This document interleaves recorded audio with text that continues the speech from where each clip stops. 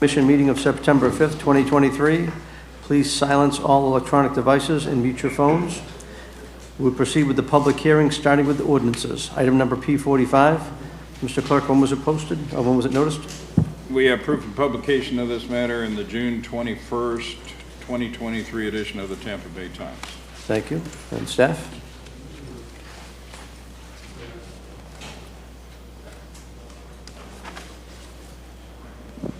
Denise Hernandez, Planning and Development. Item P45 is PDD 230133. I'll read the title into the record, but I believe this item is being pulled, so you'll need a full presentation on the item. It's an ordinance amending the Pasco County Comprehensive Plan, providing for a small-scale comprehensive plan amendment to the future land use map, map 2-15, sheet 15, from Res 1, residential 1 dwelling unit per gross acre, to Res 3, residential 3 dwelling units per gross acre on approximately 39.12 acres of real property located west of Happy Hill Road, approximately 790 feet north of County Road 52, and an amendment to map 2-13, rural areas, removing the Hilltop Vistas parcels from the rural area, Area 1, providing for additional text amendments as necessary for internal consistency, providing for repealer severability and an effective date. We're asking that you approve this item by roll call vote.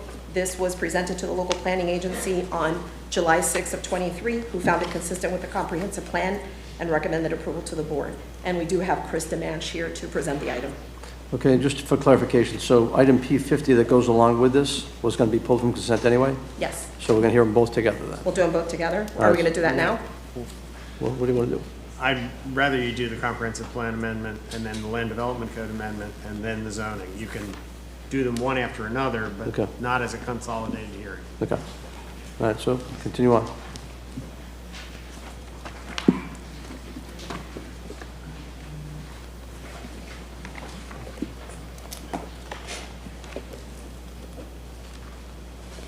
Thank you, Mr. Chairman, Commissioners. Good afternoon. For the record, Chris DeManch with the Long Range Planning Division. Next, we have agenda item 45, which is CPA S2209 Hilltop Vistas. This is a small-scale comprehensive plan amendment. And the request here is to amend the future land use maps 2-15 of sheet 15 and amend map 213 rural areas. The flu change is from Res 1, which allows 1 dwelling unit per gross acre, to Res 3, allowing 3 dwelling units per gross acre. The purpose is to allow 117 single-family detached homes on approximately 39.12 acres. Subject property is located west of Happy Hill Road, approximately 790 feet north of County Road 52. There is an accompanying rezoning application, RZ 7623 Hilltop Vistas MPUD, which will be heard later today. Subject property is located in the North Market area, as well as in the Northeast Rural Area 1. This is an aerial of the subject property. You can see that it's just north of County Road 52 and west of Happy Hill Road. Next, we have the context map showing the subject properties in relation to the Lake Jovita MPUD, as well as Village A&E of the villages of Pasadena Hills. This map here shows the subject property in relation to the Northeast Rural Area 1. Subject properties in the southern portion of the rural area. Next, we have a more zoomed-in view showing the subject property in relation to the Northeast Rural Area, typically right there at the very bottom. Next, we have our utilities map showing the subject property.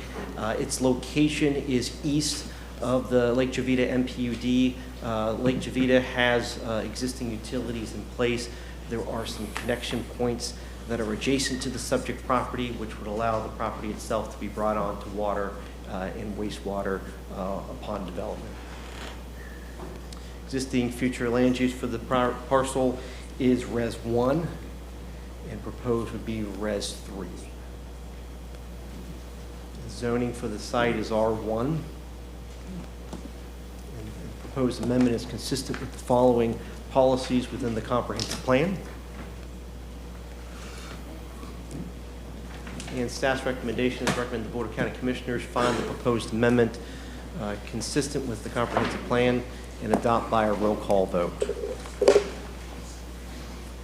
Okay. Any questions for this- staff? This concludes my presentation. I'm available for questions along with the applicant. We also have Amy Toll, who's available to us virtually today. Thank you. Any questions for staff? Well, I have a question on the site plan, but would that be on Zoning. the next one? Okay. I have no questions. Mr. Chairman, Commissioners, this is Clark Hobby and Hobby PA, 109 North Brush Street, Tampa, Florida. Based on how the board is taking up these items today, I'm going to only talk about the comp plan for purposes of this discussion.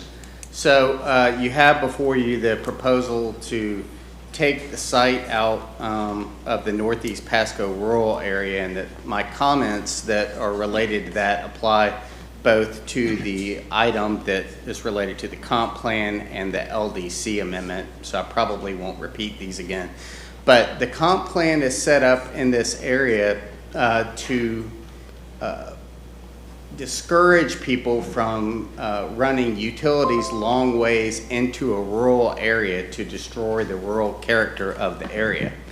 This site has not been rural for many years, and when it was sold in 2003 to a residential developer, plans were made then and have been in existence since that time for a suburban form of development. And that's why when staff showed you the utility plan that the county maintains, there's both stubbed out utilities and an easement through the East Point phase of Lake Jovita to serve the site. The comp plan says that when you're not in a rural area or you are served by central facilities, you should come out of the rural area, because by the very fact that you have central facilities, you're not rural. Now, since the time of the adoption of the Northeast Pasco rural area, a great number of things have happened, some of which staff just alluded to, but in addition to the changes and the creation of villages of Pasadena Hills, the board approved not due south, but the second site south of 52, the Grand Oaks MPUD, which by itself has 900 units and 340,000 square feet of commercial. The East Point development is essentially built out at a Res 3 density within Lake Jovita adjacent to the site, and the entire site portion of the county that's east of Happy Hill Road is already Res 6 and has been before the 2006-07 changes to the comp plan. When you factor that in, the Clinton extension, not only planned, but the actual construction, you are not looking at a rural area. If it wasn't a rural area in 2003, it for sure isn't now, because our studies show that within 3 miles of this site, there's going to be over 12,000 residential units and over 1.4 million square feet of commercial. This site's adjacent to what was a state roadway, and it's within a quarter mile of another state roadway. So, and in addition to that, as we talk about going north on Happy Hill Road into what was a rural area that I grew up in, within a mile of this site going north, the city of Dade City has approved approximately 2,000 units that are suburban in nature. And the city of Dade City alone, within 3 miles of the site, has approved over 2,500 units just in the last 5 or 6 years. So again, the site is not rural, and the comp plan is very specific that when you're not in a rural area or you're going to be at a Res 3 density, which I submit to you is the lowest density this site should be, given what's happening at East Point, the fact that there's Res 6 with multifamily directly east of the site, I think this is a very reasonable thing to do, and I don't believe, given the small amount of this site, that it's going to have any adverse effect on the balance of the rural area. This is not going to affect Trilby. It's not going to affect Blanton or any of these areas. This site and the area we're dealing with is no longer rural. It simply is not, and it's got the facilities there to serve it. Thank you. Thank you. Any questions to the applicant? Okay. It's time for public comment. Anyone here from the public like to speak to this item, P45? We have several signed up. And I apologize on this last name, Lisa Morant, if you would. Okay. Moretti, thank you. We haven't been sworn, any of us. Well, this- We It don't have- have to be, it's a legislative hearing. Right. For the next items on this, on the ordinances, P45, P46. Great.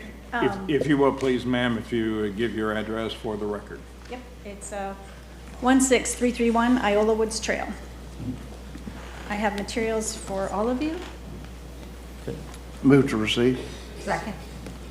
All in favor, say aye. Aye. Thank you.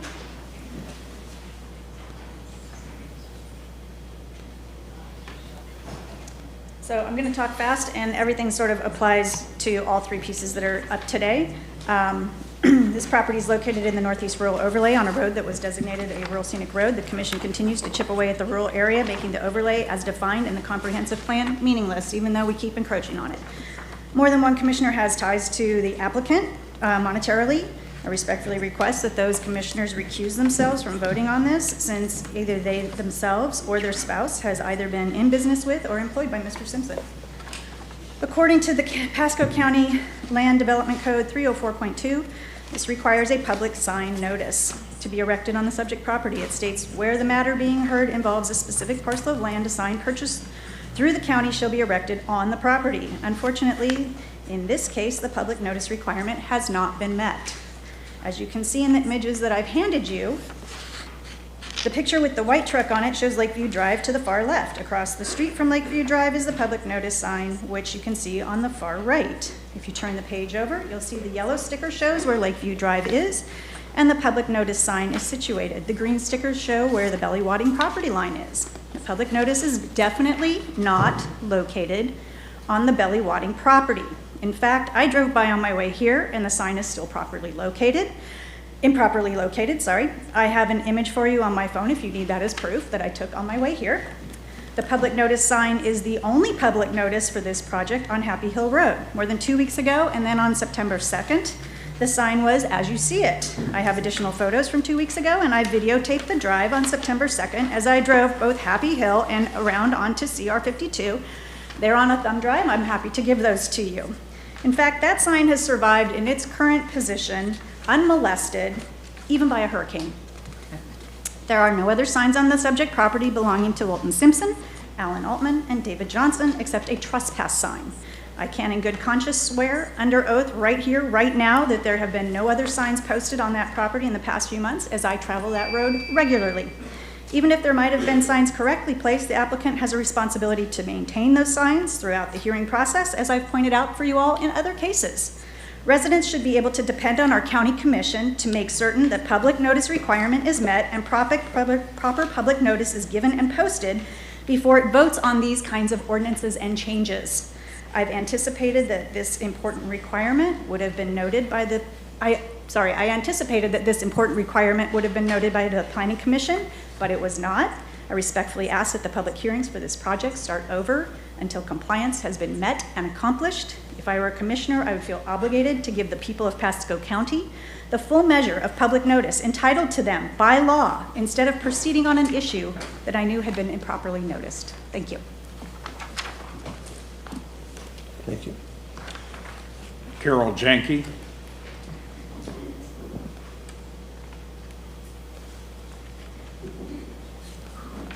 Hello. My name is Carol Janke, and I live at 12540 Abbey Drive. My property's back up to Ross Lane, which when I built my home there was Old State Road 52. At the Planning Commission, I requested only 2 homes per acre to be compatible with Abbey Drive, Lakeview, Timber Run, and Roth Lane. This is approximately, these streets exit onto Happy Hill Road and Roth Lane, approximately 90 residents. I requested that the proposed driveway cut at Roth Lane be vacated and move farther south on Happy Hill, or 579, past the first Lakeview Drive. I also suggested the parent parcel, Pittman Massey, should have to allow access to Belly Walding LLC for interconnectivity to County Road 52. And the Happy Hill exit should be closed except for emergency. There is a precedent. The Sweetwater Apartments had 2 exits, Happy Hill Road and Yankee Drive, a paved road which they owned. They were denied access to Yankee Drive and State Road 52, closed for emergency use only. This would also protect Roth Lane, which is a big problem. We have requested help numerous times for no through truck signs, the latest being March 9th, 2023.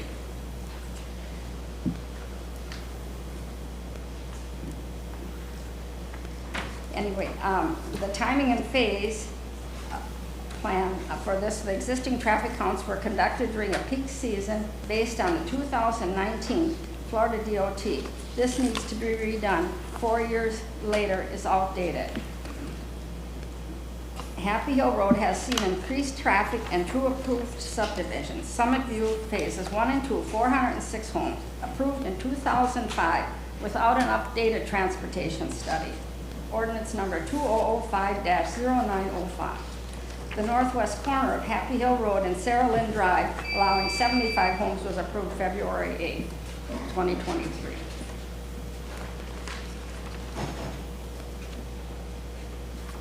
Thank you.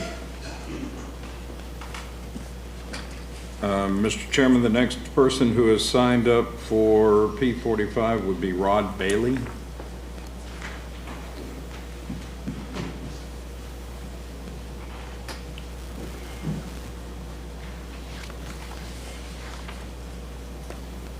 Good afternoon.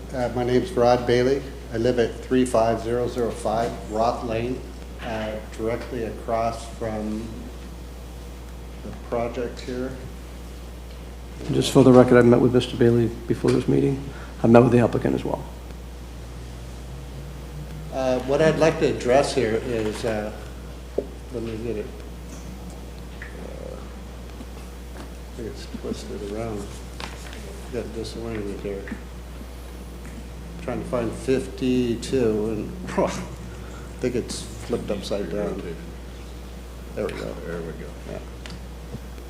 This right here would be the project. The concern I have is safety for the community affecting this project before it even actually takes place. Currently, this is Happy Hill going up to St. Joe. This is the major project that's going on. I have no idea how many homes that are being built here. It's from St. Joe all the way up to the university up here. It was mind-boggling when I saw how many homes are going to be built there, or apartments, or actually what the project is. I'm unaware of it. There is actually currently this project right here. Well, actually, it's right here. So this is Happy Hill right here coming up. Go back to the other one, please. This is Happy Hill right. Where are we at? Right here. This is Happy Hill to St. Joe. This is a major project with numerous cars that are going to be here. 2,000, 3,000, 4,000 cars plus, I would estimate. This right here is being built. There's 33 homes out of 600 that are currently occupied. The amount of traffic that comes down here is massive coming down to the new State Road 52. What the concern is, existing right now before this is all built, and with the numbers from the applicant's attorney, you heard how many people are going to be living within 3.5 miles from here. Where are they going to go? How are they going to get out of this area? They're going to only be able to get out of this area in very limited roadways. The main road is going to be to, as the attorney was saying, to get to 52. So that's going to create everyone to come down this road right here. I think it's 23 feet, something like that. I didn't actually measure that. But I had a traffic study done by Applicant, and if you could flick through to those down on the bottom. He just currently gave those to me, I believe, Friday. I got those in an email format. This right here, I'm not sure exactly what this is representing, these numbers and this data. I don't see the formulation in this. The next page, these are actually, and this was sent to me Friday. I requested this 4 weeks ago, and I requested it to the board to have this done. Not a traffic study, a calming study. Not a traffic study, a calming study for Roth Road. And what this is reflecting is the amount of cars going left or right. This is Happy Hill here. This is Roth. This is the project right here. All these cars that are coming up this roadway are turning right. You're gonna wrap it up? Yes. So basically what I'm trying to say is I would like to see the applicant, if they're going to inline the road right here, they need to be responsible for creating some type of calming devices out here. It's going to be directly right here. It's going to be an intersection on a 13% grade. This right here is extremely steep, and it should be changed from here to down here on Abbey Road or up here. It should not be on Roth Road. That's a residential road that's 17 feet wide. 2 cars cannot even pass here, and we're asking, this project is asking we gotta to wrap run it up. into this. So I'm sure you're gonna have answers for me or questions, because this is big. Someone's gonna get hurt. All right, I thank you. appreciate your time. Thank you. Nancy Hazelwood.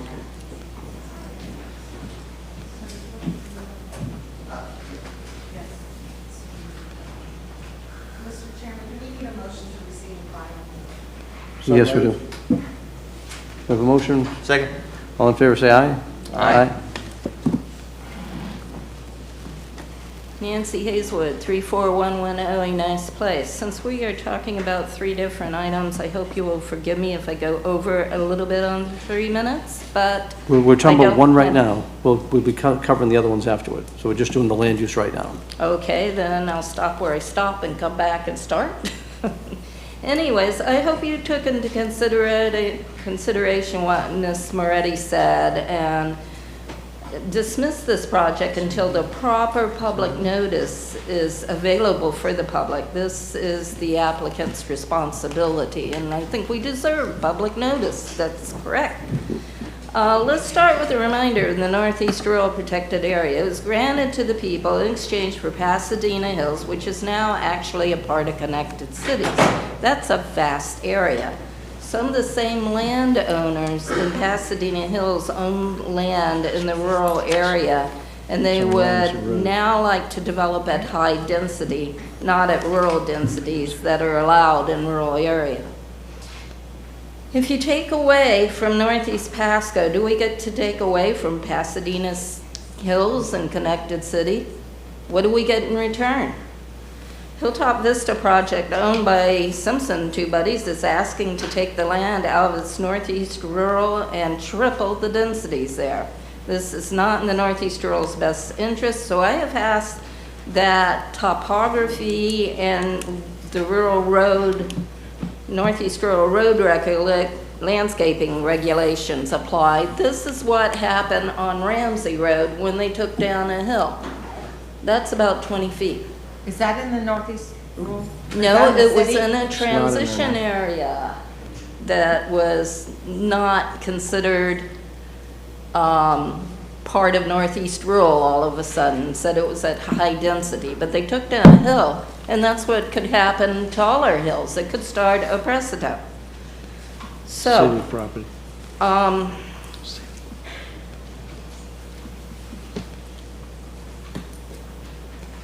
I don't think it's a lot to ask for the applicant to comply to landscaping and scenic views and topography for what they're doing, even if they are taking it out of Northeast Rural. As the newspaper said, this is Simpson project. I have heard him speak on how important agriculture is to him. I'm having a hard time believing that instead of he's not taking this property back to downsizing and making it ag, he's tripling the density. My feeling is that someone must have given him bad advice. Certainly, he would not want to hurt the citizens of this county by adding to all the problems we already have. I am hoping he won't do this again now that he knows how much we care. And I made it. 3 minutes. Thanks, y'all. Thank you.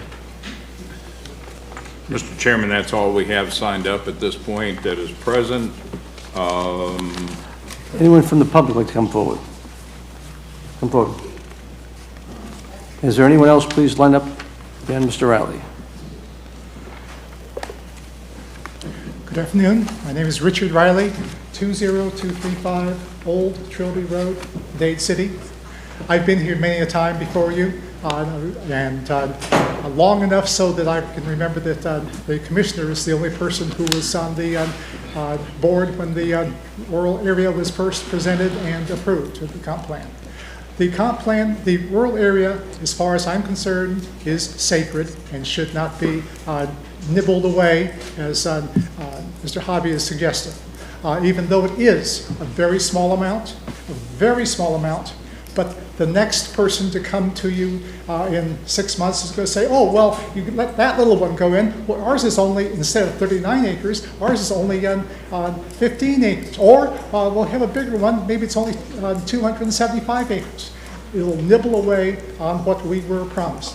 We were promised, as Nancy mentioned before, that Pasadena Hills was going to be allowed and this would be protected. We have been very quiet on Pasadena Hills. However, I'm going to violate that right now because I'm going to go on what Nancy almost suggested here. Let's take 39 acres out of Pasadena Hills. How about the middle of Miranda? How about the middle of some of the other developments on Curly Road that are in the Pasadena Hills negotiated agreement? And then we'll let you have this little bit, you give us a little bit there, we'll divide the whole thing up, and then we'll lose our entire integrity in planning that the comp plan, remember it's called a comp plan, comprehensive plan. The comprehensiveness in this case was build down there next to Zephyr Hills and below Prospect, and protect from Happy Hill up, from 52 up, Bellamy Brothers over, Green Swamp in, Hernando County down. This is our area. I will continue to keep saying, please keep it sacred. Thank you very much. Thank you. Mr. Chairman, I'm not showing anyone online. Okay. Is there anyone else from the public like to speak to this item? Please come forward. Is there anyone else after this gentleman? Please line up behind him. Thank you. My name is Jack West. I live on 34701 Tranquilview Lane in Blanton. And I have a letter for you all. With due respect to Senator Simpson and Mr. Altman, I wish to register my opposition to granting them zoning change within Pasco County Rural Area Plan. The Pasco County Board of Commissioners is keenly aware of the enormous effort put forth by the community to create the Northeast Pasco County Rural Area Plan and the clear justification for its establishment. This part of Pasco County is unique and must be protected from intense development regardless of who is behind it. Ugly. We see many examples of ugly as we travel our local roads every day. Hills ground down to heaps of dirt on Ramsey Road and Happy Hill, monotonous rows of colorless condominiums, crowding Handcart Road, reminiscent of public housing. Is this what Pasco County is going to be? To grant exceptions because a petitioner holds great political power or economic power, then the rest of us is unjust and unworthy of our county commissioners.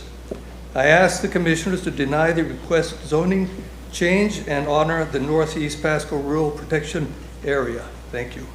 Thank you.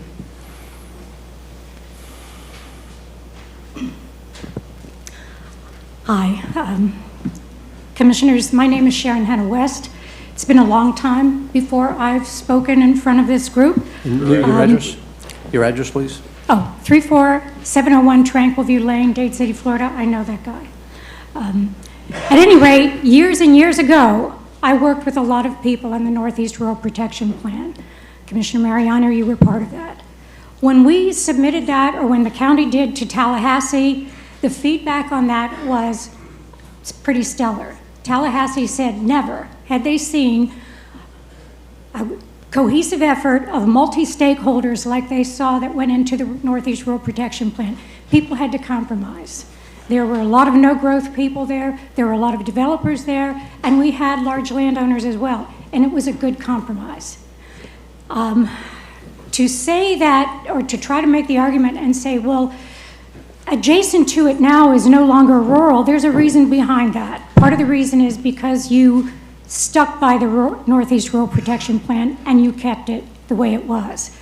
People don't want Dade City to look like Zephyr Hills. They don't want Dade City to look like Claremont. And there's a legacy behind all of this. So this is not just one small issue at stake here. This is quite large. We've got a finger in the hole in the dike that if it's removed, the precedent is open. There can be legal arguments made that what you did for one has to be done for another.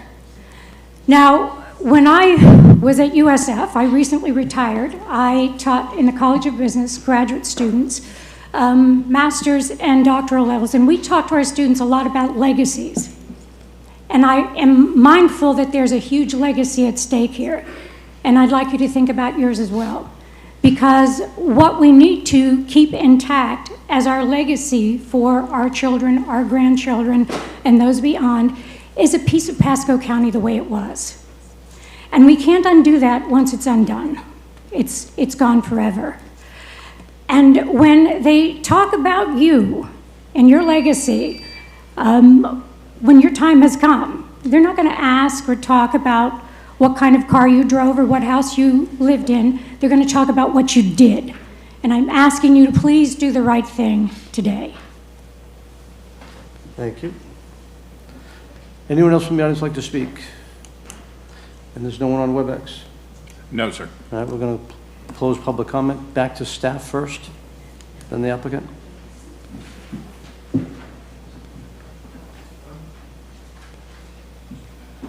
I just wanted to add to the record that as we get into the MPUD application, we have two conditions in the conditions of approval. No, sir. You're not talking about the MPUD application now. This is the comprehensive plan amendment. We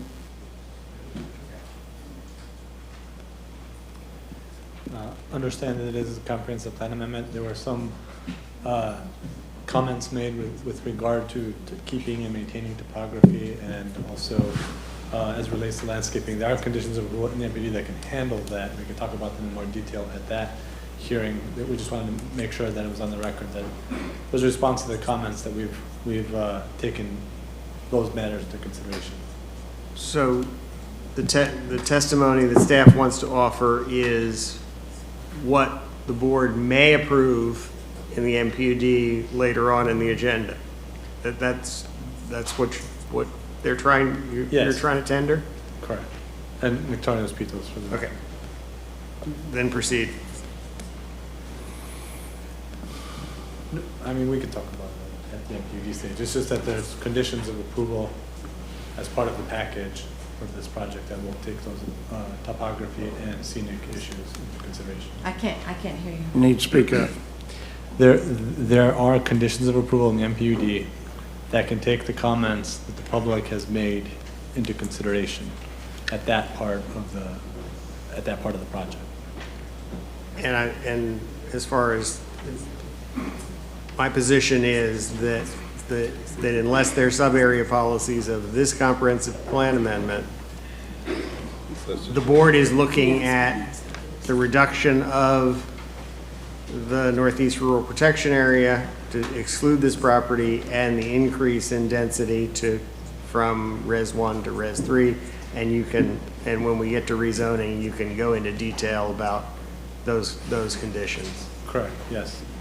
And as we presented earlier, the area is, the subject parcel is adjacent to utility stub-outs, which intended that this property should have utilities. And it is a best practice when we're talking about utilities to make the loop connections.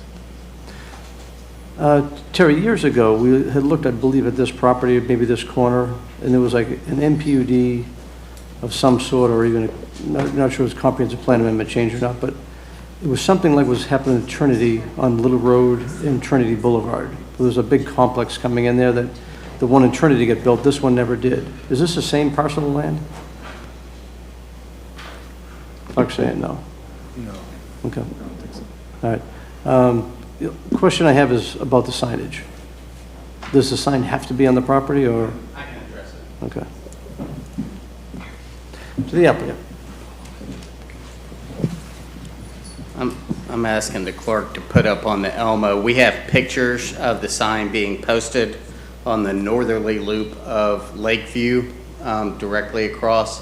So that's the first picture, but if you go to the second one, you can see that yellow house is on the northern end of Lakeview. And then if you go to the third picture, you can see it's way up the hill and it's not on the Pittman Massey property. So we have no objection, and we believe we met the notice requirements, and so we're not going to withdraw it on any notice grounds or anything like that. We're comfortable that we met the notice requirements, as the pictures clearly show. Thank you. That's all I needed on those. I'll just address a couple of things that were brought up, but again, I think it's important to remember Lake Jovita was built in the city of St. Leo, the town of St. Leo. It wouldn't have even been able to be built in the Northeast Pasco area, which it later was brought into, because it has central facilities. That's the whole point of this exercise. If you have central facilities in place, you shouldn't be considered a rural area. And also just be mindful that the board just voted within the last 2-3 months to rezone and change the comp plan on the site directly to the south. So the Pittman Massey site has commercial zoning, and it's going to have, I think the cap is 157,000 square feet of commercial, and it was planned for commercial since at least 1975. So we've got Res 6 all up and down the entire property directly east of Happy Hill, and we've got Lake Jovita with central facilities that really was built out at a Res 3 density directly to the west. What we think we're doing is reasonably stepping down in the density from the intense commercial and the Res 6 around us into Res 3, and that's why we proposed what we did. As to the changes and their effect on the Northeast Pasco rural area, the board, having already made the move on the Pittman Massey one a few years ago, took that 20 acres out. What you're dealing with today is 39 acres of 61,000 acres in the Northeast Pasco rural area. You can't tell me that's having a material effect on the Northeast Pasco area. It's approximately 0.004 of the entire area. It's I think 0.4% of the total acreage of it. The traffic and the other issues we'll address in the MPUD, but again, as the county attorney has said, we're not going to talk about the topographic limitations, but rest assured they have been dealt with in the MPUD conditions themselves. We submitted a traffic study and a transportation needs assessment, and it conclusively shows there are no level of service failures on the adjacent roadway or the roadway network caused by the project. Other than that, again, this is just following common sense and good planning. There are facilities next to the site, and there are a significant portion of the property that's adjacent to it, essentially on 2 of the 3 boundaries that are already out of the rural area and at a higher density or intensity than what we're proposing. And that's why we're doing it, in addition to the fact that we're overlooking now County Road 52 and State Road 52 in the Clinton Avenue extension. Happy to answer any questions you may have. Any questions? I'll just make a comment. As I was here when we did the comprehensive plan many years ago, this was an area that was part of the protected area. When you get to the cusp of an area, especially one that just had a major roadway built right to the south, when you get a connection with Lake Jovita, now part of the county, not St. Leo, that abuts right up to it, and you get commercial right down the side of it, which we looked at many years ago to approve that as well. I don't think this is encroaching into anything further, but I think this here coming forward, I actually heard there were like 40, 50-foot lots coming in, and I'm very pleased to see that it's, as Res 3, that's not going to happen. So I think it is a slow step down in density that mirrors what's right next door to it. I mean, Commissioner, just, I know it's not on the future land use, but just to give you a sense of what's being approved and built out there. We've got 2 other clients that the board's recently approved R4 zonings just across the street in the Res 6 area. Those are 60-foot lots. I mean, it's residential. You can't say it's rural, and that's really what we're talking about here today. It's not, you know, are we going from an area that's really, you know, in the middle of Blanton per se, that has a very rural feel with no facilities near them. If we're in that kind of area, if we were 2 miles north of here, it would be a different discussion. But the utilities are there, and that's the reason why all these other projects have been getting approved and they're being built. It's because the utilities are there. Okay. Any other questions for the applicant? Well, I have some questions, but I think it's on the zoning. Okay.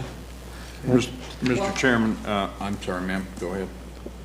So I asked you this when the shopping center came in, that's coming in that corner.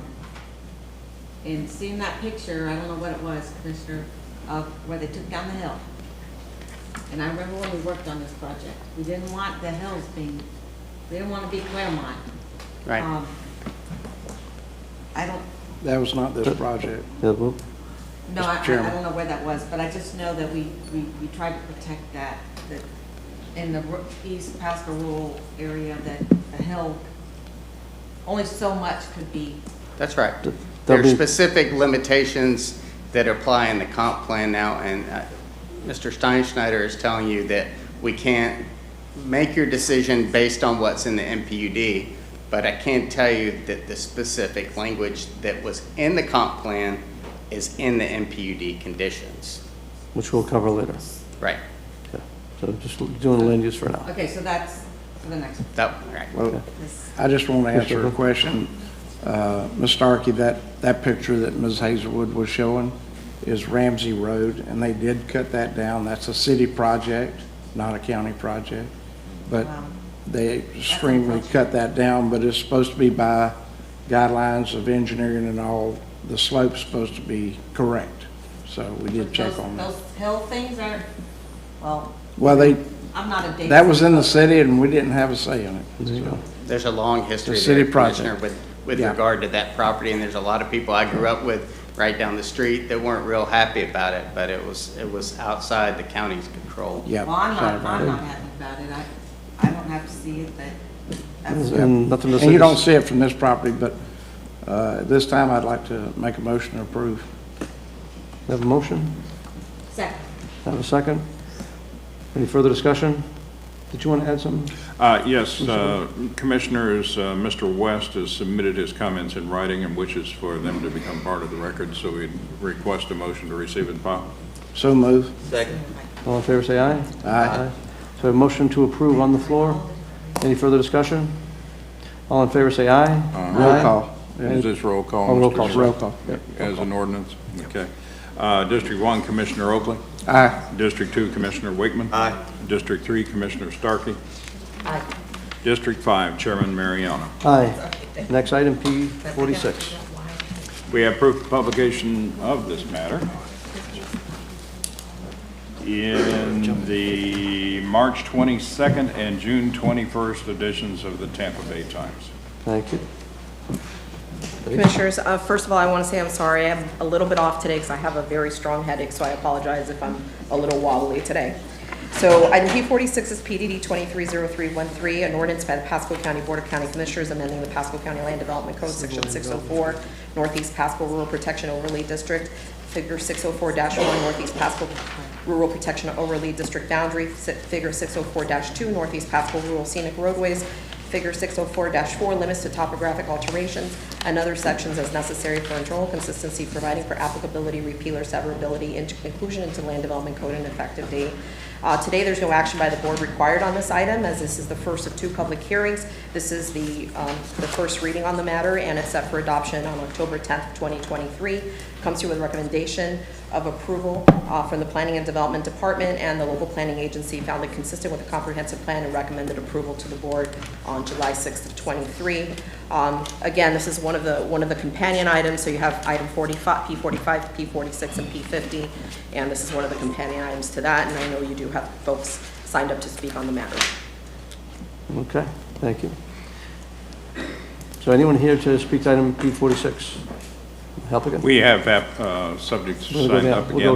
Mr. Chairman, I'm going to just reserve the balance of my time, and if there are other questions or comments, I'll respond to them. But my comments from the last one, I think, speak to this item as well. Okay. Again, Lisa Venti, she's gone, okay. Item 46, Jack West, passing. Item 46, Ashton Hannah. Not showing. That's all that have signed up, and we have none online. Okay. So anyone is here to address item P46? Well, I have some questions. Oh, public? Public comment, yeah. Usually commissioners public, but that's it. Okay. All right, so no public, going to close public comment? Miss All right, Hazelwood well, has raised her hand. anyone else like to speak to this item, please line up. Nancy Hazelwood, 34110, a nice place. I just want to clarify that picture I had up there on Ramsey Road. That was a transition area to the Northeast Rural Area Plan, and Dade City decided to annex it. I was hoping that this commission would take a stand on that and say, hey, wait a minute, that's a transition area to Northeast Rural, but nobody did. So now it's part of Dade City, besides not being a transition area, and they did take down the hill about, what, 18 feet? Yeah. Anyways, thank y'all. Okay. Anyone else from the public like to address this item? Okay, we'll close public comment, back to the board. Commissioner Starkey. This is, well, you can ask questions. This is a no action first hearing, so. Okay. Commissioner Starkey. Well, I'm sorry, I got busy with the hurricane, and I was out of town visiting my brand new granddaughter. What are we doing here? This amends the land development code to be consistent with the action you just took on the comprehensive plan. Oh, we're not changing anything with East Pasco. We're taking out the property that you're later on the agenda to rezone. All right, I'm just keeping my eye on that. Okay. Okay, so we'll move on from item P46. Going to go to our consent agenda. And Mr. County Attorney, would you read the procedures? So it says limits to topographic. Be happy to, Mr. Chairman. There are 2 rezoning agendas, regular and consent. Staff will present each application to the Board of County Commissioners. If staff or Planning Commission has recommended approval and there is no opposition, the application will be considered by the board without further presentation. If staff or Planning Commission has recommended denial, or if there is opposition to the application, the applicant will be given 5 minutes for presentation. The opposition will be given 3 minutes for each individual, or 5 minutes for a group representative, and the applicant will be given 3 minutes for rebuttal. Any individual disagreeing with staff or Planning Commission recommendation, or anyone wishing to object to any condition of the rezoning, may at this time request the petition be pulled from the consent agenda, in which case that application will be heard under the regular agenda later on during the meeting. Otherwise, all rezoning applications on the consent agenda will be approved by a single motion and vote. If you wish to speak to any petition, please give your name, address, and whether or not you've been sworn for the record. These are quasi-judicial public hearings. The law in Florida is that mere public support or opposition of an application is insufficient for this board to take action. Please limit your comments to those criteria found within the board's land development code. Mr. Clerk, would you like to swear them in? All those persons that are going to be giving testimony in the cases coming up under the zoning agenda, if you would please rise.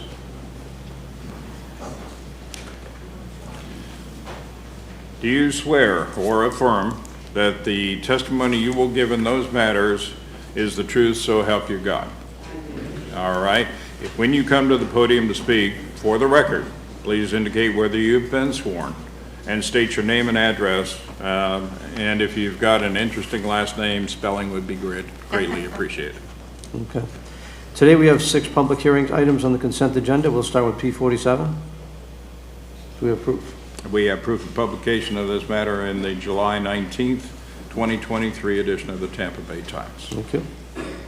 Denise Hernandez, Planning and Development. Item P47 is PDD 23 CU 26. It's conditional use under the name of Orlando Health, Inc., Orlando Health Wiregrass Ranch Hospital for a helicopter pad in an MPUD, Master Plan Unit Development District. It's within Wiregrass Ranch. Comes to you with a recommendation of approval with conditions from the Planning and Development Department and the Planning Commission.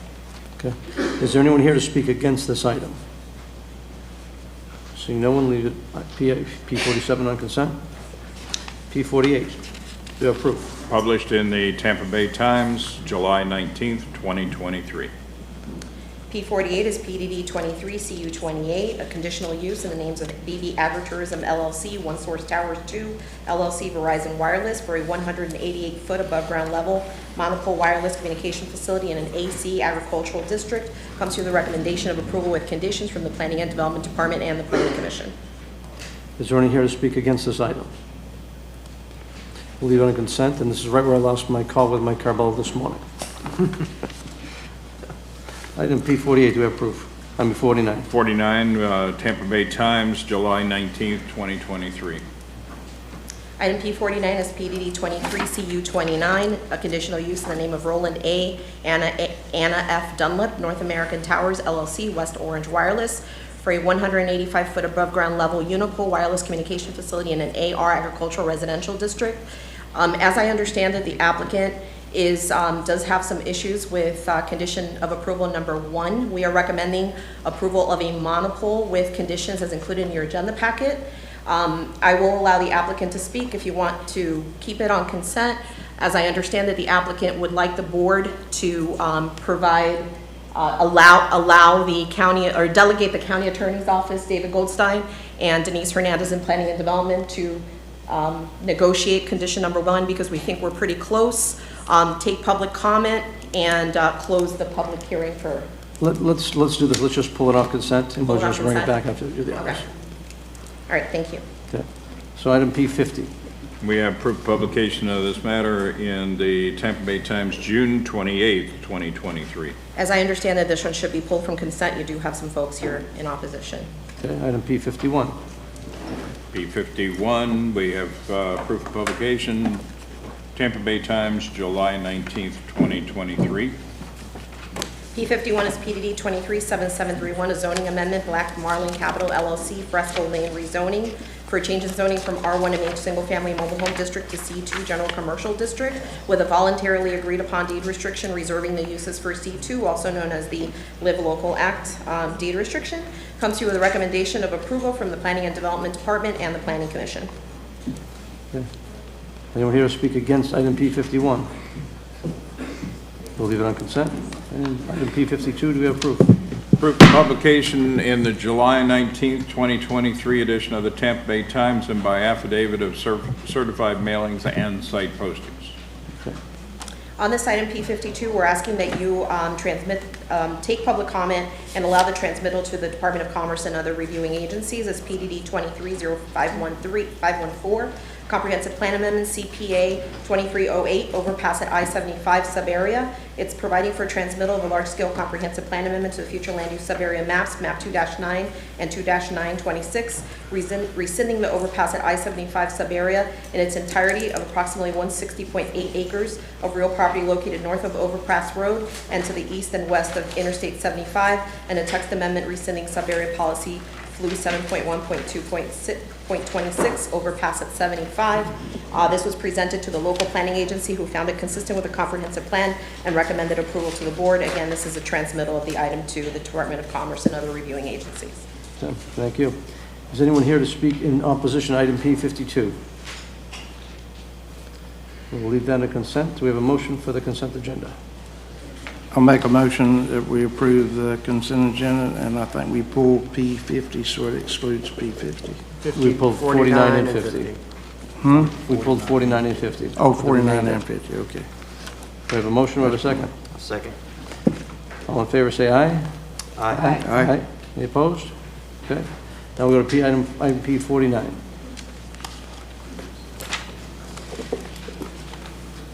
Commissioners, do you want a full presentation on item P49, or do you want to just discuss the item that are, where we're not exactly there yet? I think if we just get to the discussion of that. Okay. Condition point would be fine. Okay. So as I understand it, and I will allow the applicant to speak, my understanding in speaking to David Goldstein with the county attorney's office is that the applicant would like to have us, so for the board to close public comment, approve the item pending on us getting together with condition number 1, kind of like tightening it up for what the applicant is looking for to get to some sort of an agreement on that. Well, before we close public comment, I'd like to hear the discussion first. Sure, absolutely. So I think maybe I need to present the entire item to go through the discussion. Well, there's no other opposition, so. There's no one in opposition. I would So say- basically, I would stick with the one item. okay. 49. So at issue here is that, so basically this is an application that came to a public hearing with it being a deficient application in terms of radio frequency analysis requirements. We do have our radio frequency engineer, Mr. Chris Bonzingo with Omnicom, here to discuss that. That is definitely beyond my scope of the world. So basically, the application, the subject site is on the south side of Bent Fork Road, just west of Bellamy Brothers Boulevard. And the applicant has an issue with condition of approval number 1. It did go to the Planning Commission with a recommendation of denial. Since the Planning Commission meeting, our RF engineer did put together radio frequency maps, which is one of the things that was deficient in the application. Because that item of deficiency has been resolved, our RF engineer put that together. We put together some conditions of approval that were using the expertise of our radio frequency engineer, and the applicant has a concern with condition of approval number 1, which requires for the applicant to show backhaul how this wireless service provider is going to provide service to that actual tower, how that applicant is going to get his or her service, because they're based out of Orlando, into this particular tower. Again, Mr. Monzingo is on the call, and he can explain that a lot better than I can. But I will say that, for the record, in all the years that I've been doing this job, I have never brought a deficient application to the Planning Commission or the Board of County Commissioners. So you're going to see a lot of language in the resolution that explains that this is not setting a precedent and all that stuff. That's why this actual agenda memo is quite large compared to others. So I think the applicant is here. If you have questions, I can answer the questions from a land development code perspective, but I will definitely defer to Mr. Monzingo to answer questions related to RF on this matter. And he's online? He's online, yes. Let's hear from him. Thank you.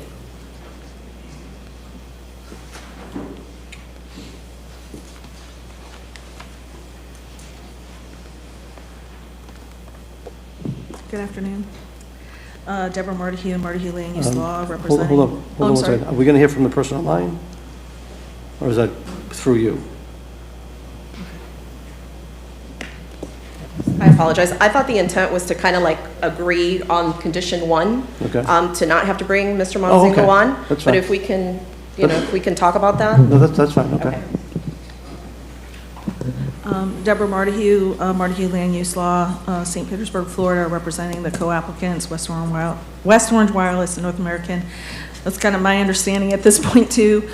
Mr. Goldstein and I have been at it since I got the condition last week, and we worked all weekend, so I do appreciate that. And I think we're close. My concern with condition number 1, just in general, I've given them a proposed condition, is condition number 1 really deals with a third-party vendor that provides backhaul service. They're not a co-applicant. I have no authority to bind them to the type of information that the county is asking for. With that said, subsequent to the Planning Commission, we have given not one, not two, not three potential backhaul providers within the area. They're 1,500 feet from the site. We got one this morning that did a site survey, Charter Spectrum, you're all familiar. This is kind of how the goalpost is moved a little bit. Initially, the consultant said that there's no backhaul in the area, couldn't possibly service the site. How are we going to get it there from Orlando? We disagreed. We provided 3 different backhaul providers within 1,500 feet of the site. One of them, like I said, Charter Spectrum this morning, said they gave us, and the other thing that consultant has said is that it would be cost prohibitive. We have an estimate of a little over $17,000 this morning. I don't think anybody would say that's cost prohibitive when you're looking at building a $560,000 cost. The tower is $560,000, so $20,000, less than $20,000 is not cost prohibitive. I provided that to the county attorney. So mainly, that first condition, being asked to bind a third party that is not part of this application, I can't do that. What we could do, and where we're at, and I guess we're still fine-tuning the language, is we've provided this letters of service availability. We can provide, even though no other communication provider has ever been asked this, we can provide the recorded memorandum of lease between the 2 co-applicants, because that's tied to the real property. We can provide a memorandum of lease regarding the backhaul once it's entered into, prior to turning dirt. So that's what we've offered. And we said and of course the installation of the wireless equipment would be part of the building permit. And again, this has never been asked of any other communications provider. So we're still negotiating. Mr. Goldstein can confirm that. I don't think there's any other issues. There's been no other objection. This is a type of service that is important in the rural area. It's a competitive service. And West Orange Wireless is currently in Lake Orange County. Their service is imminent in Osceola. Just last week on August 21st, I had them approved in Polk County. This will be our first site in Pasco County, and we're trying to provide a competitive wireless service, communication service to this area. So if you would allow us to continue to negotiate that condition, if we come to an agreement, I guess, I'm not going to guess on your protocol, but I guess it would come back on consent. If we can't, then we'll come back and do a full presentation. I mean, we could continue it till a later time. Well, we want to be treated like other people that on the consent, that there's not really a land development issue. It's a condition of supposedly proving that our communications provider has the infrastructure, the ability to put the infrastructure in place to service the tower. I think we've jumped all those hurdles, but we're still fine-tuning that. Okay. So I think that's generally accurate. I think we are close on the language. I don't think we're quite there yet. As the applicant just mentioned, we're getting some information for the first time today. We just haven't had a chance to evaluate it and put it in the form of a condition that's acceptable to our office and staff. So my recommendation would be that you go ahead and close the public hearing, approve the item, delegate authority to the county attorney's office and staff to negotiate a revised condition 1, and then put it back on your morning consent agenda at the next board meeting. Yeah. I just don't want to have to bring everybody back here if we can reach agreement on that condition. I think we're close. Okay. I think everybody has not really said what and I've had a commissioner ask, the backhaul, you might want to explain why this tower is different than some of the others. So backhaul, yeah, I'm sorry, that's a term that most people are not familiar with. So backhaul is generally their ability to bring their service to the tower. In other words, when you prove a tower and you put something on the tower, you still have to connect that tower to something. So the backhaul source is what you're connecting to. So the applicant mentioned that there's fiber in the area that they may be able to connect to bring the service to this tower and then broadcast their service from the tower to home sites. We had our expert was concerned and they stated to the planning commission, they had not identified a backhaul source for their service. If we're gonna approve this tower, we wanna make sure that they can actually provide the service they said they're gonna provide on this tower. That's the whole purpose of condition number 1. We don't approve speculative towers in Pasco County. We approve towers for a provider. West Orange Wireless is a provider. We want to make sure that they can provide that service. So that's the purpose of condition 1. The applicant has offered a different version of condition 1. It's fairly close to what we're looking for, but it's not quite there yet. I do think that we just need some time to wordsmith the language a little bit. Okay. I think the commissioner And has if the a deal, question. and if we can't come to a resolution between the applicant and county attorney's office and development services, then it would come back to you for the full hearing. Okay. Commissioner Waitman. Thank you, Chair. Can you clarify whether this is going to be a monopole or a unipole? We had originally submitted, this Deborah Marty for the record, we had originally submitted for a unipole. Staff recommended a monopole. There's technical reasons for it. We're fine with that. Either way, it's fine. The monopole's fine. I do want to clarify in backhaul, every communications provider, I don't care if it's Sprint, AT&T, well, Sprint is now T-Mobile, but T-Mobile, AT&T, Verizon, pick one, Dish, West Orange Wireless, they all need backhaul, which is either fiber or through microwave connections to their site. Every provider needs it. And every provider in this area would lack the fiber in the right-of-way because you're not an urban area. Like if we were in an urban area, that fiber conduit would probably already be in the right-of-way and you just run the connection onto your property. That doesn't exist in this area. So, like I said, we started with there is none in the area and somehow it would be cost prohibitive for West Orange Wireless to show a connection back to Orlando, where they're headquartered. But that's really not the case. We've given the county attorney 3 different potential service providers. And again, this morning, Charter Spectrum actually gave us, they did a site survey. That's what was done between Planning Commission because staff asked for more details and we were able to get a cost. Sorry. This question was just about monopole versus unipole. It's a monopole. Okay. And the reason for a monopole is it's easier for co-location opportunities on a monopole. But they're uglier. I understand that, but. So I don't want to do that.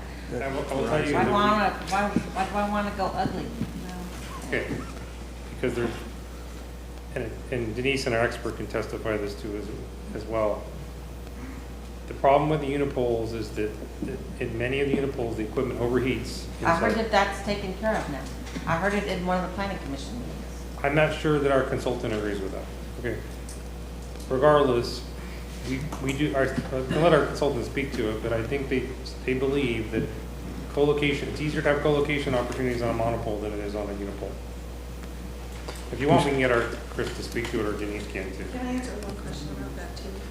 I will say this, in a rural area, and we gave photo sims, which if we came back to a full hearing, we gave the photo sims of both scenarios to the staff. You can't tell the difference in a rural area. A monopole, it blends into the horizon. The unipole has to be a wider diameter. So that's the trade-off that you have because everything's got to be housed in the canister. So it's either way. Normally we do go ahead and do monopoles in this type of area, particularly at this height because you can do a slim pole, just so you know.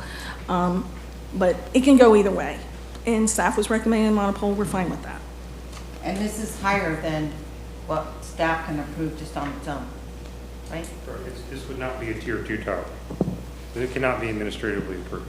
Yeah, just so you know that when they go higher, you have to come to. Actually, this is for the record, it's a zoning issue. In this particular zoning and land use, you cannot have a tier 2. It doesn't exist. It doesn't meet the criteria in the table. Commissioner Waitman. Thank you, Chair. So my concern with any cell towers and cell towers bring out the best in folks. If we're going to have them, which we do need them, which provide the best service. If we're going to have them, I personally would rather see one that's going to provide the best service and less impact. So what are we talking about here? So I think that's probably a monopole, and you can hear from our expert in Denise, but you actually just approved the tower, I think, on your last agenda where we had a carrier actually leave a unipole because they could no longer provide service on that unipole and had to build a new tower. Well, how far away was it? 1,150 feet. Right. On a monopole tower because the unipole was insufficient to provide service because their equipment was overheating in the unipole. So if you're asking my opinion, which is going to provide the most opportunity for co-location and providing service, it's a monopole. But we can get Denise or Chris to say the same thing, but I'm sure that's what they would say. Okay. And Denise, if I could, we talked a couple of weeks back about conditions for these poles, how they look. And I told you about the one that was put in my neighborhood where they do a great job replacing the sign when they need to when you make the call, but I know you're working on conditions to make sure they're going to look in a first-class condition as when they go up instead of peeling paint. Is there a condition you can put into this, especially if we're going to go monopole? So for the record, I just want to say that this item has been on the ordinance development team agenda for quite some time to develop maintenance standards for these wireless communications facilities, because we are seeing some that are either peeling paint or the unipoles that are out there. Some of them are missing, like the sheathing has fallen off. I'm not going to mention which one, but all of us know which one. We drive by there all the time. But I would feel uncomfortable to put that condition on this applicant when you just approved another one just a few minutes ago and it didn't have that condition. But please understand that this is something that we're working on through the ordinance development team to have maintenance standards for wireless communications facilities. Well, maybe we should volunteer to do it. Yeah, so Ms. Martyhue can explain about galvanized. Deborah Martyhue, galvanized is not painted. It's so you remove that maintenance issue. The unipole might be painted, and then you have the maintenance issue. It's just two different, it's another pro, I guess, maybe to go to the monopole, okay? Okay, so we'll apply to this one. Right. Okay. Very good. I am, Commissioner Starkey? I am okay for them to work out the agreement. I think they're almost there. Let me do this. I still gotta go. Continue to bring it back? Is that what we Well, need? let me go to public comment first, close the public comment, and then I'll let David recommend the motion, or Jeff, then we'll go from there. So for item P49, is there any public comment to this item? None. Gary Brundage is the consultant. Jesse. Okay. Okay. Okay. And none others. Okay. No one on WebEx? No, sir. Okay, we'll close public comments. Now it's to the board. And David or Jeff, would you make a motion how you want it to be that we can The language. move forward? Approve the delegated authority for us to work out condition 1. Respectfully is the motion. And we bring back to you on your consent agenda at the next meeting. Okay. I'll make that Did I get that motion. right, Joe? Second. Yeah. All right, so we have a motion and a second on item P49. All in favor, say aye. Aye. Any opposed? Okay, thank you. All right, item P50. You already said we approved? Yes, we previously announced proof Thank on you. P50. Thank you, Mr. Chairman. Again, for the record, Chris DeMonch, Long Range Planning Division. Next, we have Hilltop Vistas MPUD PDD 237623. This is a zoning amendment request from R1 to MPUD Master Plan Unit Development. The purpose is to allow for the development of 117 single-family detached residential units on approximately 39.12 acres on the west side of Happy Hill Road, approximately 700 feet north of County Road 52. Such a property is located in the North Market area and in the northeast rural area. This is an aerial of the subject property showing its location in proximity to Happy Hill Road and County Road 52.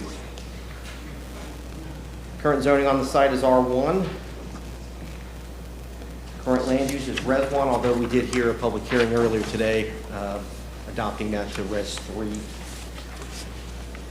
This is a master plan for the site. You can see the site's location, its vicinity to the Lake Jovita MPUD, as well as the red arrows identifying access points. That access point on the south would be for future development on that parcel that is located just to the immediate south of the subject property. So once those two developments come into fruition, there would be cross-access between the two. On the context map here, we're showing the property's location with regard to Lake Jovita and PUD. The applicant is seeking following variation from the Land Development Code, LDC 901.6.D.11, street design and dedication requirements, design, construction, and continuation of existing street pattern and street access to the adjoining property. The applicant's requesting this variation, and Planning and Development Department is amenable to the applicant's request and supports requested relief from the cited section of the Land Development Code, since the development to the west, which is the existing Lake Jovita East Point MPUD Master Plan Unit development, is a gated cul-de-sac neighborhood with no opportunity to connect. To the north are properties in the northeast rural protection area with Res 1 future land use and AR agricultural residential zoning. The parcels range in size from 1.6 acres to 13 acres, are individually owned, and each has a residential unit. Less than a half a mile to the north on Happy Hill Road is the established Happy Hills Estates, a rural residential subdivision with 18 homes.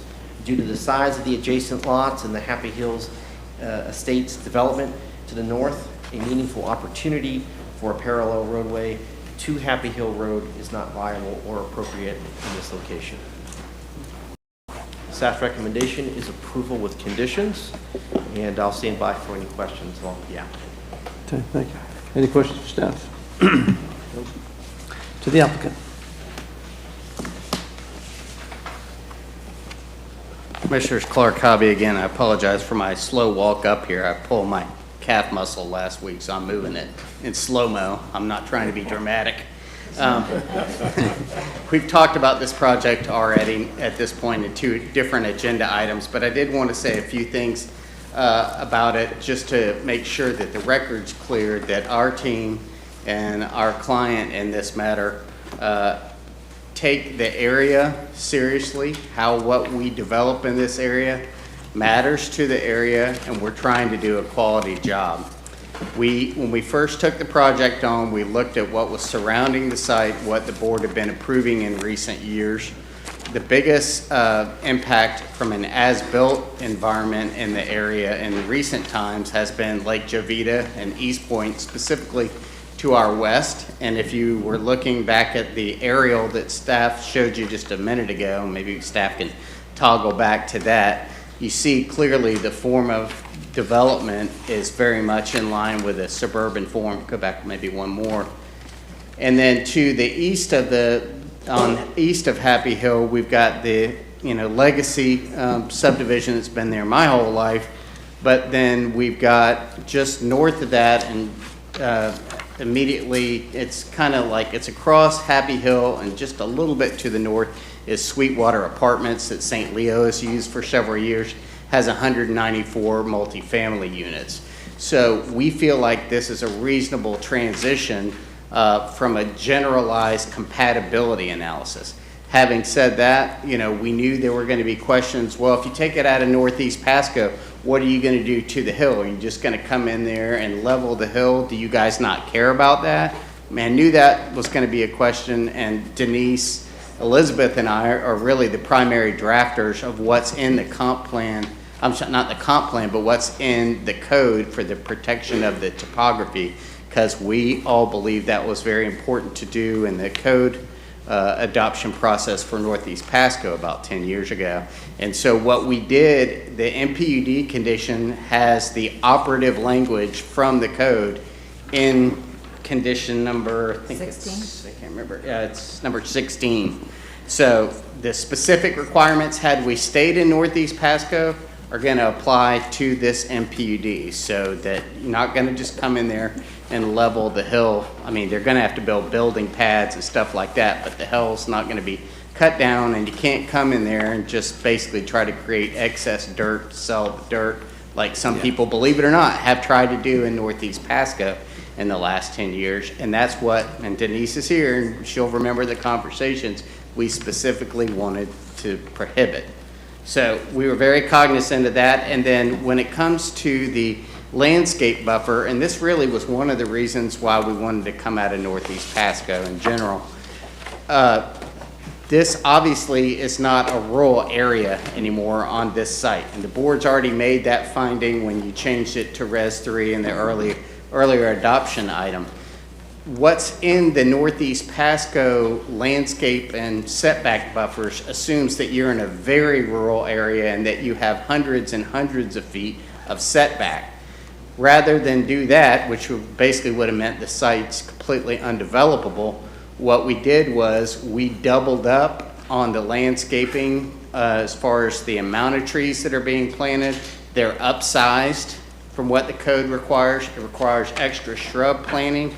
And then there's the 6-foot opaque buffer that has to be in there too. So the idea would be that we're gonna have some kind of opaque buffer with landscaping on the exterior stuff that we've talked about on other sites that is really more appropriate for a suburban form of development. But the pattern of development and the density of the development that's being proposed here today is consistent with what's in the area. It's a responsible way of doing the development, and from our discussions with the home builders and who we think is going to ultimately be the home builder on the site, we don't even think we're going to we may be as low as 10% less than the number of units that are being approved here today. And the level of development is really going to be more in line with what the, I think it's called distinct development rezoned to R4 on the other side of Happy Hill a year and a half or so ago. So we feel like we're following all the rules. Like I said, we voluntarily agreed to meet the topography and exceed what would have been the code required landscape buffer on Happy Hill. Now, I do have Jordan Schrader here to answer any questions you have, and Steve Henry's here if you have questions. I know in the community meeting we had many months ago now, I want to say it was maybe 9 months ago, there were questions about the alignment of the access at Roth Lane, and some of the neighbors have said that people already cut through Roth Lane to get to Happy Hill Road rather than go down to the intersection. And I can tell you that it's Steve's testimony and county staff believes as well, but that because of the hill, the alignment at Roth Lane is the safest way to have access on the site, both because of the topography, but moreover because how the turn lane movements have to be spaced. So I can save that for rebuttal, but that's my general presentation, and we're happy to answer any questions you may have. Any questions? Commissioner Starkey. My first question is, and maybe this is a Jordan question. I was looking on your site plan where the pond is in the northeast corner. And when I look at it on this page, that's the heavily wooded area.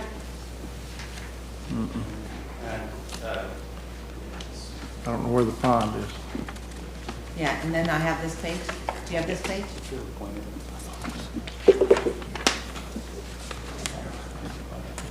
Good afternoon, members of the board. Jordan Schrader. I have been sworn. 3010 West Azeel Street, Suite 150, Tampa, Florida 33609. So Commissioner Starkey's asking about the northwest corner where a conceptual stormwater pond is shown, and there is an existing vegetated area there as well. Yeah. So, are you going to be able to save those trees between the edge of the pond and the property line?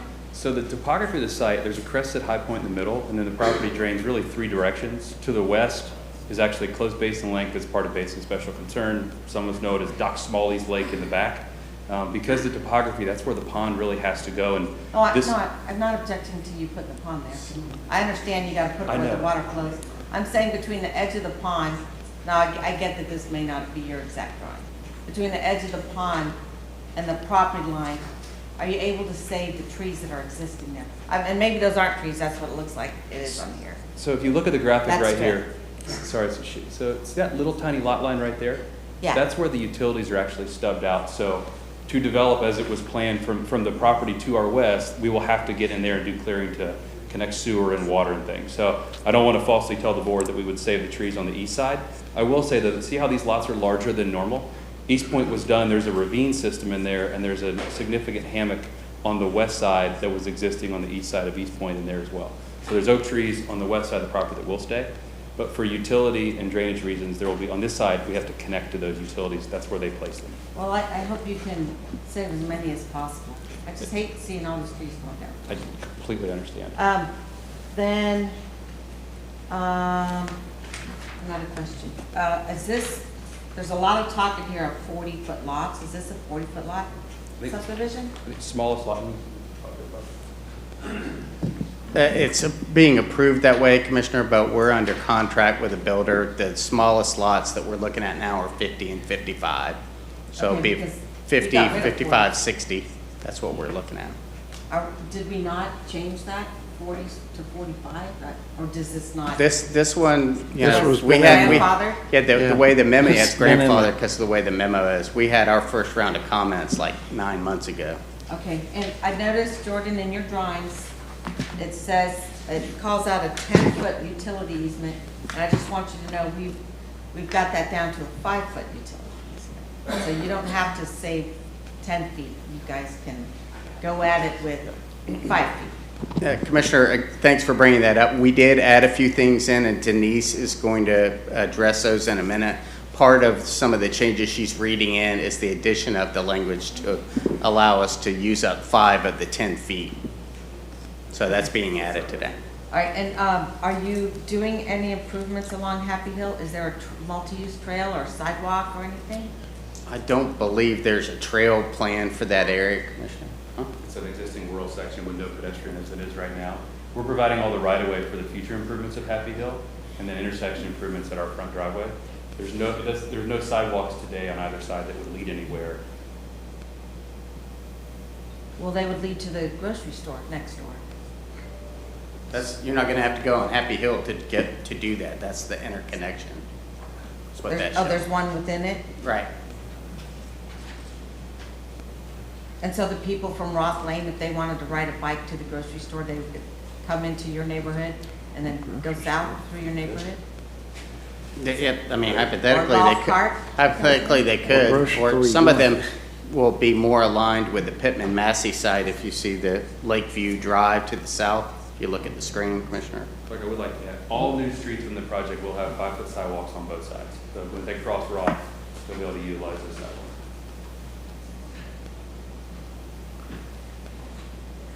Any other questions? If not, we'll wait for rebuttal. Any other questions? Okay. Then Denise? Yeah, I'm really sorry. I just need to tag team with my colleague, Krista Manshire. So I just wanted to let the board know that we did provide to the board members and to the clerk a modified memo and modified conditions of approval. Your agenda memo has on page 4 an edit to finding of fact number 9. That's going to include everything that I'm going to read now, which includes that condition of approval number 1 was added, was changed to add August 2023 as a submittal. Condition of approval number 10 was modified to add 315-foot southbound turn lane on Happy Hill Road to align with Roth Lane. Condition of approval number 33 was modified to allow utility easements under sidewalks, as was just stated by Mr. Hobby. Condition number 4 modified the master plan residential lot standard chart front primary structure from 10 feet to 15 feet to match the condition of approval. And these were all changes that were made by the Planning Commission. So that was part of the Planning Commission's recommendation. So we're adding that. Also for the record, we want to make sure that the clerk's office, and I believe they already have that, has ex-parte forms from Commissioner Mariano, Commissioner Waitman, Commissioner Starkey, Commissioner Oakley, Commissioner Bradford, also from the Planning Commission, Chairman Gray, John Moody, and Vice Chairman Jamie Girardi. So I think those are all the things that I may have to say for the record. Thank you. Just wanted to clear the record. Thank you. Thank you. Okay, there's time for public comment. Do we have anyone signed up for public comment? Yes, sir. Carol Janke.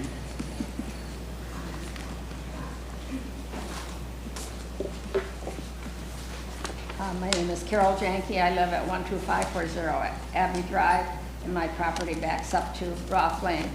I didn't understand exactly. I couldn't hear all the changes Denise made. But we feel this project is endangering the existing homeowners on Abbey Drive and Roth Lane, Timber Run, and Lakeview, approximately 90 residents that exit onto Happy Hill Road. The county already knows they have approved Summit View, 406, Sarah Lynn, 75, Hilltop would be 117, 598 new vehicles, then add Sweetwater, 194 apartment units. That's a total of 792 vehicles without local traffic, the current local traffic, and future St. Joe and Ramsey Road. The county could insist on a service road on both parcels, Pittman Massey Commercial and Hilltop Vistas, and exit onto County Road 52 and eliminate the buffer. Because these people coming down this hill will never see the buffer. They are literally flying down that hill.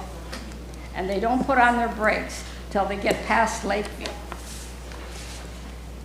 And if you think of it, think of the truckloads of equipment and materials that will have to make a left-hand turn into the property at Roth Lane and the speed of the oncoming vehicles coming down Happy Hill Road. You will have to put some kind of a light at Roth and Happy Hill. The trucks also will use Roth Lane, a one lane, 17 feet wide, as they did for Summit View. And trucks are always knocking out all the mailboxes on the road now as it stands. And they would still have to cross over Happy Hill onto oncoming traffic. We asked the Planning Commission to move to vacate the driveway cut at Roth and move it further south past the first Lakeview Drive. The county could also build a frontage road along Happy Hill Road to take the traffic off of County 52. I think you need to consider things that will protect the people that already live there. And I can tell you, I personally saw 2 incidents that people would have been killed.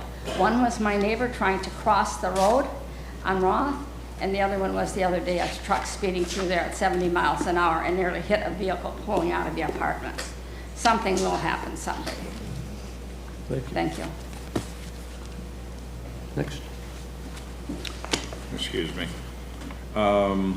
Liz Kutch?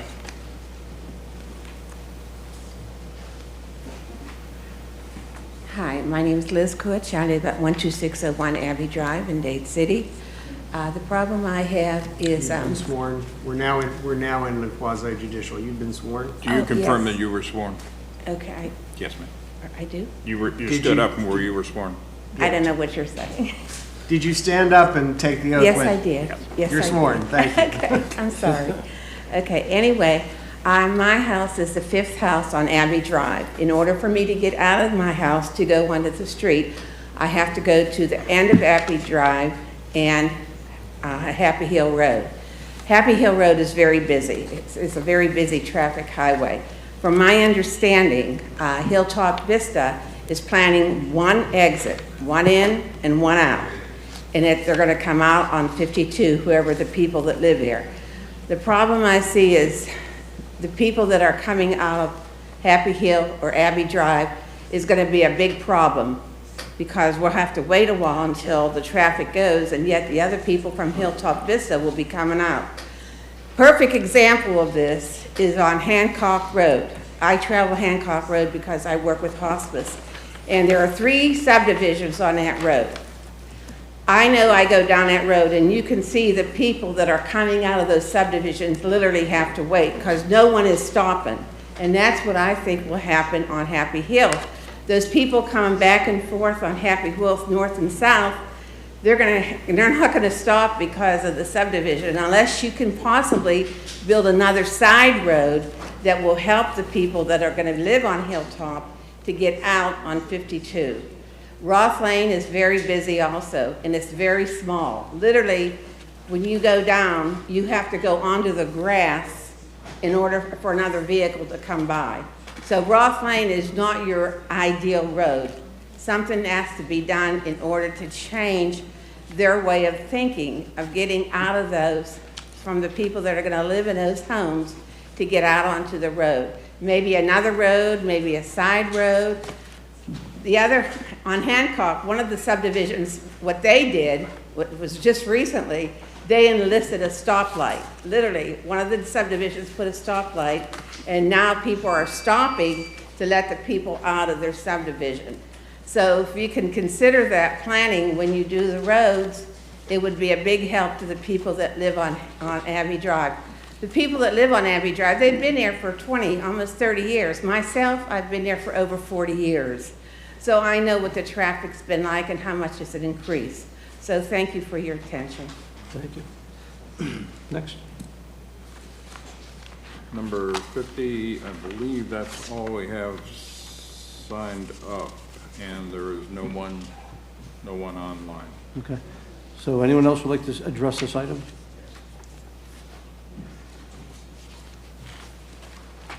Hello again, Commissioners. My name is Rodney Bailey. Yes, I have been sworn. Just I'm sorry, Mr. Bailey. The very first one with the arrows. Be fine. As with my expertise, I did meet with the gentleman earlier today. And again, my issues are pretty much safety as far as the roads. I'd really like the board to look at this ingress and egress in alignment with Roth. It's mind-boggling. I live right on the corner. I see it every day. And to say that sciences, that's the best place to put it, it's mind-boggling to me. Absolutely mind-boggling. We're going to put an intersection on a road that has no speed limits. There's not one speed limit sign right now on Happy Hill. If you drive up and down Happy Hill, you're going south. There's two going north, one at Summit and right at the intersection. That could be easily changed. That's fine. The intersection can't be changed. So we're going to put an intersection, not a left and right-hand turn lane. It's going to be an intersection. They're going to be able to traverse left and right, going east and west, and north and south on a 13% grade. Insanity. It's not an accident.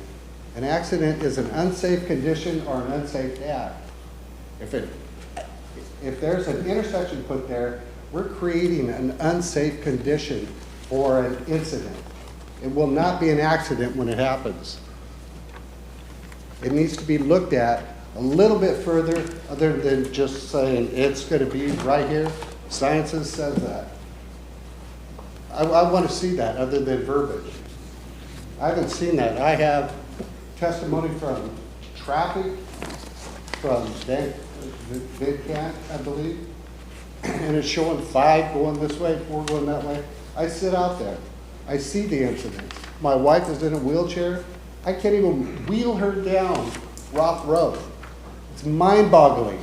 I'm getting upset with this, that I am getting confrontational with people traversing back and forth off of that road because it's only 17 feet wide. My mirrors on my truck are 9 foot. From mirror to mirror. Get 2 trucks together, somebody's got to go off the road. Now I'm pushing my wife where there's no sidewalks. So my time's about up, which it is. You have another minute. You have another minute. What I request from you all is to restudy this. Table this project until traffic is under control. Don't say the alignment is there, that's the way it's going to be, and we can't do it up here, we can't do it down there. We absolutely could. If you did a little formulation, it can be done before somebody gets killed. I request them to put in speed bumps, calm the road on Rock. Calm it now, before this even happens, before the 6,000 homes that are built above come into play. Get it calmed down now on Rock before someone gets hurt. My wife. It's pretty upsetting. As far as the left and right turn lane that they agreed upon, that's great, but now it's an intersection. It's not just a left and right turn. It's an intersection. What are you going to put in there? A traffic light on a 13% grade? Drive the roads, and I'm sure you all have. It's crazy. There's no speed limit signs. None. Not one posted. They're doing 85 miles an hour and a posted 45 miles speed limit. And we're going to put an intersection on a 13% grade. Thank you very much. I appreciate it. If there's any questions? We don't take questions. Okay. Anyone else from the public like to speak? Nancy Hayeswood, 34110, a nice place. I appreciate Mr. Hobby working with landscaping and topography. I do know that the people that did the solar promised us landscaping, and right now it looks like a field of weeds. So hopefully he's going to do something nice there. In the matter of the sign placement, there were 3 of us that went out and took a look at that, and I think that the image Mr. Hobby showed was actually on Pittman property and not on the Vista property. If you look at what you have there, maybe you will see the sign that shows the traffic light, and you'll see that the one he showed's the same. I'm hoping, because I didn't take a real good look at those, that was Lisa's. But please be aware that we do not think this was advertised correctly, and it is their responsibility to keep the public up with where things are. Thank you. Thank you. Anyone else in the audience here to speak to this item?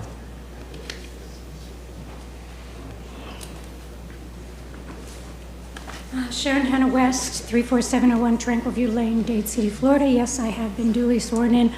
The only thing that I keep asking myself is, well, I mean, not asking, this is how you do it.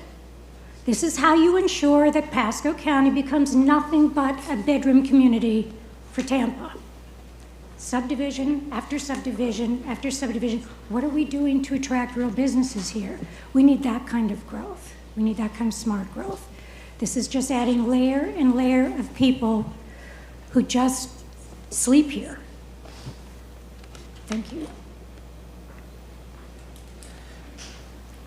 Is there anyone else in the audience who would like to address this item? Is there anyone on WebEx? No, sir. Okay, we'll bring it back to the board. Ms. Hobby, if you could go ahead and address what you've heard. Yeah, it's Clark Hobby again. I have some ideas, and I think some things that are going to help our neighbors out. We've been told by the county's transportation engineers and our transportation engineer that the alignment with Roth Lane is the safest alignment based on topo and how far off of the intersection at 52 you have to be.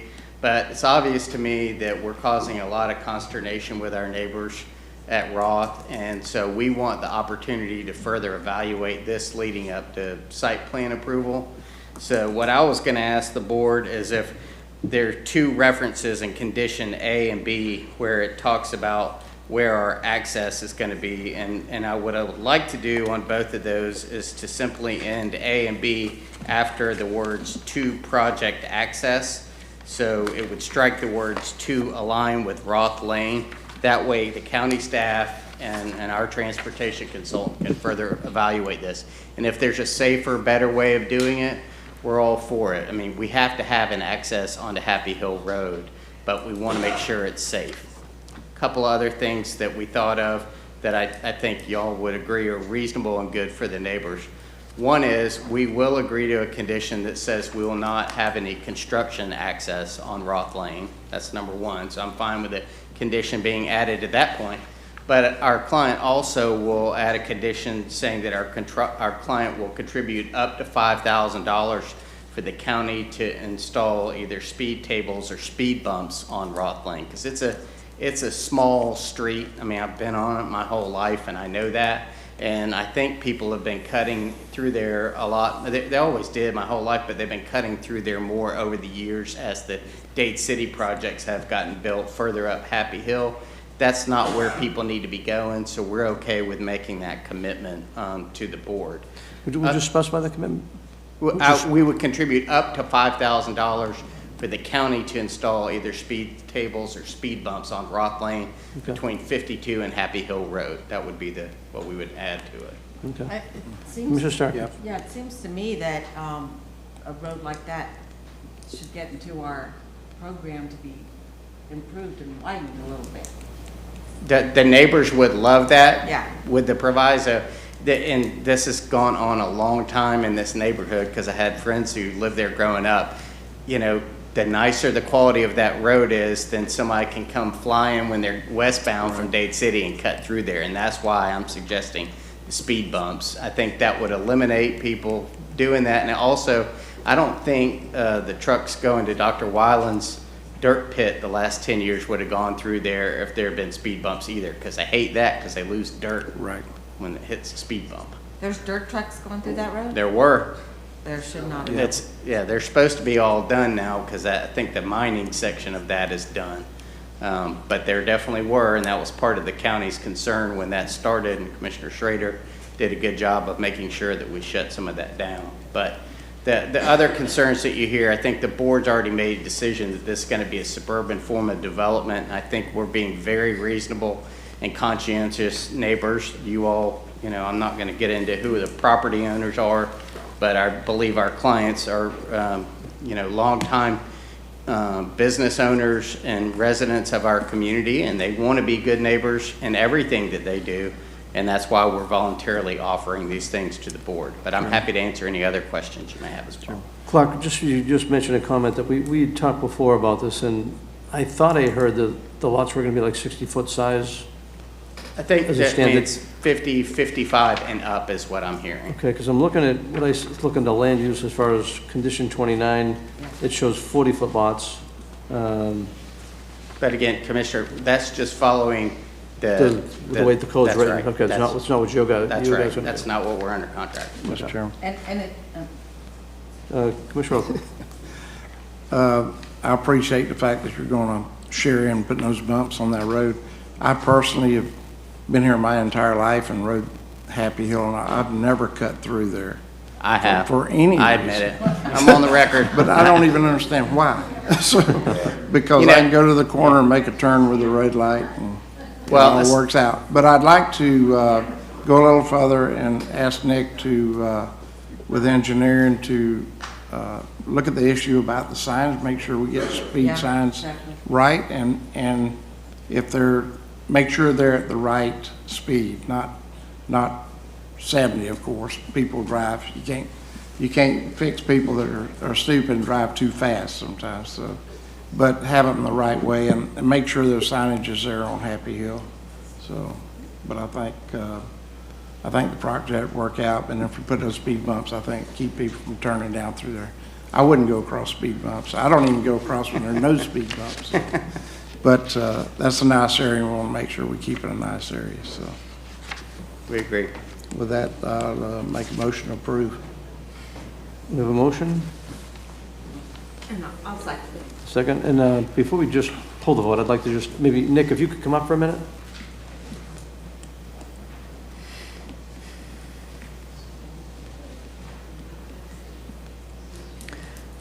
Nick, as they have you take a look at this, I want you to take a close look at the access. Where's the best spot to put this? Sure. You know, we look at Grove Street where you were out on site, and I just, with that hill coming up to a point at the, right before the peak was a dangerous spot. I know this is down the hill from the peak, so maybe that line of sight's good.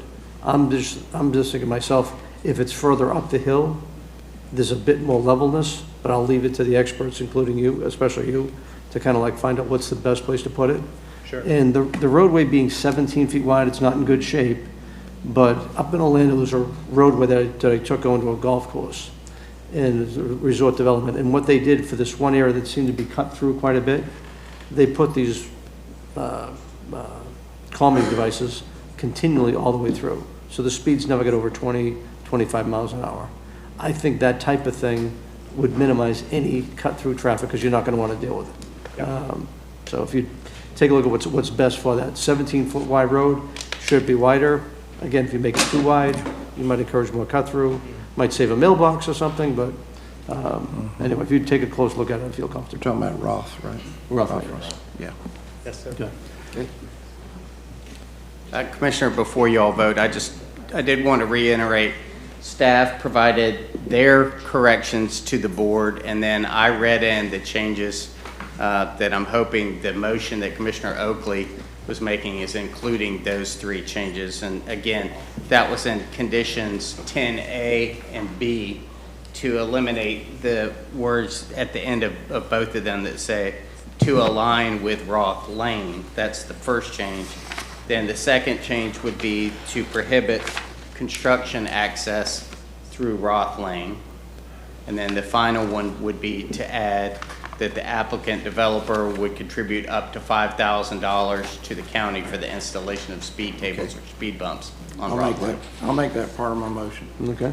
How about the second? And the seconder? I did a second. You're good with the conditions I just just added made by those stated by changes. Mr. Harvey? They need you to second the revised motion, Commissioner. Yes, I did. Okay. Commissioner Waitman? Thank you. Mr. Hobby? Yes, sir. In the motion to protect the topo of that hill, that's in the conditions. That's in the not condition. That's not in. It's in condition number 16. But can I ask a question on that topo? One moment. Is that all, Commissioner Waitman? I'm just wanting to ensure again on the record that we're gonna protect the topography of that The hill exact and same- not have Ramsey Road happen again. No, that's and not right. have That North End Ramsey happen. Road development does not have to comply with the Northeast Pasco language is in the code for Northeast Pasco. We're complying with what everybody else in Northeast Pasco has to. No, but that's a fine example of what I think this board does not want to see happen. I understand. Again, so well within our control, trust but verify. I understand. Thank you. All right, Well, Mr. Starkey? I trust and verify, but I want to ask you a question. That's part of verifying. Yeah, I'm verifying. Okay, what number was that again? I think it's 16. 16. Okay, it says here, grading within a slope of 10% or greater. So you can go greater than 10%? No, we have a map that's in the LDC that shows the areas that have a 10% or greater grade, and that includes a site. So they're already over 10%. There's a map in there that shows you what areas are subject. That's how we determined what these special topo rules were gonna apply to, which properties. I just didn't want you to take down No, the hill no, more than that's 10%. only, that shows you what property is subject to the regulation. That's all that's saying.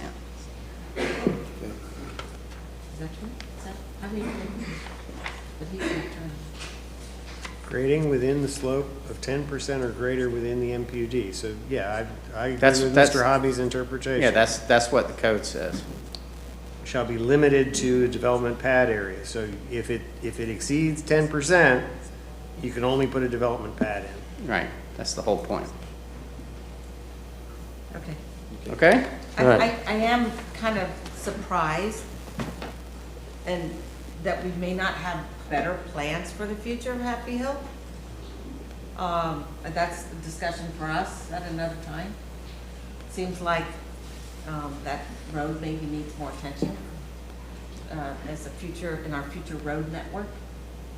It's a coordination issue with the city of Dade City, Commissioner, and I think Commissioner Oakley and Waitman are very aware of that, because I think there are a lot of people in East Pasco that weren't quite prepared for the level of development the city had north of this site on Happy Hill. Right. So we do need to pay attention to it, because I don't think that's what the roadway structure was originally set up for, to accommodate all that.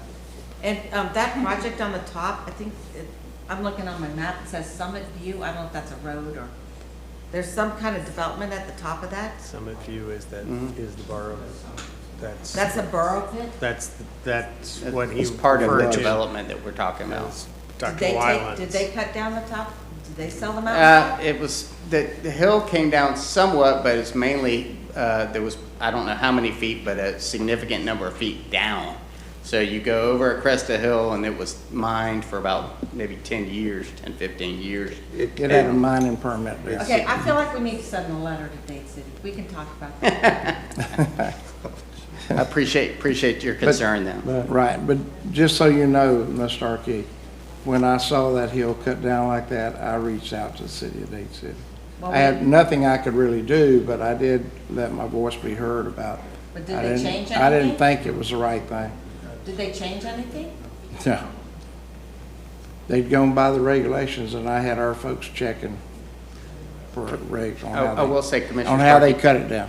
that your staff is very much aware of these issues now, and that there's a level of coordination that was lacking with Dade City, and I can assure you that your staff is pushing with the Dade City staff now to better coordinate things on traffic and to make sure that the city is following the interlocal agreement with the county. And there were some issues about whether that was always being complied with, but your staff is working on that. And do they pay transportation impact fees like you have to in the county? They have their own transportation impact fees. They have impact fees. Okay. They also have impact fees for police officers because that is a large population growth for Dade cities, those properties out there. Okay, we have a motion and a second. Any further discussion? All in favor say aye. Aye. Any opposed? Motion passes unanimously. Next item. Next item, P53. We have proof. We have proof of publication of the hearing of this matter in the August 23rd edition of the Tampa Bay Times. In addition, affidavit of certified mailings and site postings.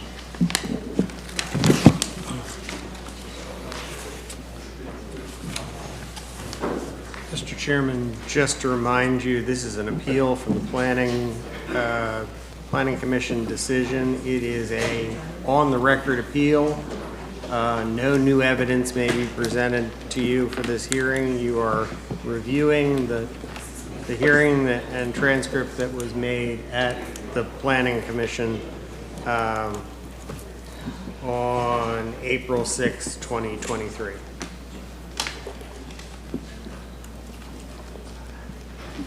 Okay, Denise. Commissioners, Denise Hernandez, Planning and Development. Mr. Steinsnyder explained what you're doing today. So this is an appeal of the Planning Commission decision of April 6, 2023, which denied variance petition VA 2103, which was for a reduction in the front yard setback from 25 feet to 20 feet and a reduction in the side setback from 10 feet to 8.5 feet in an R2 low-density residential district. The item is PDD 230543. It's located in south central Pasco County on the south side of Victoria Road, approximately 215 feet west of Sheffield Road. This is an aerial. Of course, it doesn't show the house on it yet because it was taken some time ago. There's no, excuse me, no house there yet? There is a house, there's a built house, but this particular aerial doesn't show that. But we'll show it in a few minutes on the site plan. Okay. But the house is built, yes, it's physically there. It just has not received a certificate of occupancy. So this is the land use Res 6. The zoning is R2, which is a low density residential district. This is the site with the variance, site without the variance. These are all things that were shown to the Planning Commission because you're only subject, as Mr. Steinsnyder stated, to the record of the Planning Commission. And Elizabeth Blair, Senior Assistant County Attorney, will be playing the verbatim police for us today. So on January 5th, 2023, the Planning Commission heard the variance request and denied the request based on not meeting the criteria in 407.2.d.1. Second application for the variance was filed and heard by the Planning Commission on April 6th. This is the reason behind today's appeal. The recommendation of denial of the subject variance request. The staff found the reasons set forth in the variance application did not justify granting of the variance, as the variance applicant was not able to provide substantial competent evidence that they met the criteria in the LDC 407.2.d.1. The Planning Commission agreed with Planning and Development Department's recommendation for denial. There was a tie vote with 3 yeas and 3 nays, and the district school board appointee who is required to vote in the case of a tie broke the tie and voted A to approve PDD's recommendation of denial of the variance. So on this appeal, as Mr. Steinsnyder stated, there's no new testimony may be heard or presented. The review is based on the transcript and record of the piece of the Planning Commission. The BCC may reweigh evidence previously presented to the Planning Commission and may modify, adopt, or reverse legal conclusions and conditions of the PC. The board has the authority to uphold the decision of the Planning Commission based on the failure to meet the criteria for approval of a variance, specifically 407.2.d of the Land Development Code, grant the appeal and variance based on BCC's determination that the variance may be issued to correct a bona fide staff error that has been made and has led to the construction that does not comply with the code, grant the appeal and variance based on the BCC's determination that the criteria in 407.2.d have been met. And also to grant the appeal and variance based on the BCC's determination that the criteria have been satisfied by adding conditions. It can also remand the matter back to the Planning Commission for additional evidence. And those are part of your motions in your agenda packet. So the recommended motion is to uphold the decision of the Planning Commission based on the failure to meet the criteria for approval for a variance, specifically 407.2.d of the Land Development Code. And as you can see, there are 4 alternative motions that you can approve. So I'm here for any questions, and the applicant is here to provide information. Okay. Any questions for staff? No? Okay. Well, I guess, Commissioner, so I guess they didn't build they've already built the home, correct? Yes, the home is there, existing on the property, and I will show you the site plan. Now, the problem here is the fact they did not. The problem here is that they did not Proper comply with setbacks? the front setback. The front setback in the R2 low-density residential district is 25 feet from the front property line. They built a house that is less than 25 feet. Sadly, I can't read what is there even with my glasses, but I would think that it's at 20 feet or so. It's also based on the east side setback, which is supposed to be 10 feet, and the house has been built at 8.5 or 8.6.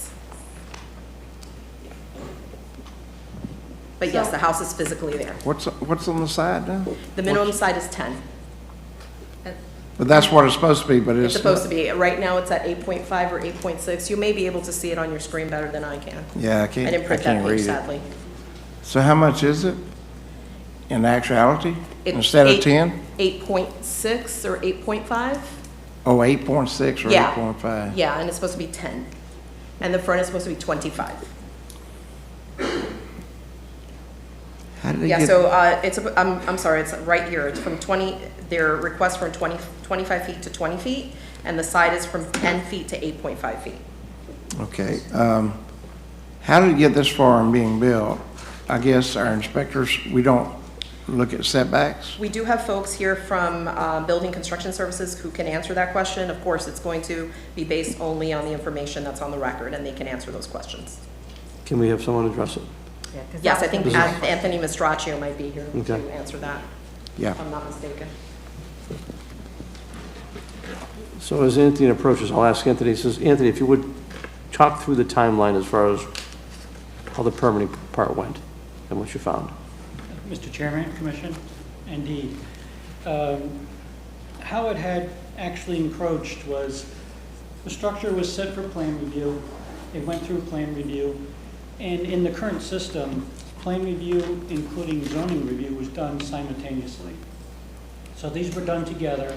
The plan review was approved, and the plans examiners have no idea of the actual setbacks. They're looking at the structure and the site plan as it's submitted. So it goes to a development code review, which is zoning in our case, and it notices a deficiency. Contractor addresses that deficiency, uploads the revised site plan. However, when it got issued, there is one flaw with the seller that we discovered. And if you do not call the diagrams exactly the same, so if this diagram was labeled A1, the revision must also be labeled A1. But in this case, they took the site plan and drainage plan and made it one document. Who's they? The contractor. So now when they upload this document, it recognizes something different. So it keeps, a seller keeps the two old documents and now inserts the new site plan drainage plan, which is correct. They corrected the dimensions, submitted it for plan review, it got reviewed, approved, and it got stamped. Now, when a seller issues the permit, it's all electronic. A seller puts a little watermark in the upper left-hand corner on all pages. It's done automatically. However, the site plan that's approved has 3 stampings in it. One, the upper watermark, another one, I'm not sure what it delineates, and one just adjacent to that delineating the setbacks. And in this case, the setbacks are also delineated on the actual building permit when it's issued. So the face of the permit shows the setback set right inside that permit box under the description. That's what had occurred. And on the side, you're looking at 1 foot 6 inch encroachment on looking at the house on the right side. The left side's almost the same. And the front is, of course, 5 feet because of 20 to 25 foot. But that's how it actually occurred. Anthony, talk about the home size from 70 foot to 73 foot. Oh, that was picked up at the planning. That's where the plan review and the actual zoning review differ. So it goes through plan review. They submit a set of plans. A plans examiner only looks at the structure. So we make sure that the structure meets the Florida Building Code, and they approve it, and it moves on. But now when it comes into our zoning development code review, they look at the setbacks. When they submitted the drawings back to change the width of the house, the actual structure was not altered. So the site plan was altered to show the reduction in dimensions, but the actual drawings, the blueprints, were not altered. But in the field, if they use the correct survey, that the resubmitted survey that they provided to us to answer the comments, the inspector would have picked it up. It would have been noticed at inspection. But because we had our watermark stamp on the upper left corner of the initial survey that was incorrect, that survey was used in the field, so it met all criteria. So there would be no cause of alarm by the inspector. He looks at it, 8 foot 6, 8 foot 5, 20 foot front, we're good to go. So what you're telling us, Acela, or when it went through the plan review and it passed, never was picked up to be changed in the field, but we've had our mark that it basically was approved, and that's what they built to, right? Sounds like, so who made the mistake? Because it doesn't sound like the contractor did. He went by his plans, but. He should have known the mistake, sir. I was a contractor all my life. I knew exactly what I was building. And especially if I did something incorrectly and then resubmitted a drawing with the correct size of the structure, and it wasn't built to that. In my opinion, the contractor has responsibility to ensure those drawings. That's really outside the record. You did not testify that specific information to the Planning Commission. First time I was here, no ma'am. Okay, you were only looking at the April 6th hearing as well. Correct. Okay. Yep, I have all the literature that I put together for it. Yeah. Yes. All right, any other questions for Anthony? So I guess all the weight lays on the contractor built the house too big for the lot, based on setbacks. Yes, sir. And I think I listened to this at the Planning Commission, but it seems like it was a while ago. It's blocking the view of the neighbor. It's affecting the neighbor's house, is that right? That's what the neighbor has said to the Planning Commission. Yeah.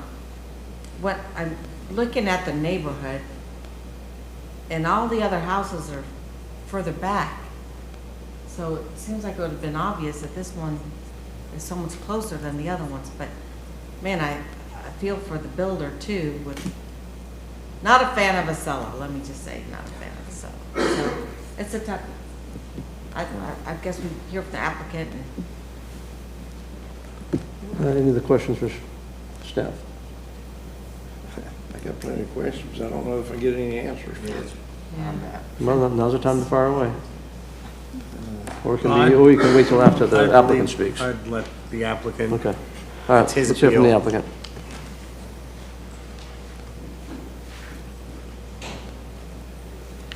Good afternoon. My name is Ken Dandar. I'm the attorney for the applicant. I live in St. Petersburg, and the applicant is the Soho Builders Residential and Commercial Projects Incorporated, which is owned by Ladies Vega. Ladies Vega is a disabled Marine veteran, and she went into this construction business. Sir, I will remind you, you're limited to the record at Planning Commission. All right, I believe that's, well, it should be in the record. Anyway, I apologize if it's not. Okay, so she suffered so far $68,000 in damages because she had sold this house back at the end of 2022 twice, and it fell through because there wasn't a certificate of occupancy. And the lender is now going to foreclose on this house in November after they file lease pendants. Soho Builders and Santa Fe Remodeling, Inc. would ask the appeal be granted based upon the shared responsibility for the issue at hand.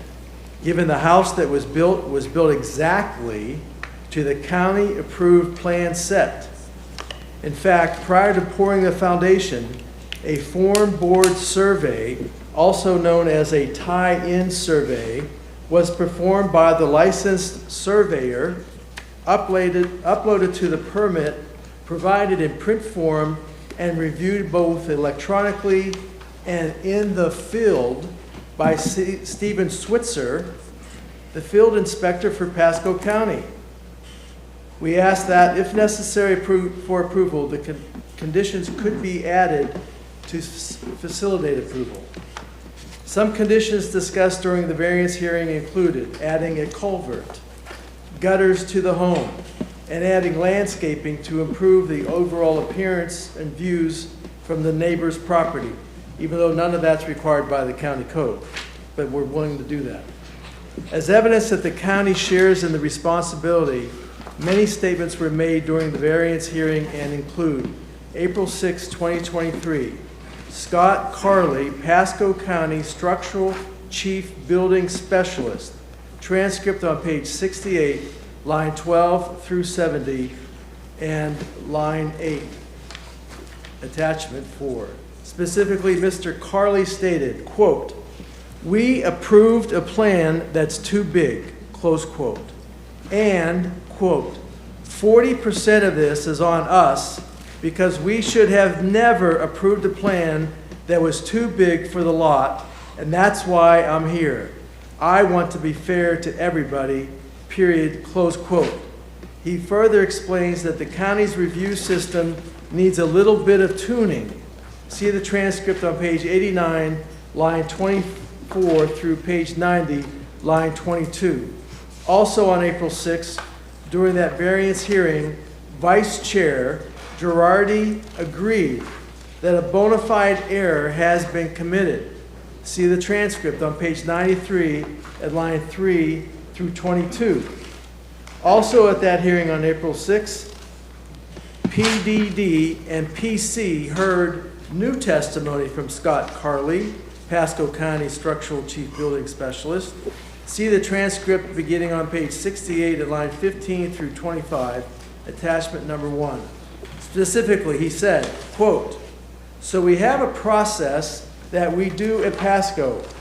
We went to computer approval plans examiner. So because of that, we can all see it at the same time.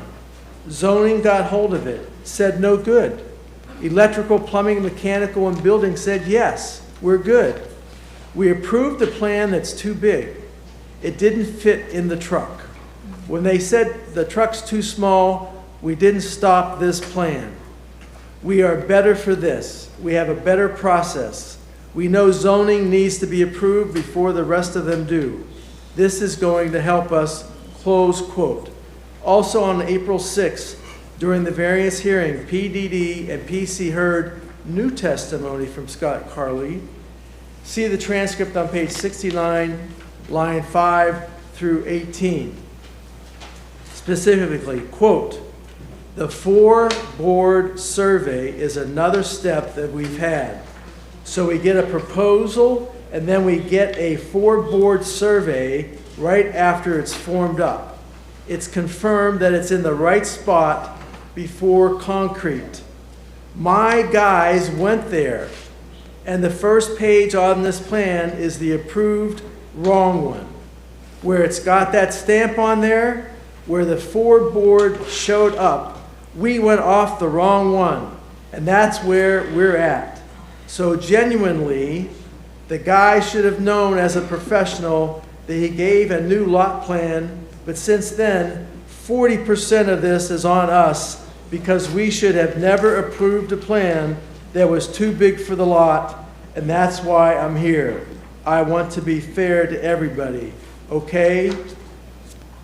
Also, Scott Carley said, page 89, line 24 to 25, and continues on line page 90, 1 through 6. Professionals are supposed to act like it. So definitely, this lands on him. But it's a learning curve for us because we are doing digital reviews. Back when we had one page to review, zoning said yes, and then went down the list. So we knew what everybody was saying yes to. We do over 1,200 inspections a day. This is the first hiccup. We have a great system, just a little bit of tuning.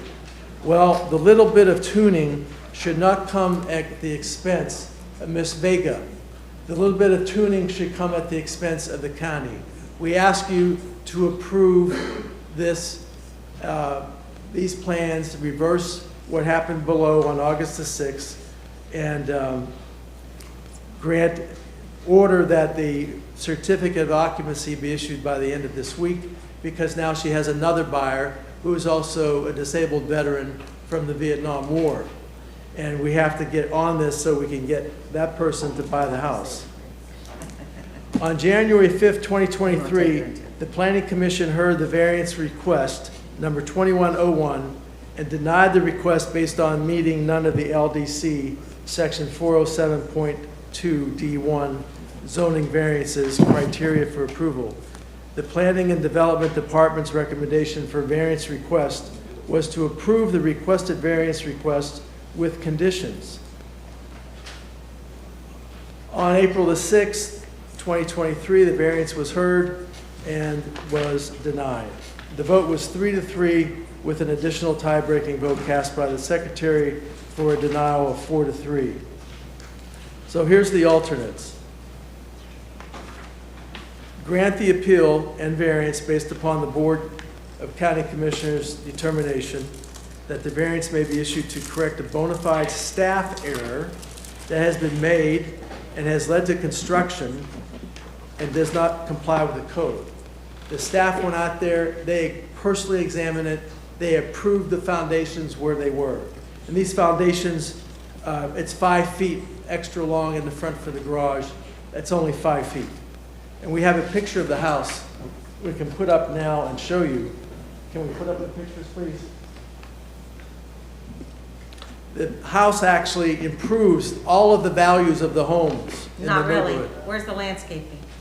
Pardon me? Where's the landscaping? Where's the tree? There's one tree put up.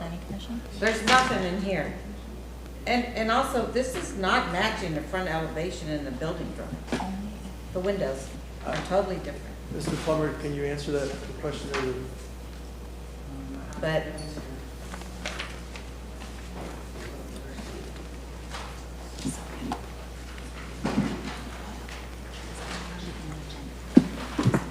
I get frustrated when I see someone build a house with no landscape.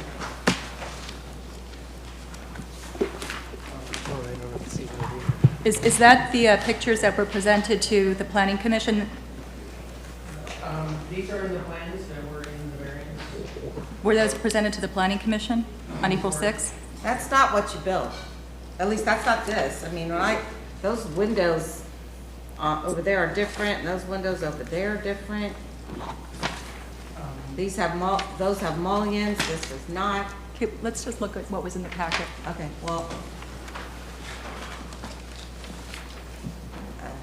that's just my own little detail that I saw. Here, let me hold it for you. So I agree, I believe according to that section.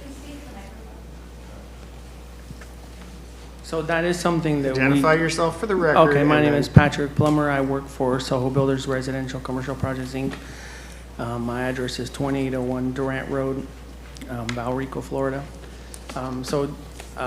This is not something that has come up either, but I do see that this All the way to the left, you see two smaller windows. Yeah. There's a tub underneath there. So I believe,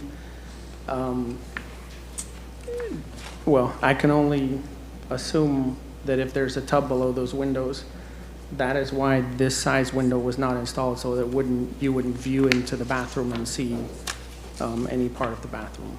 But And then there's another window that's a little teeny window. On the far right. I'm just saying, it's not, Correct. doesn't match your elevation. It I don't know doesn't. what happens when they do inspections, but something's not the same. But I'm just appalled at the lack of landscaping.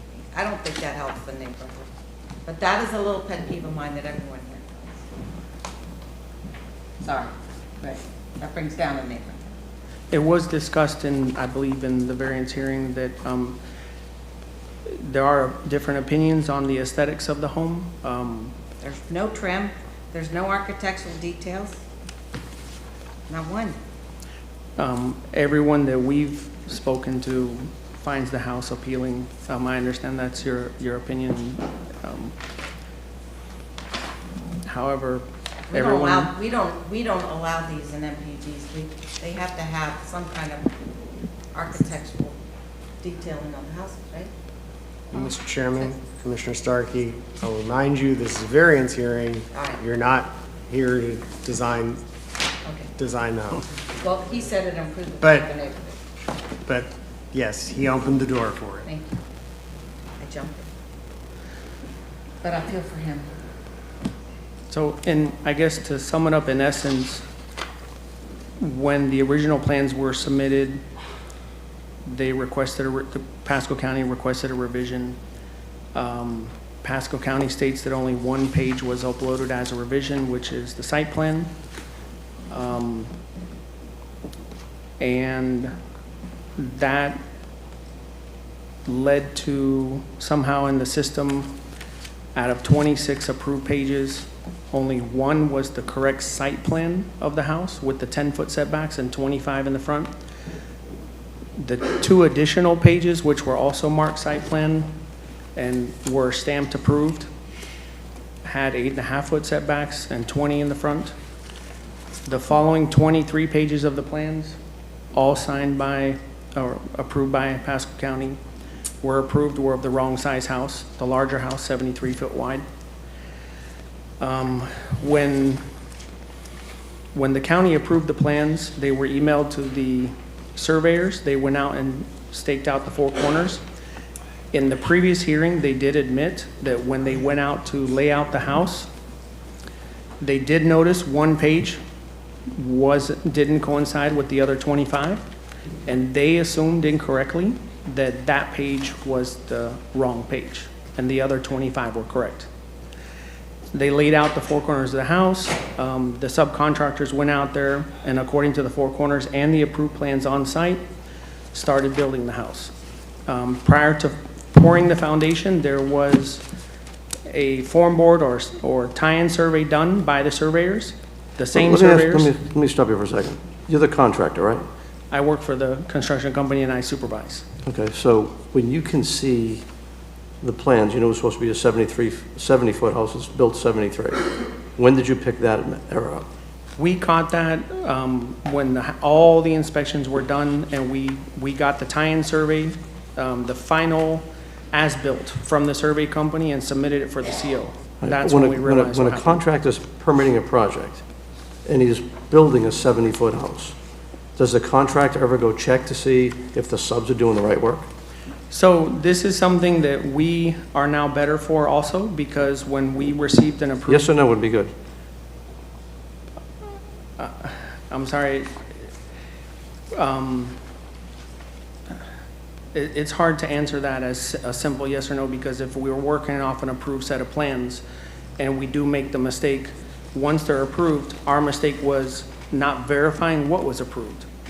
And the reason being. But a contractor's building it. Someone else Yes. may be inspecting, but you're the contractor, you're building a building, that you've made a contract with your person. And all the plans are of the 73-foot house, not a 70-foot. And no one caught the error that all the approved plans, which are here. Who should have caught the error? Well, when I believe that just as the senior engineer stated on record, the Pasco engineer, the county should not have approved the wrong set of plans. And following that, I do agree the contractor should have reviewed the plans. Should have picked up the error. And should not have submitted the wrong plans. And should not have built the wrong plans. And the reason that... Should have known the setbacks? Yes. And the reason that it wasn't caught is simply that when you get an approved set of plans from the county, there's no alarm bells telling you, let me make sure this is correct. You know, in fact, now we do have a process, and any plans that get approved are all being reviewed now internally in the company to make sure that the county has not incorrectly stamped the wrong set of plans. So I believe that as a construction company, yes, there was a human error. We absolutely, it was an error. There was no intent to build the wrong house. There was nothing gained financially. It wasn't to skirt some rule. It was a human error. And to this date, it has cost the owner of the company about $47,000 in penalties, finance and interest. So the issue is she's not escaping penalties. She's not getting away with something. It was not built to her benefit to skirt some rule. There was an error committed, and we admit our responsibility in avoiding this type of error and reviewing the plans.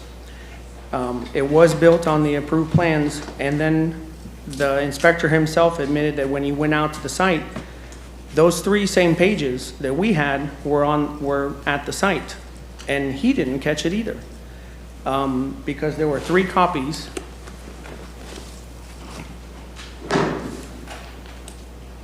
And I think what we have realized is the county says that this is the official site plan that has 3 stamps. However, at the bottom it says drainage type B and also site plan. There's 2 more copies that are approved by the county that have the approved stamp that only say site plan. So apparently the surveyor said that also when he went out there to stake out the house, he doesn't stake it out based on the drainage plan. So he went to the 2nd page. And so nobody compared this one single sheet to all the rest to realize that the setbacks were different. So everyone built it based off the one that just says site plan, including the inspectors that went out. So we're just obviously in this situation where the plans were approved, we didn't catch the error, the house was built. The county didn't catch the error. And to a certain extent, the catalyst of all this, to some percentage, is the plans, 25 of 26 pages are wrong. So had that not occurred, I don't believe we would be here today. So if the wrong plans get submitted, we wouldn't be here today?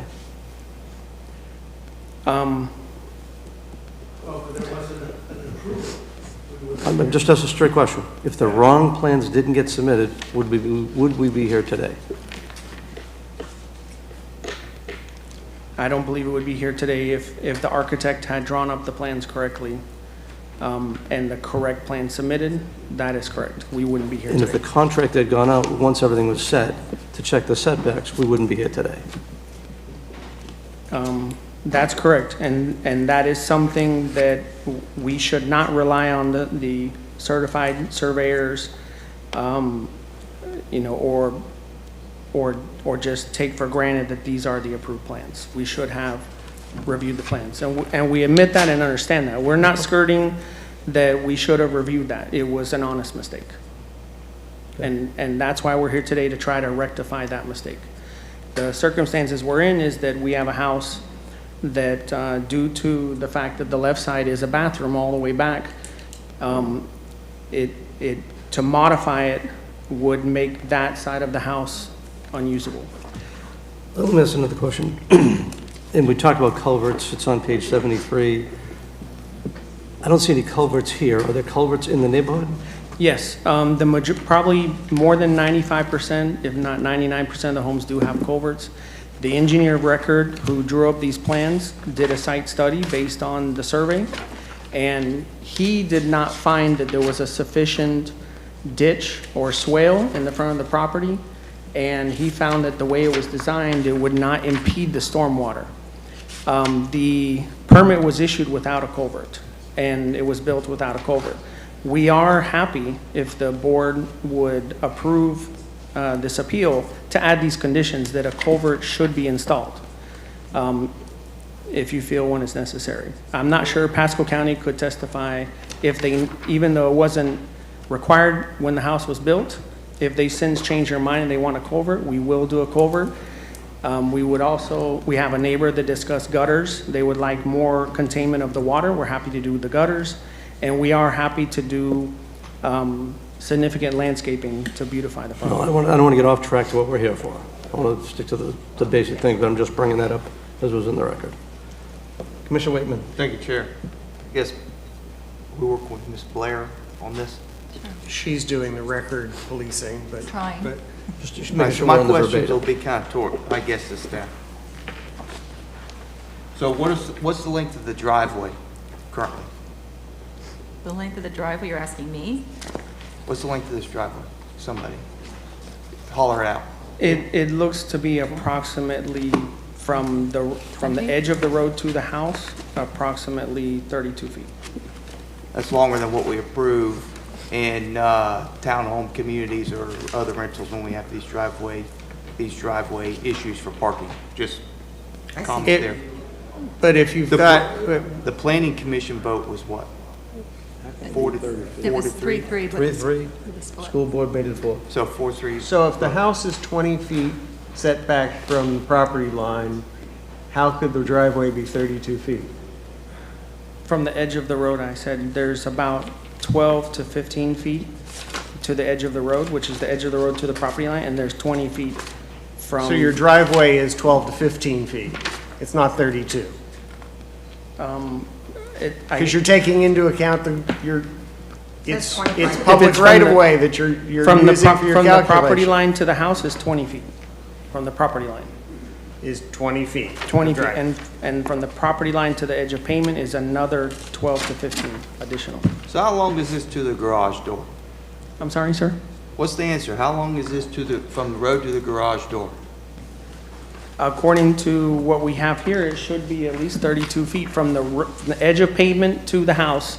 It should be about 32 feet.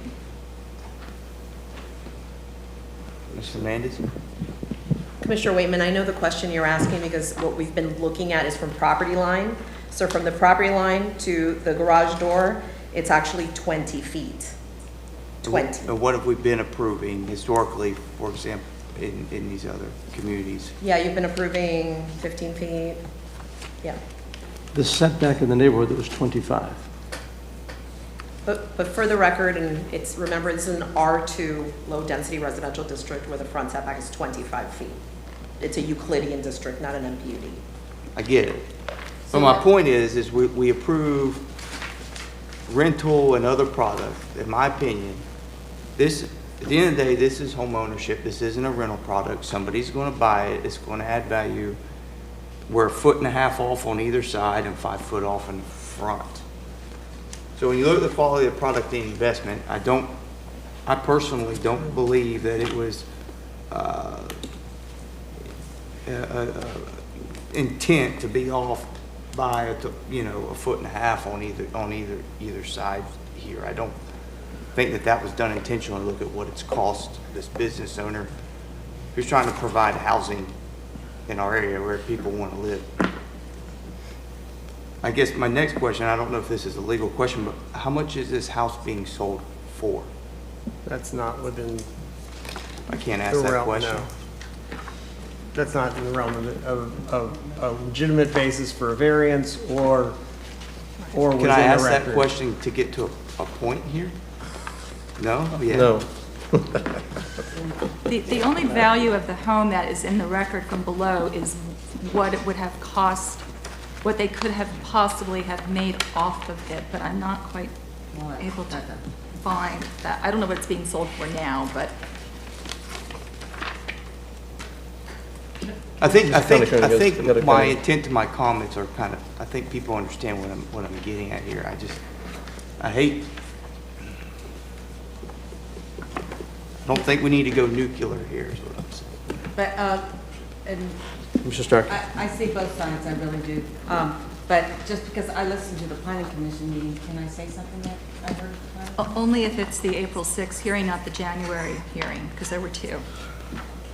The appeal is only of the April 6th hearing.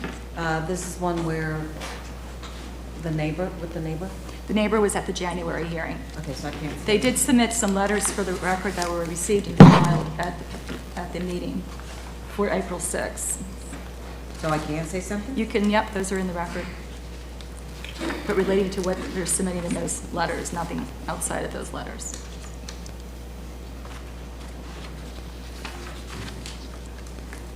Well, I'm seeing if that, go to someone else while I see if the comment that I want to say is in here.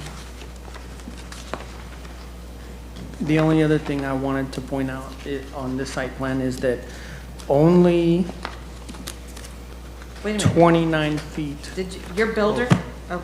I'm the manager of the company, the managing director. For actually the developer, there's a correction here. They keep referring to Soho Builders Residential Commercial Projects, Inc. as the builder. The builder is Santa Fe Remodeling, Inc. They're the permit holder, and they're the builder. We're the developer. Chairman, follow-up questions for County Attorney. Commissioner Wade. So in this process, they claim 40% egg on the county's face. What's it realistically? I mean, obviously, there's human error on both sides. I think we can all agree to that. But in what pivotal steps did the county not catch something to navigate this back into the right way? Like when would, before, all this thing needs a CO and it's home free, right? Because this building, I assume, is safe. This is a safe building to standard. So when in this process could the county, or should the county have stepped in and said, ooh, time out here, before they kept going, our job, the county's job, as a quality control regulator? In my opinion, the county did step in. They rejected the plans. And they told them that the setbacks that they were not in compliance with the Euclidean setbacks for this lot. And they resubmitted correct plans.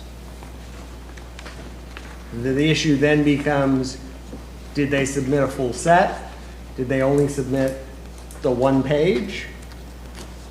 But they were told that that the initial submittal to the county was wrong, and they needed to fix it. So how do we not know within our system how many pages were submitted? From the record, I can tell you what I think happened, that the initial discussion dealt with... Who's they? They being our staff trying to explain what happened. That they did not, after the zoning was triggered to say, no, it's not the right size, that only went out to, and that one department, only zoning knew about it being the wrong size. And the record goes on to talk about the other reviewers not knowing, and that's what Mr. Carley was referring to in the record. And then later at the end of the transcript, there was discussion regarding whether or not truly 26 sheets were replaced or just the one, because of the Acela system does not show that the 25 other sheets were actually submitted. And that became a bit of discussion at the end of the transcript and swayed some of the commissioners, the planning commissioners, to then vote no. And it became, in one of their actual quotes, is a he said, she said situation of not being able to know if the sheets were submitted or not. So does Acela, if you submit it, does Acela say it's submitted? That's not a question I can answer. I don't recall that specifically from the transcript. Anthony should be able to answer that question. It's kind of like, it's like bonfire on a bid. Step to the side, please. Anthony, come on up.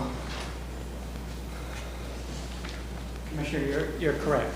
Once it's uploaded, it will identify that individual that has a rejection in our staff, and the seller will acknowledge that it is uploaded, the document. So is the probability of the seller not reading 25 additional pages is what?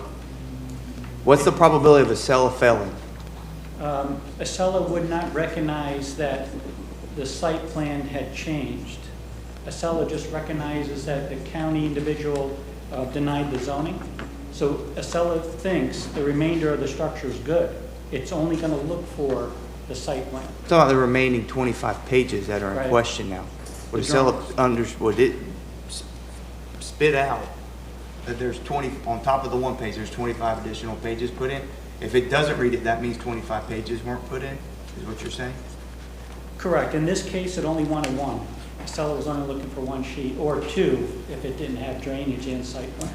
That's all the seller was looking for. All the rest were approved. Okay, well, that's an important clarifying point that wasn't, I don't think, clear in all this dialogue here. The seller only wanted one sheet, so we don't need to be talking about the 25 other sheets. That's all I was looking for, yes, sir. So, but that one sheet that was submitted had the county's watermark on it. When it gets approved, it looks like that. See, yes or no? Three water, yes. So the county's watermark was on all three? All the sheets. The seller does it automatically. Watermarks all the top left corner of every sheet. So if you're on the other side and you see the watermark, that's kind of like green light, keep going. I disagree, sir. If I was a contractor and resubmitted a new site plan, altered the dimensions, resubmitted and got it approved with 3 stamps, and sent back to you as approved, I know there's an issue. And I haven't heard from the builder yet. I'm still waiting to hear from the contractor. I did testify in the last variance. Clarify who you are, sir? I'm sorry, sir? Clarify who you are for the clerk. Oh, I am Patrick Plummer, the manager of Soho Builders Residential Commercial Projects, Inc. I was sitting with the engineer's assistant, the draftswoman, while she was uploading it. And I did testify that sitting with her, because we did not do the submission. You were sitting with a Pasco County staff person? No, with the engineer of record who drew up the plans has an employee. And she is a draftswoman. Between the two of them, they did the plans. And they drew up a revision to the plans. And I was sitting next to her when she uploaded them. It's in the record. And so we as the contractor did not submit these. It wasn't on our computers. We were not the ones submitting them. It was the draftswoman. But she said she was an employee of yours. No, she is an employee. She is an employee of the engineer. And so I stated I believed I viewed her upload everything, but this is 2.5 years ago, and again, nothing at any point in time told us anything was going wrong. So when she was doing her job, I wasn't like watching her like, did you do every page? You know, I don't know. So there's many breakdowns here, but what I would point out is that we didn't draw up the plans. Yes, we should check them. I agree, we should check them. We're the developer. Wait, you can't blame the engineer. Absolutely not. That you hired that she drew up plans bigger than what was allowed. Can I ask a few more questions? Are you done with your line? And you can. Okay, Commissioner Starkey, go ahead. And I get where you're going, but there's some more information here that we need to weigh. And I can bring this in, I think, because this is part of the record, these letters. So that neighborhood has an HOA. I live in a neighborhood that has an HOA that you have to submit your plans to, and you have to follow the HOA records. Did you guys go through the HOA? Yes, we did. Because in this letter, she's saying that it says that the Lake Paget Estates Property Owners Association, that you did not get approval from them. So you did get approval from them? We did, and since you brought it up, the realtor is here, Cody Hawley. He managed the approval process, and we do have the proof in email, and I brought a copy of what we submitted to him. Okay, you're outside of the record because you did not have your realtor at the prior hearing. He did not speak, I don't recall. Okay. don't think I you believe did. I mentioned him. You mentioned that he had been the one that was liaison with the HOA, Okay. and that you all had applied to the HOA. Correct. And received approval. Well, Because do most of the other houses have to have a side loading garage? I mean, we have that in my neighborhood. You're not Yes, supposed to have a front loading garage. and so many of the homes in that neighborhood don't have side loading that it's not, they're saying it's not a requirement anymore, and that's why they didn't require us to do it. And then it says here that, are you a licensed contractor? I am not. Mrs. Vega is a licensed And contractor. Mrs. Vega was not a licensed contractor when this building permit was pulled? Correct, because she was not the builder. The builder is Santa Fe Remodeling, Inc. If the county pulls up the permit, she hired Santa Fe Remodeling, Inc., a licensed general contractor, GC, to build the house. Was this her first house? No.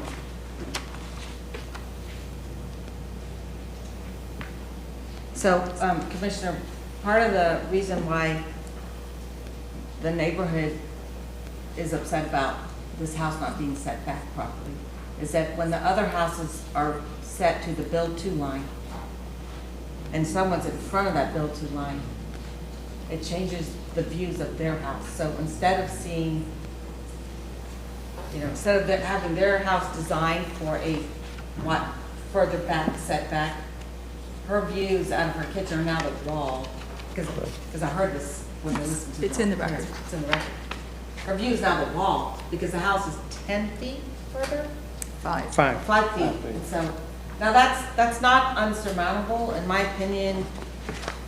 If we maybe put some conditions on this house, maybe we can get somewhere. But to me, this house is an anomaly in this neighborhood.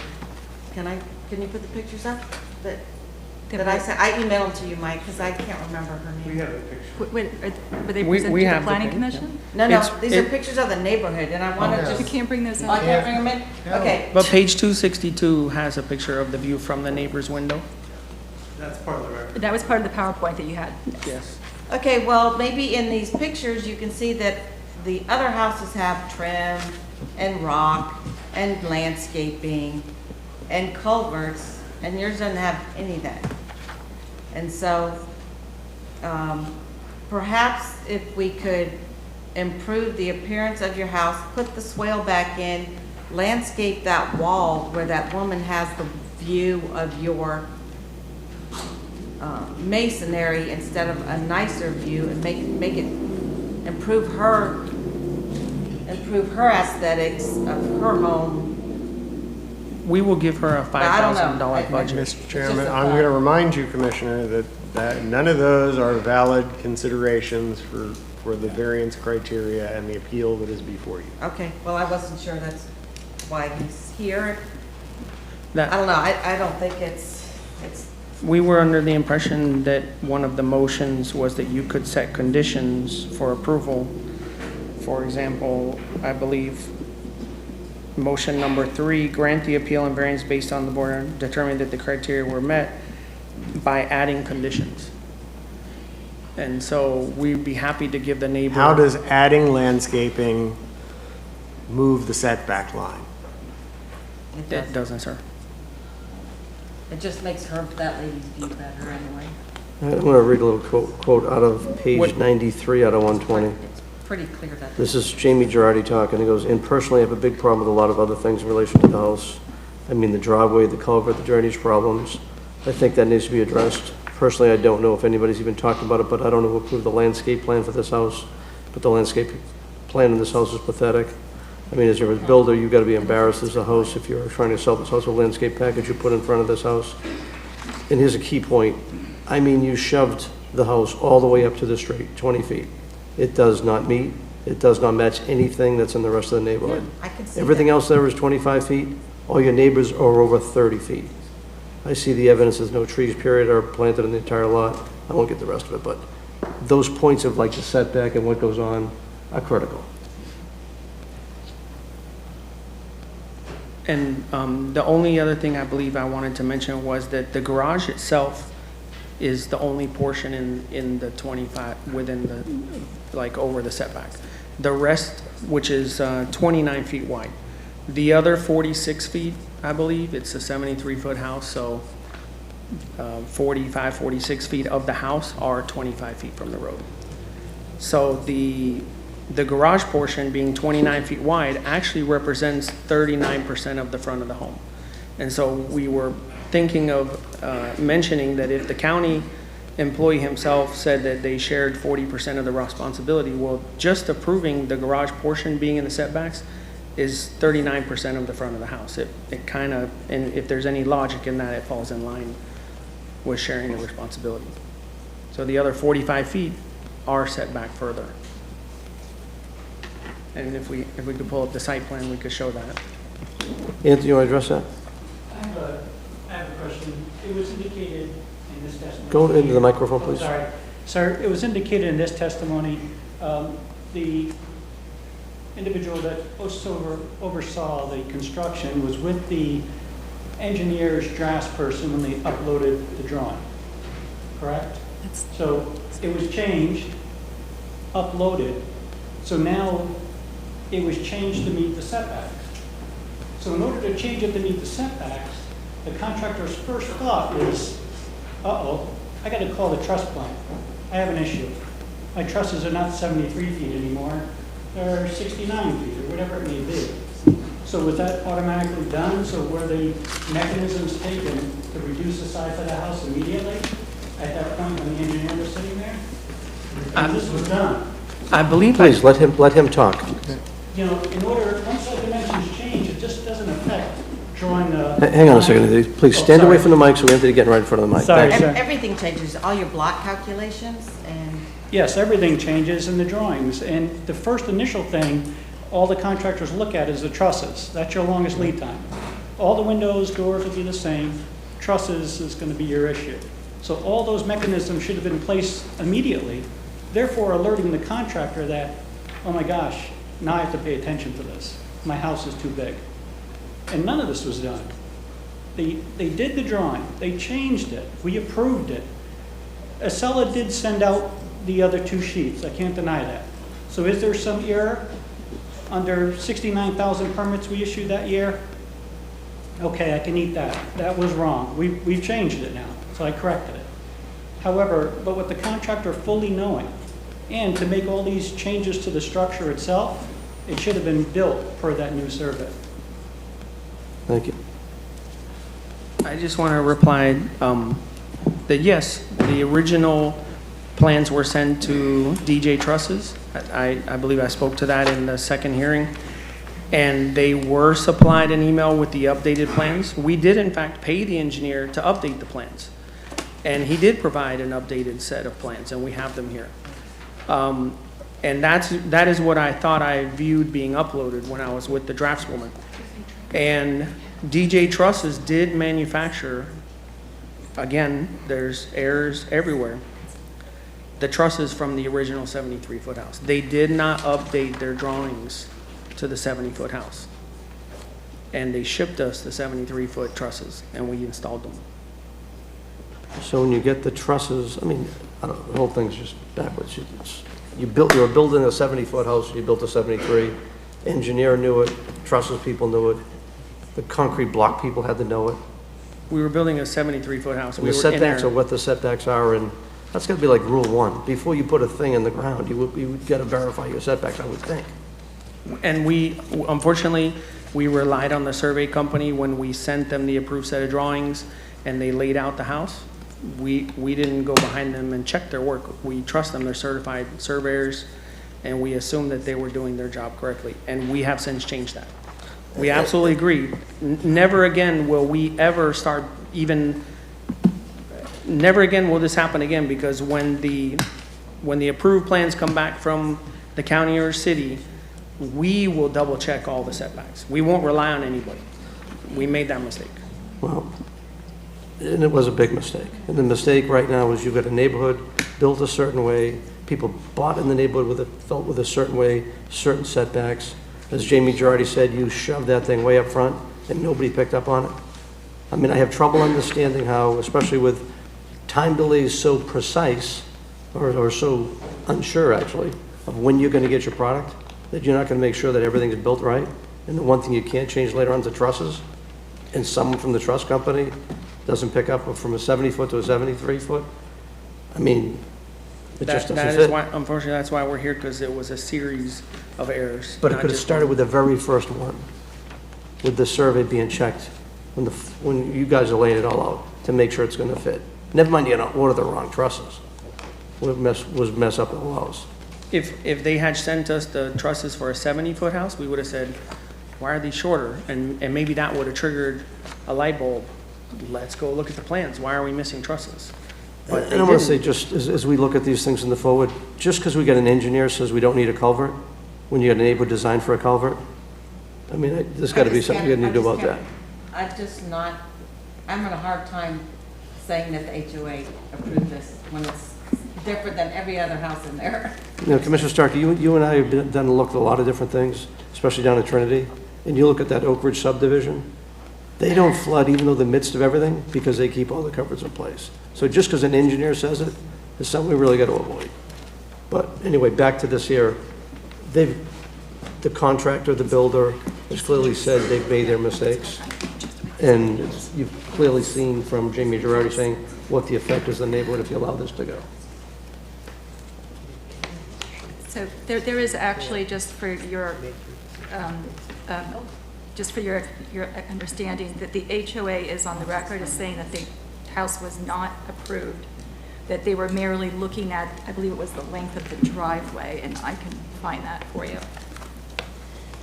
And I believe, did he say that he was an ex-member of the HOA, or was there an actual member? Because, again, since we've opened up the subject of them approving it or not. It was Mr. Stone. He spoke, Robert Stone, Licensed Community Association Manager for Lake Paget, saying that there was some wrong paperwork filed. He does say that aesthetically it did pass their inspections, but there were some other things they had issues with. Was the driveway, that was all that was officially approved. If that's of an interest to the commissioners, that conversation begins on page 61 of the transcript and goes for a couple of pages after that. Because if there is any doubt as to their approval, we have the email showing it was approved. There was some communication as well beginning on page 63 from someone who is the former president. So yes, there was a former president and then the current property manager talking about whether or not the HOA had actually approved something. So if you all want to look at that, it's important to you. I Commissioner think Waitman, I'm going to accept hang on. this. Commissioner Waitman first. Thank you. Our attorney has information. I really like to understand from our council, county's council, did the HOA approve this or not? It's with what you're saying, it sounded like they did. Well, the HOA did.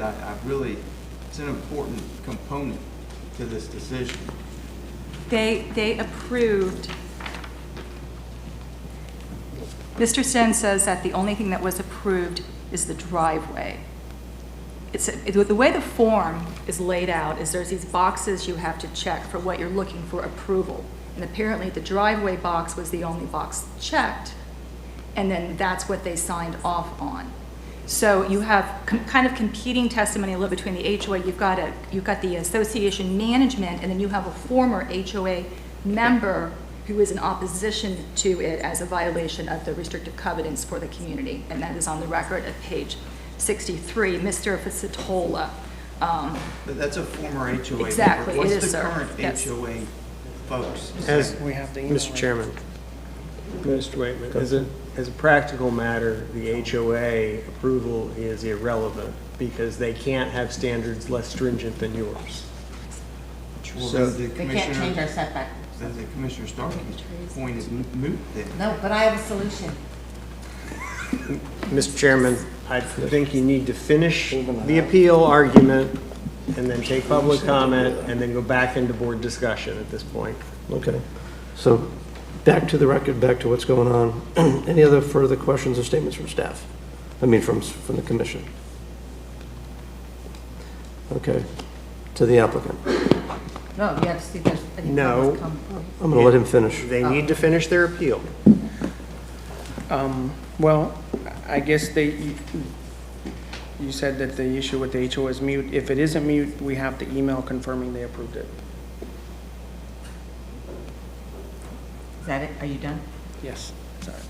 The most important thing is the county, I think his name is Mr. Your name for the Curley. record, sir? For the clerk. Ken Dandar. Mr. Curley admitting that the county made a mistake and the county is responsible, and he said 40%. And that's very, very important. That's all. Thank you. We'll go to public comment. Is there anyone here from the public who'd like to speak to this item? Do we have a list? We have no one on the list for Okay, this so particular item. If you'd like to speak, please come forward.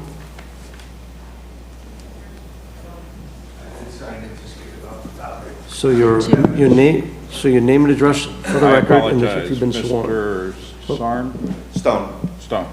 My name is Robert Stone. I am licensed Community Association Manager for Lake Paget Estates East Property Owners Association, which is located at 4533 Savannah Way, Land O'Lakes, Florida 34639. I did swear in. The HOA board only looks at aesthetics. We have nobody that's a licensed surveyor, contractor. We look at the aesthetics. How is it going to look in the neighborhood? So there's an issue there that forgoes this whole issue. The building does not meet our setbacks. Our attorney is moving forward with taking action as an HOA. What the Board of County Commissioners, I'm here for, is the Board of Directors has asked you guys not to approve it, because if it's approved and the house is sold, the handicapped Vietnam veteran that's buying it is going to be the one that's held liable in court through our attorney to try to fix the problem. So I would have brought the copies of the emails that state that the whole house was not approved, the whole thread of the emails, not just the original one that said the driveway was approved. But again, I thought that we weren't allowed to submit any new evidence. You're correct. Well, that's a different, All right, we'll let him finish. You have 3 minutes. yeah. Any questions? We don't do question and answer on public comment. Oh, sorry. I will end there then. Thank Okay. you very much. Thank you. And we do have On the some list, signs. Rebecca Malone. Hi, Rebecca Mahoney, 4545 Victoria Road, Land O'Lakes, Florida. And I was sworn. I did testify at the January meeting. That is my letter. I wasn't able to attend the April meeting in person. At both meetings, I did watch it. Mr. Plummer was sworn, stood in front of the planning committee, and said that he was the builder. Ms. Vega did not get her building license until September 7th, 2022. She wasn't added as the owner of Soho Builders until April 11th, 2022. The house was... That's all in your letter, correct? For Yes. 86? Yes. Okay, I gave it away. Yes. Did we all get the letter? It was in the record. It's in part of the record. And this house was I thought built you by just dropped it off. unlicensed contractors. That is the bottom line. They didn't have a license. Santa Fe Remodeling has not shown up to any of these hearings. We don't know where they are or who they are. And I think Anthony had mentioned that he's tried to get in touch with the builder of record, who isn't here. The other thing about having a license in the state of Florida, I am a licensed contractor in Florida and in Georgia. Having the license, that license will extend to your employees who are W-2 employees. Do you have W-2 showing that you're employed by? That's not part of the record. Not relevant, not part of this hearing. W-2, not 1099. So that's our sticking point. Mr. Plummer has disregarded every rule, every law, all the way through. He states in his application for the April meeting that he's planted landscaping, blocking the view. There's still no landscaping. He didn't even start mowing until the HOA started sending letters. My concern is that they do sell to a poor disabled veteran who is left with a house that was built mostly on weekends by unlicensed contractors. And I think that's why you need to deny it. Thank you. Thank you. Dan O'Day.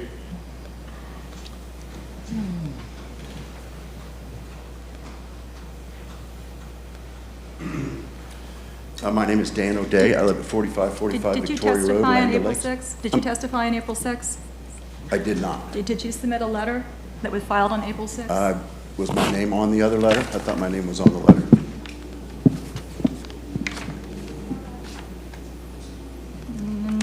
I am the neighbor. No, I don't see anything from you in the record on April 6th.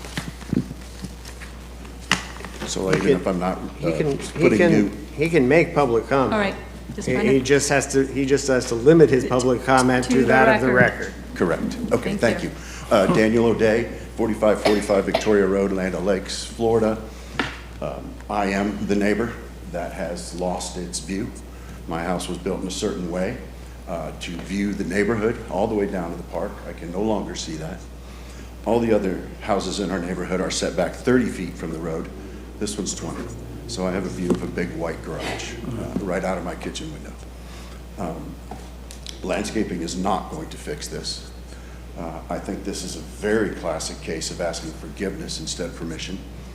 The contractor is responsible for ensuring that his job specifications are met. I too am a licensed contractor in the state, and if you can't use a tape measure, it's really not a problem for me. You should be measuring. As I said, my value has been affected. He keeps saying that the values are going up. They're not going up at all. This house has a short driveway right across the street from a bus stop. So now we have limited vision because of the shorter driveway at a bus stop location. They did try to give me a landscaping budget. I asked for more. I was accused on record of trying to extort them. So really, that's all I got to say. This is a real eyesore for me. It's affected my value of my house. I've been there 22 years, and it's not the same. It's just not the same. So this will affect. I seem to be the only one it affects in this whole thing. 40%, 60%, I'm the one who's getting 100% screwed. Thank you. Okay. The only other signed in, I believe, is Mr. Daughter, Ken Daughter. I'm sorry? That's the attorney who spoke. Oh, I'm sorry. Okay. Okay, anyone else from the Mr. public Chairman. like to speak to this item? Is there anyone on WebEx? No, sir. Okay, so I want to close public comment, bring it back to the board. Commissioner Opie. Okay. The gentleman who spoke, I believe his name was Mr. Stone from HOA. Yes.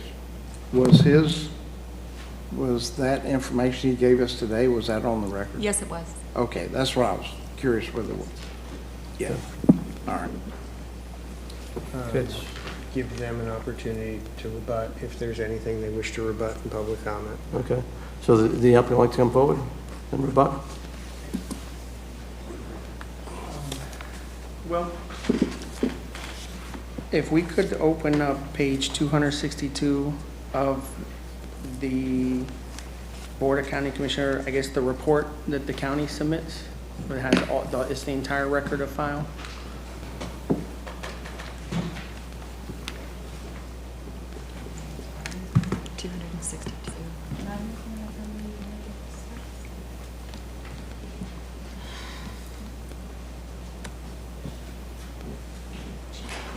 $262 of what? Page 262. It's I guess, the zoning department provides a document of record that's submitted, on this document of record, the first page, it says here, Which attachment is that to the memo? well, I can only look at it as far as page numbers. It's the view of the neighbor's home from their window. And this, So you want photos presented to the planning commission? yes. Yes, it was. It was part of the PowerPoint. It says agenda memorandum, and it is page, it's way down there.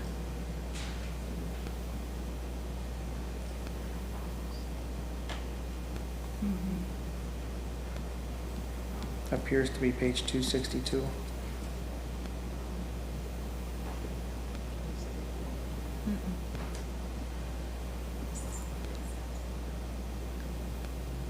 I could put it up with my phone under there if we want to do it that way.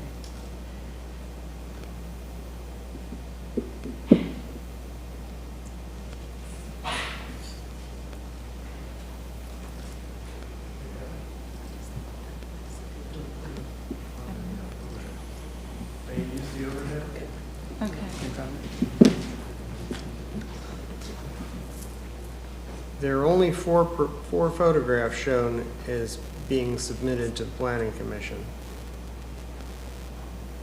It was part of the original, the second variance hearing. There's one at the front of the house,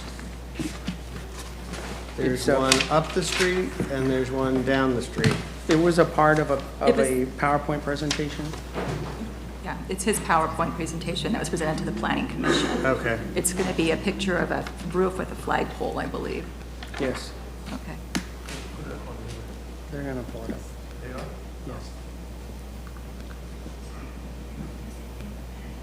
It should be in the package, yes. He said page 262, but I'm not quite sure how the numbering works. It's in the item.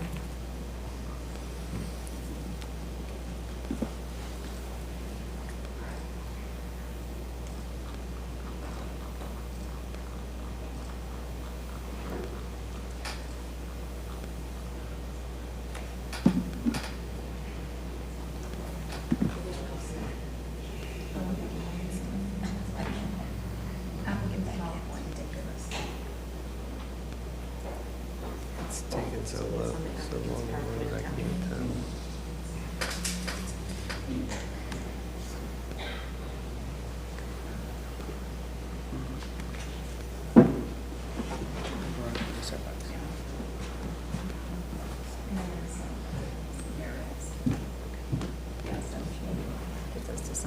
It's attachment 1, 2, 3. It's attachment 6 on the agenda. And what size was it?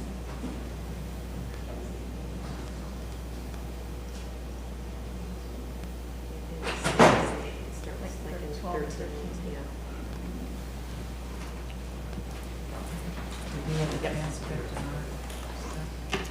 You should have everything. Well, I that's in Civic can't Clerk. get into the agenda, so it's a mystery to me. I'm out of it again. Very It frustrating. starts at like 13.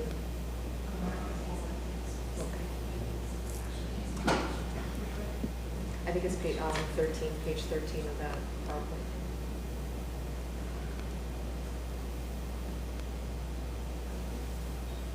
No. Just keep going. Yep. No, keep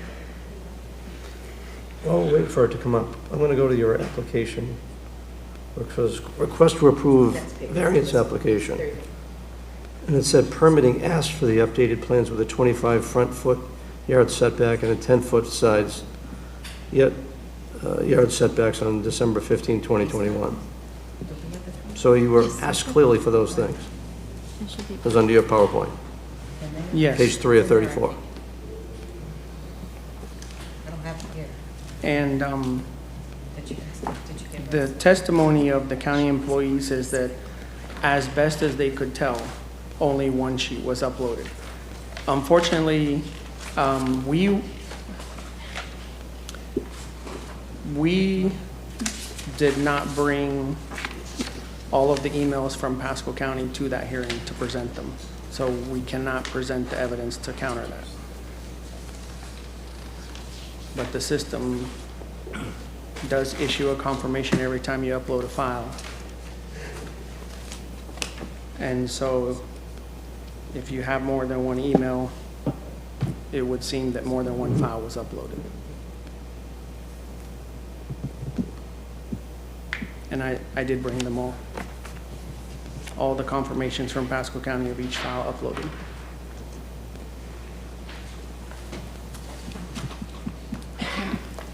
Can I ask a question while we're waiting?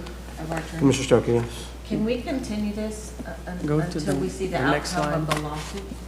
That one. With the HOA? Yeah. You yeah, there would be no reason that you couldn't continue the matter. But it's really your decision in terms of the county regulation. I don't want to put this on the disabled section.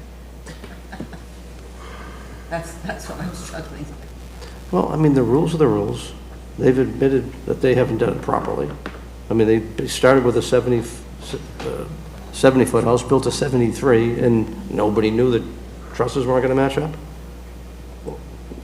The setbacks were clearly said to them. Again, through the Commissioner, process. I realize you're getting into dialogue, but I would prefer that you finish with the Okay, let's go. appellant. Sorry, so what else are we doing? And then have discussion Here's the between picture. the two. All right. Thank you. It is part of the record. There's a picture also showing that Where's that? the HOA setback requirements. Let's hold on for a minute. Let's wait a second, Beth.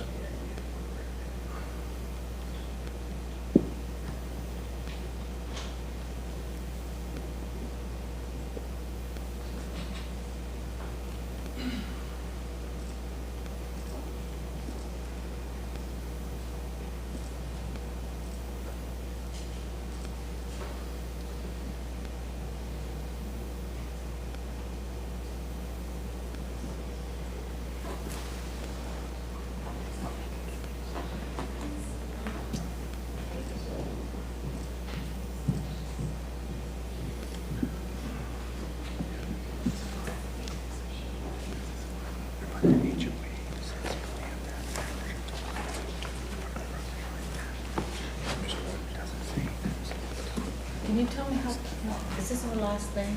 Is this our last? Yes. Until you get to 5 All right, well, o'clock. I can't get into this. You want to take a 5-minute break? What time is it? We've done all the commissioner items? Ten to Yes or five. no? Yeah. Yeah. Did we get to you? Yep, everything else is done. Yeah. Yes. Right. You want to take a 5-minute break? What's going on back there? Don't know. Let's take a 5-minute break. Wait for Seth.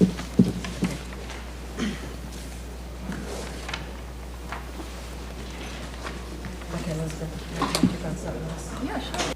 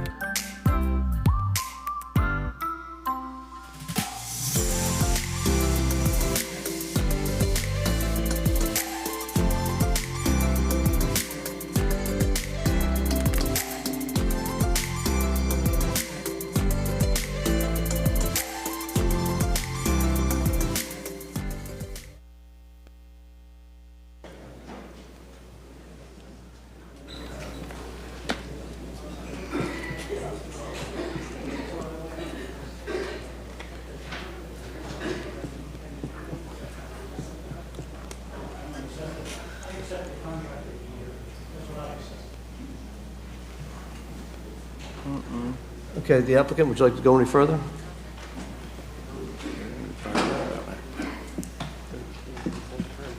Yeah.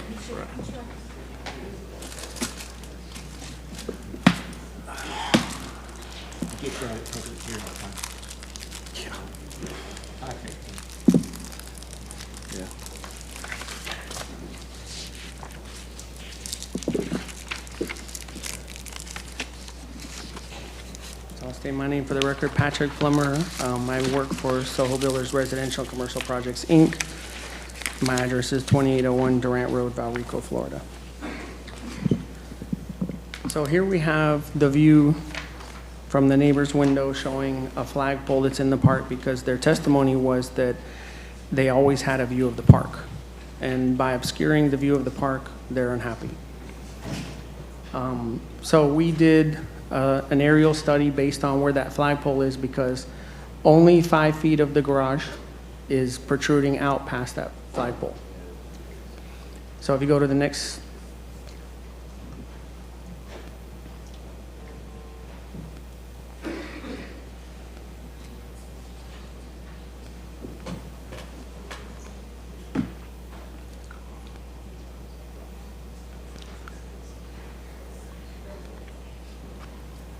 Okay, so we drew a straight line of sight to that flagpole, and we drew a cone of view of what you would have to see the park. And so from their straight line of sight to the flagpole, you can see that the other house is on the block up to the corner. That guy couldn't see all the way. They would have to see significant amount of view back from the flagpole, not just the 5 feet. And so the next slide, we show if the house were 5 feet back, what their view would be. And even if the house were set 5 feet back, they still would not see the park. We can see the next slide.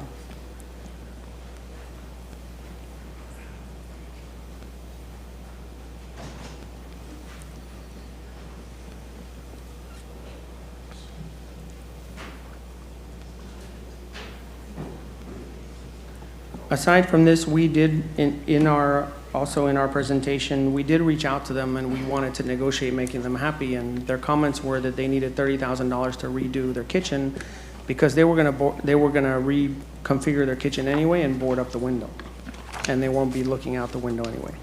We offered to pay for the new kitchen, but to supply our cabinet installers and our accounts at the cabinet makers, so they wouldn't pay $30,000 retail. And we estimated that the kitchen would cost approximately $10,000 to do with our cabinet installer and our materials. We tried over and over throughout the week leading up to the hearing to come to an agreement, and the night before, they just said that they wanted $15,000. So we just felt that we wanted to make them happy. We just felt that what they were asking was not an honest attempt to remedy the kitchen, although in hindsight it does, if that's what would have made them happy, then that should have been the priority. So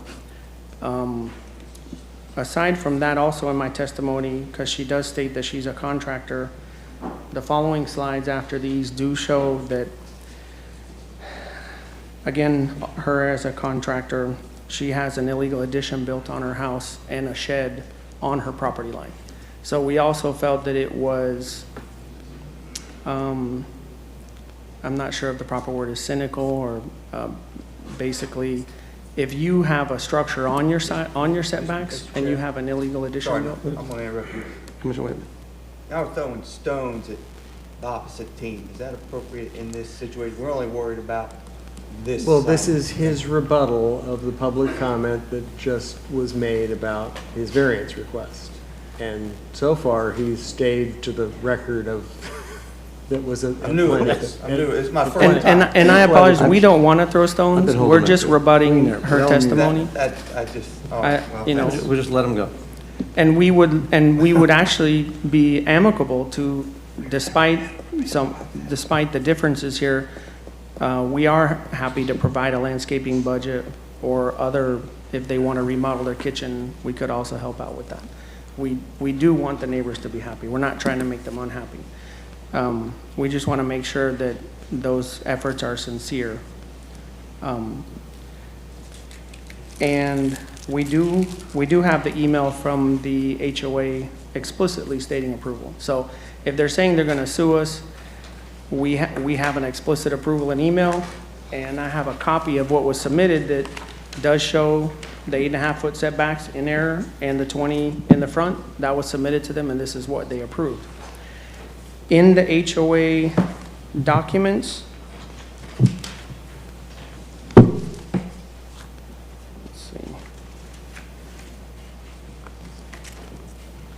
in the HOA bylaws, it actually states the setback requirements on Front Street and Side Street shall be on average of 25 from the property line. It doesn't say it has to be exactly 25, it says on average. And if you look at the site plan, again, we do meet those averages because only the 29 feet of the garage protrudes past the 25-foot point. The rest of the home is the difference of 73 feet minus 29. 46, 40, sorry, let me try to do this math. Was that information in the record, Mr. Plummer, that you're presenting right now? Yes, it's a matter of record that the house is 73 feet wide, then the garage is 29, and the remainder is 44. So these 44 feet meet the setbacks, these 29 feet do not, and that represents 39% of the front of the house. And that's why we were asking that if the chief engineer on record stated that the county shared 40%, we're only asking for that approval of those 29 feet of the garage. In closing, as the Board of County Commissioner, I believe, is allowed to set conditions. If you're so inclined as not to approve the appeal, we would ask that you approve the appeal with the condition that we cut back 5 feet of the garage. We'll cut the whole front of that garage back 5 feet. The sides of the house, under the Land Development Code, allow averaging, so we should only have to modify the front of the house. The averaging of the side setbacks is not in the record, in the Planning Commission. Okay. So we would ask the Planning Commission to approve it on the condition, if they're so inclined as not to approve it otherwise, that we modify the front, that we submit a revision to the county, and we cut off the entire 29 feet long, wide, set it back 5 feet, in the interest to resolve the matter. Okay, And say that again? You would So- move the garage front back 5 feet. we will cut off 5 feet of the garage, the entire width of the garage.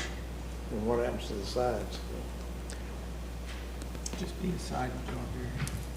The sides are something that would render the house unusable because the left side is entirely a bathroom, and all the bathroom spaces, it's where the toilet is, it's where the shower is, so removing 1.5 feet would make the area where the toilet is, it wouldn't meet code. The depths of the shower wouldn't meet code. The bedroom would go from 13 feet to 11.5. And it represents a major modification, far above. Mr. Chairman, this block construction? Block construction. The whole The block? whole, yes. So we are open to cutting back the entire front of the garage, which is what is upsetting the neighbor's view. And we can also do the gutters, the culvert, and landscaping. The problem with Mr. that. Starkey. Yeah, the problem with cutting that, will it now be recessed behind the other part of other garage? I mean, so that you're not gonna have 35 feet of straight garage going across? Well, the garage itself would be a 29-foot wide two-car garage. That's not what I'm asking. If you okay. cut off 5 feet, it becomes recessed behind the other garage door? Or are you talking about both garages? Both.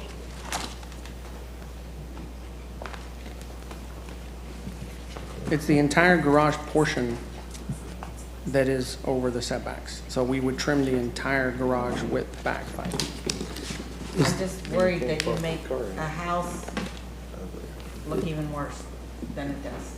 Is the rest of the house meet the setbacks in the front? The other 44 feet, I believe they're within an inch to an inch and a half. Like if it's 25 feet, it may be 24 feet, 10 and a half inches or so. I believe it's just about it. And I have asked the surveyor to go back because their instruments are, calibrated to an inch. So it could be a half inch, it could be an inch, inch and a half. So we're just really close on that. So the one neighbor still has the one issue with being close to him. Only the neighbor on the right has an issue with. Is that the same one that has the view issue? Yes, and that would be resolved. Chairman, are we allowed to ask if that's a sufficient? Well, let's let him fix to finish. the neighbor, or- Well, let me ask you this. So sadly, you don't have an agreement with them. Have you talked to them about these provisions to the neighbor? No, but if, we did initially, but since then we have not, and so. Let's do this then. We got a 5:15 start for the budget. Let's let them go to the other room, see if they can come back where everybody can agree. And if they can do the drop back of from the 20 feet to the 25 feet, and they can make them appeased with the setback issue that they have to decide, we can consider that. Can you put a car in the garage after they fit it back 5 feet? Who knows, but I think they get room behind that they could actually go if they wanted to. Remodel that. They'd have to remodel the whole side. The buyer has a compact car, and he states he'll buy the house with a reduced garage, and his car will fit. All right, I'll let you go with the neighbors, and let's take a break on this. We'll take a 5-minute break so we can get the paperwork together. We'll start our 5:15 meeting about 5:18. Is that okay with the board? Yeah, I do want to throw out one idea. I could take a picture of my house and send it to you as you're having your deliberations. So knowing that in Florida, people don't usually park their car in the garage, but they put all their stuff in it. When we built our house, we built an oversized two-car garage, and then the other side, next to that is a carport, so it's open. And I'll send you a picture, and maybe that's something to think about, is that you. So we did speak to the HOA and say that if the board approved, if the planning commission approved a carport, we would make it a carport and just put a column there, and it wouldn't obstruct the view. Yeah, I love it. However, the representative from the HOA did not collaborate our discussions. We're not sure why, but they said that carports are not allowed in the HOA. So we, according to what we understand, the HOA will not allow a carport. We did suggest that. All right, we've got a room downstairs. between you and HOA. You guys can go downstairs, there's a room to the side, right across the receptionist to the right-hand side. If you guys want to get together and talk, that's great. We're going to have our 5:15 meeting as soon as we can get all the paperwork passed out. It's 5:15?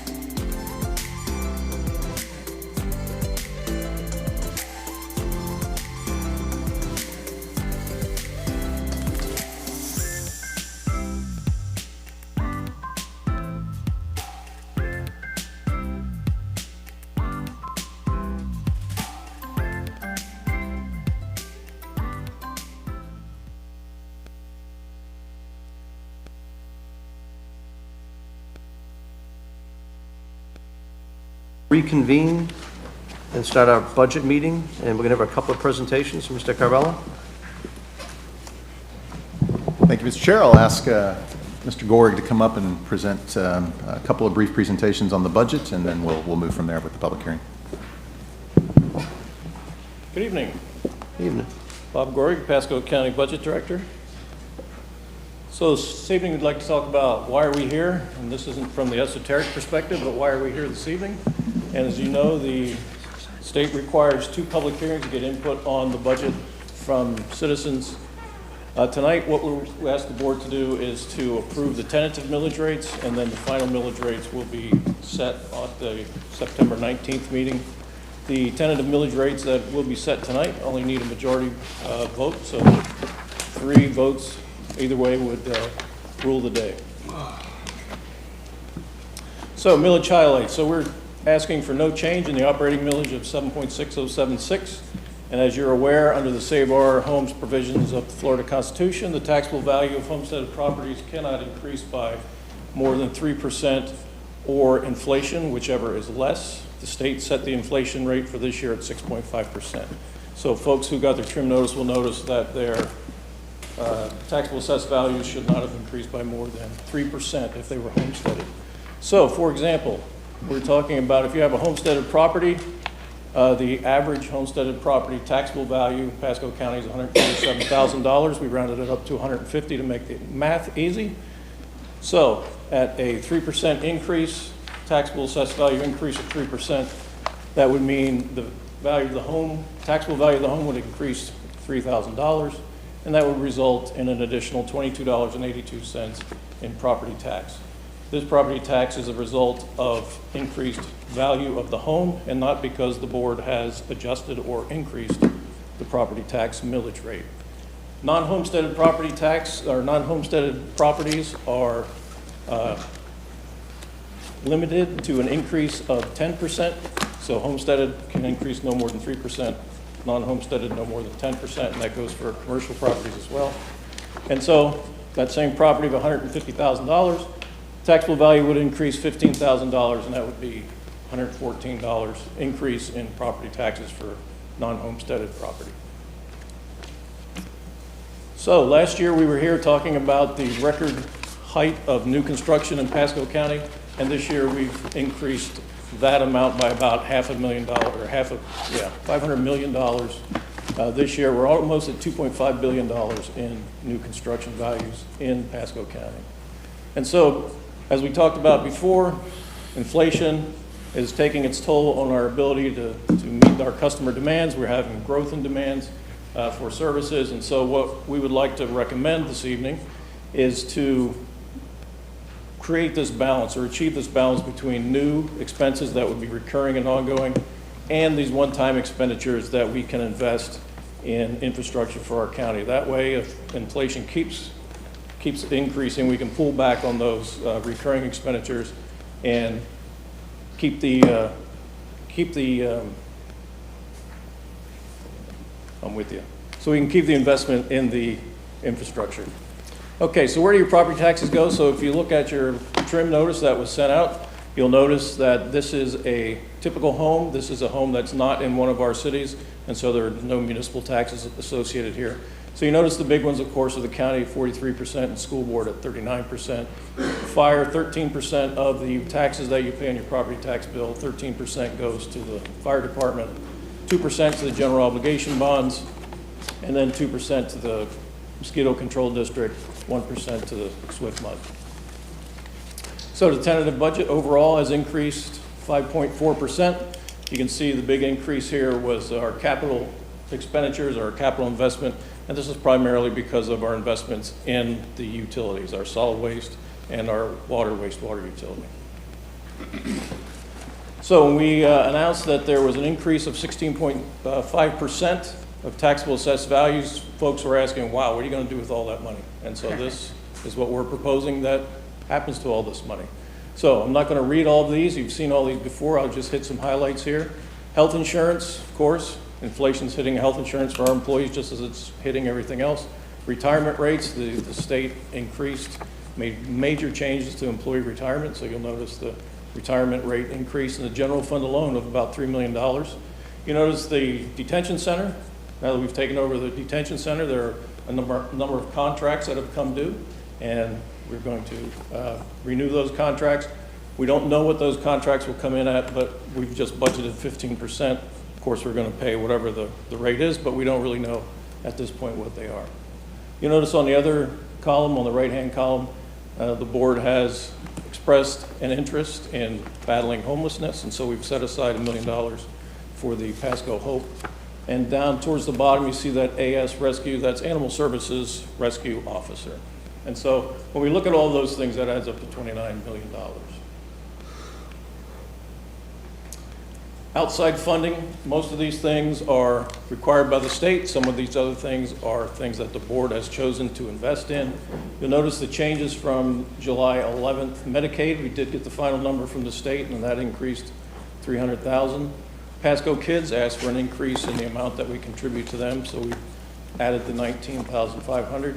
And then United Way. So we added $20,000 for the emergency sheltering on behalf of the county, and then United Way asked for $65,000 increase in their annual funding just to keep up with inflation. So we also have a number of investments in our capital projects. The first one there, buildings. So we're investing in our facilities to the tune of about $4.7 million. IT hardware and software. So in order to stay ahead of the bad guys, we need to invest about $1.4 million there. Athletic field renovation, so $300,000 per year, allows the county to renovate about 6 ball fields per year. We have park maintenance of $1 million per year, and we started that program 2 years ago so we wouldn't get in the bind, get in that position where we were in 2018, which we had a whole bunch of deferred maintenance in our parks. And so hopefully that $1 million will allow us to keep ahead of all the maintenance that we need to do. And you can see for most of the rest of these, they are funded by the ARPA, that's the federal stimulus program. And then finally, Premier Healthcare asked the county to pitch in and help defer the cost of their new building. And so we've included $250,000 in the budget per their request. Constitutional officer recommendations here, we have the clerk and comptroller. You'll notice that increased from $6 to $8 million.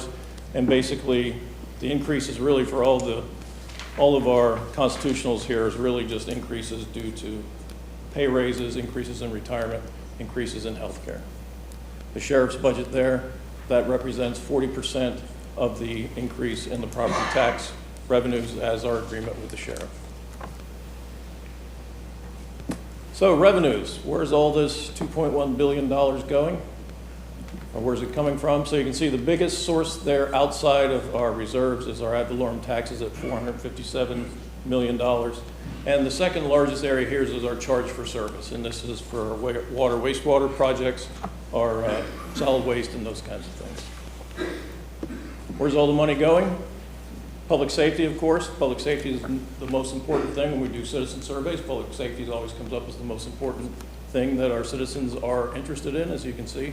Public safety is number one on our list of funded projects.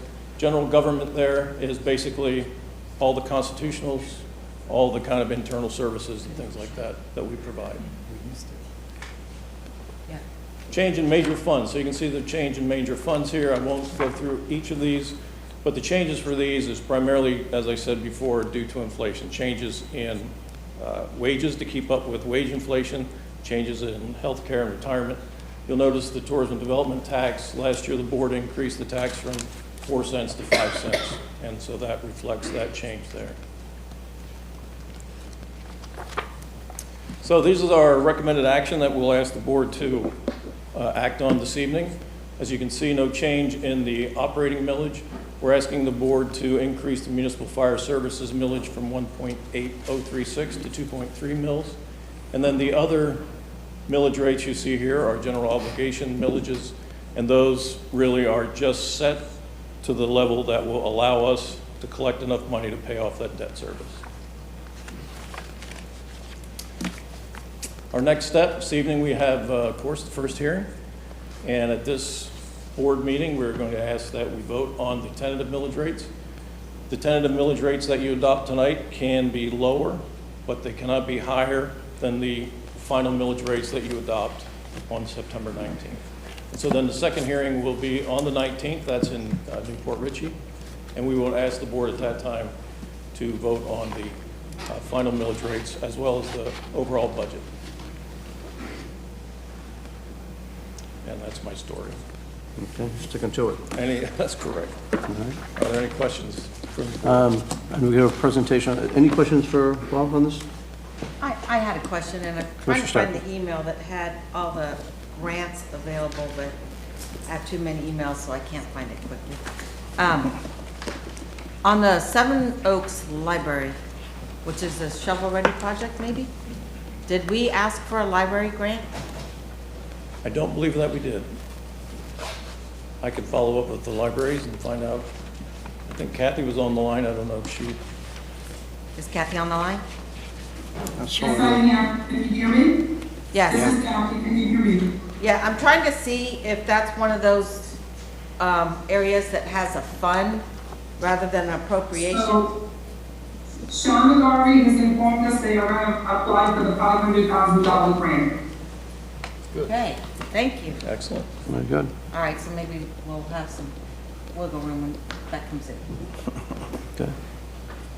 All right, now we're going to do a presentation on the MSTU as well? Yes, sir. Okay. There's an MSTU presentation here.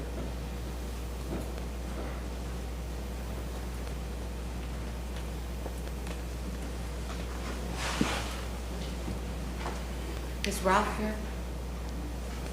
He's in the back. Ralph, could you resend me that email, please, with the appropriations?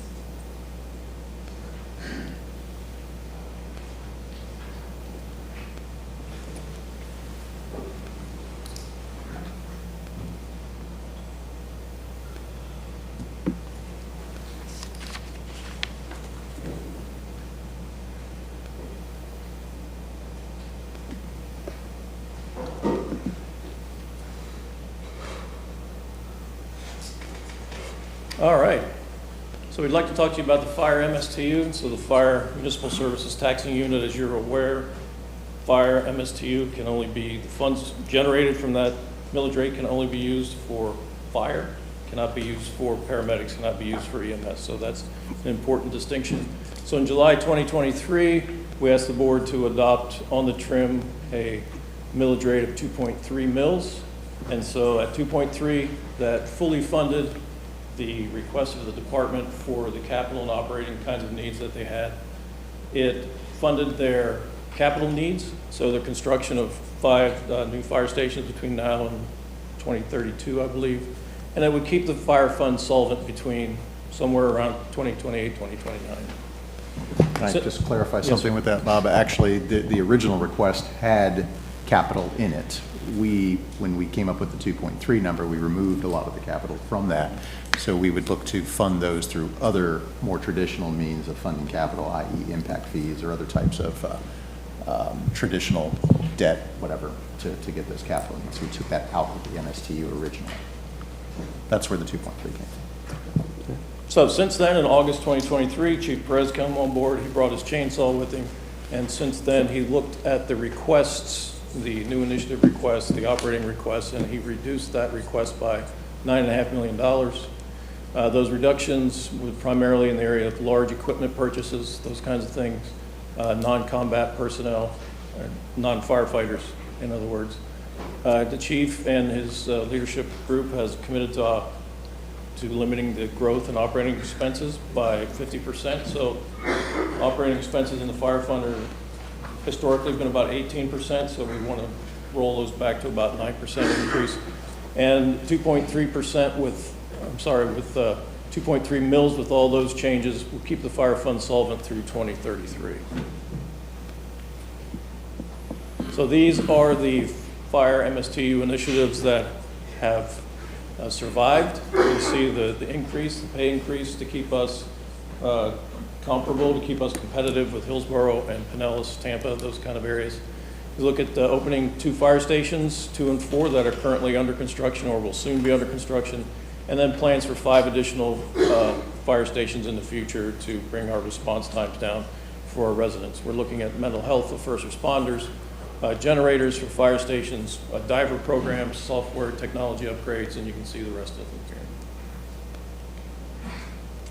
So our tentative millage recommendation, the Government Finance Officers Association recommends strategic planning, a long-range planning horizon for financials in the 5 to 10 year horizon. In Pasco, we've adopted a 10-year planning horizon. That planning horizon keeps your focus on kind of the long range, and you can see what changes you've made today, what impact they have on the long run.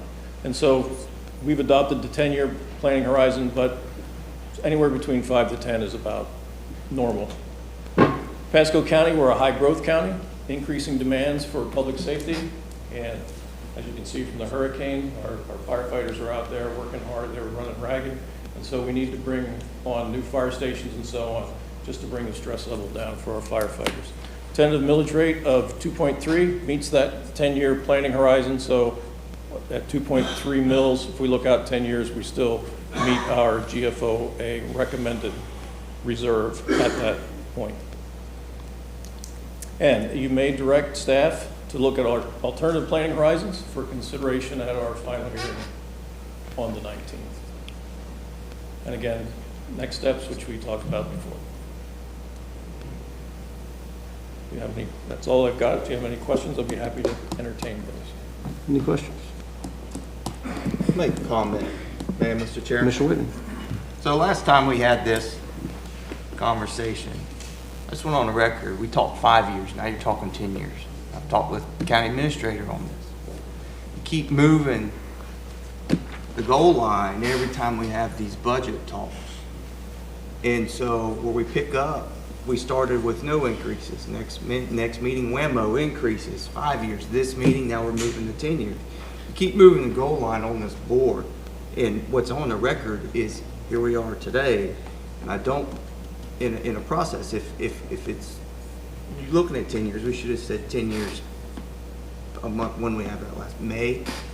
So I just, transparency within this process of what exactly we're doing. I know thoughts evolve, and as we get through this cumbersome process, things change. These are big jumps. And it frustrates me trying to keep up with it, and with the citizens out there as busy as they are with their families. I just need to have be more clear with them, in my opinion. Commissioner Whitman, you bring up a good point. I will tell you, with talking to Chief Perez, after him getting in there, he told me of several things he looked at, saw some savings, saw some product things to go back, and aggressively trying to trim the budget for as best he can every step of the way.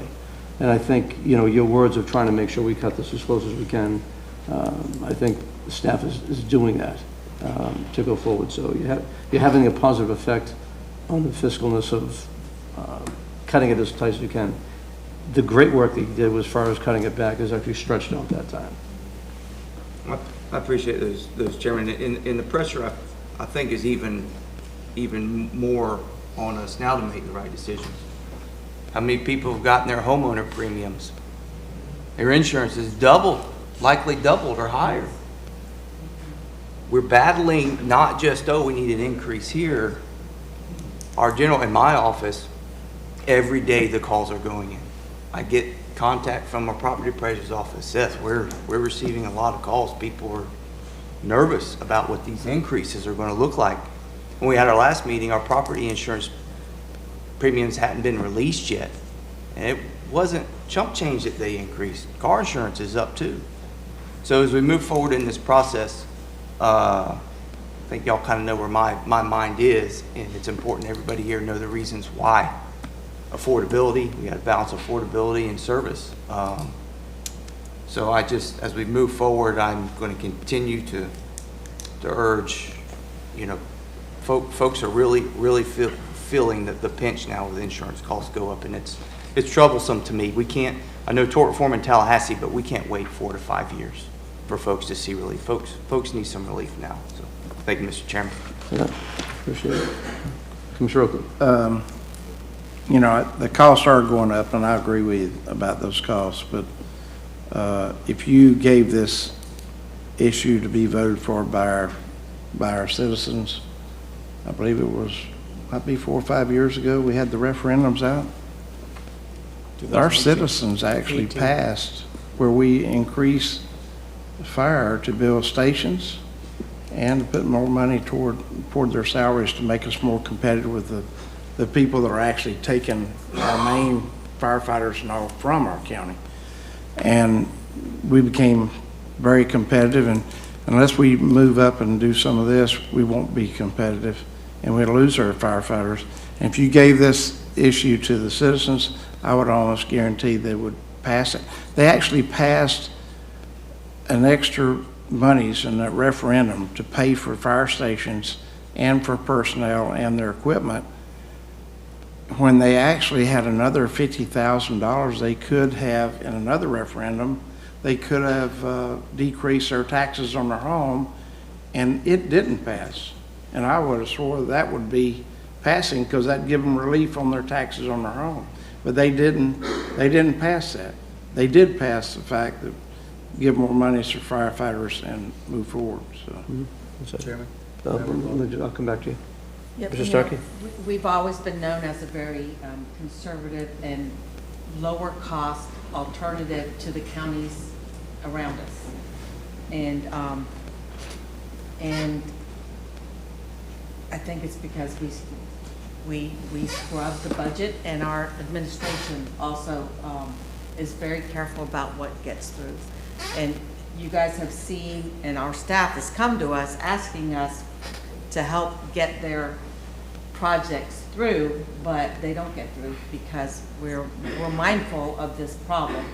I think when you're a fast-growing county like we are, it puts pressures on everything, and all our costs have gone up for the commitments that we've made in the past few years for roads, for infrastructure, and it's really unfortunate that we have this inflation. And I have 2 houses in the county. I'm trying to sell one as fast as I can, but it's only one is homesteaded, so I feel the pain. I feel the pain double. But I agree with you on the firefighter situation. To have it take 18 minutes to have someone respond to a call, it's not okay. That's a life and death situation. And the steps that we're taking today are not getting us all the way where we need to be. But again, we're taking that conservative step forward. And, Commissioner Oakley, we talked about how many things were not taken care of before we were here. Yeah. And we're playing catch up. And sadly now we're playing catch up with inflation. But these are not frivolous things that we're having to vote on here today. And remember that next year we have the PVAS situation coming, and other, do we have the last year of our solid waste or whatever that, 2 more years to go on that. So we're not through the pain yet, everybody. But to kick this can further, I think puts our citizens' health in risk, and makes it harder next year to make some of those decisions that we're going to have to make again next year. So I think we have to take this step. We're not, it's not done easily. The last time that we had an increase here was when we were bleeding law enforcement officers, and it was a difficult thing to do, but it was cheaper to pay our officers more than to train them for 3 years and watch them go work for Tampa, but still live here, because it's cheaper to live here than in Hillsborough or Pinellas County. You can look around, you see all their first responders live here. And I wouldn't doubt that you're starting to see some of our first responders and others moving to Hernando, because Hernando is going to be a little bit cheaper than us, but you're going to drive, and one day they're going to feel this development pressure that we have. But to not take the steps today just makes it more difficult for our citizens' health and safety, and makes it worse next year. Commissioner Whitman. Thank you. I appreciate everybody's comments, but I'm kind of a different mind. with folks with their mortgage rates and the insurance hit that's been on top of them, I think, you know, a measured increase. This is a big bite for folks. I've heard from dozens and dozens of people that have called our office. And to Commissioner Oakley's point, we were a different world when the previous board approved and what the taxpayer approved to fund this program 5 years ago, or whenever it was. A completely different financial world. Pasco was in a completely different place. And, you know, I've said on a record, a measured increase is necessary, and I support raises. But to go the full swing, I'm very apprehensive to what it's going to do to stress the taxpayer in their pocketbook. I really, really am. Thank you, Commissioner Wayman. You know, we're dealing with inflation rates we haven't seen in I don't know how many years, right? And it's not anything we can do about that. We've got people that need to be paid certain salaries to keep playing, otherwise they're going to move to somewhere else. We went through it years ago with the deputies, as Commissioner Starkey mentioned. We had to put a 3-year plan in place to get our deputies up because we kept on losing them. We train them and they leave. Firefighters, same thing. We're trying to keep people here. And as they're going to go to look for what's the best for their families down the road, it's all key. And I think what we've done, and part of this MSTU, which is so critical with the fire MSTU, is we've become a leader in the nation of how we're building vehicles and how we're building stations. I mean, Congresswoman Laura Lee down, hearing about all this stuff, she had come down just to see it. So I think as we and our citizens want us to be, is to go to be premier, we got to get there. But you got to take the steps, and it starts with taking care of the people. And I'll tell you, watching our firefighters out there work with the sheriff's office, going out there saving people, going in danger. One of the stories that didn't come out that I heard was, you know, one of the things we bought a few years ago was a fireboat for safety. Didn't know how often we'd ever use it, but as I said, if one life would have been done. Well, they're down in Tower Drive when I heard there was an explosion, hasn't been verified, and the explosion was there. The fire happened like instantly.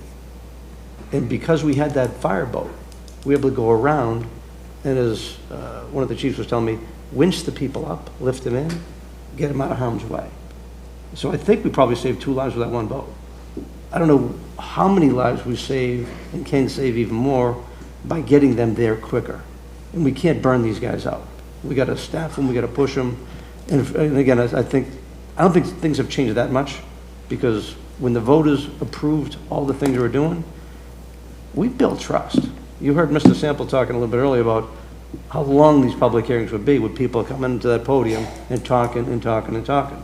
And years ago, we started doing presentations, and Mr. Gurr, you were very helpful with that.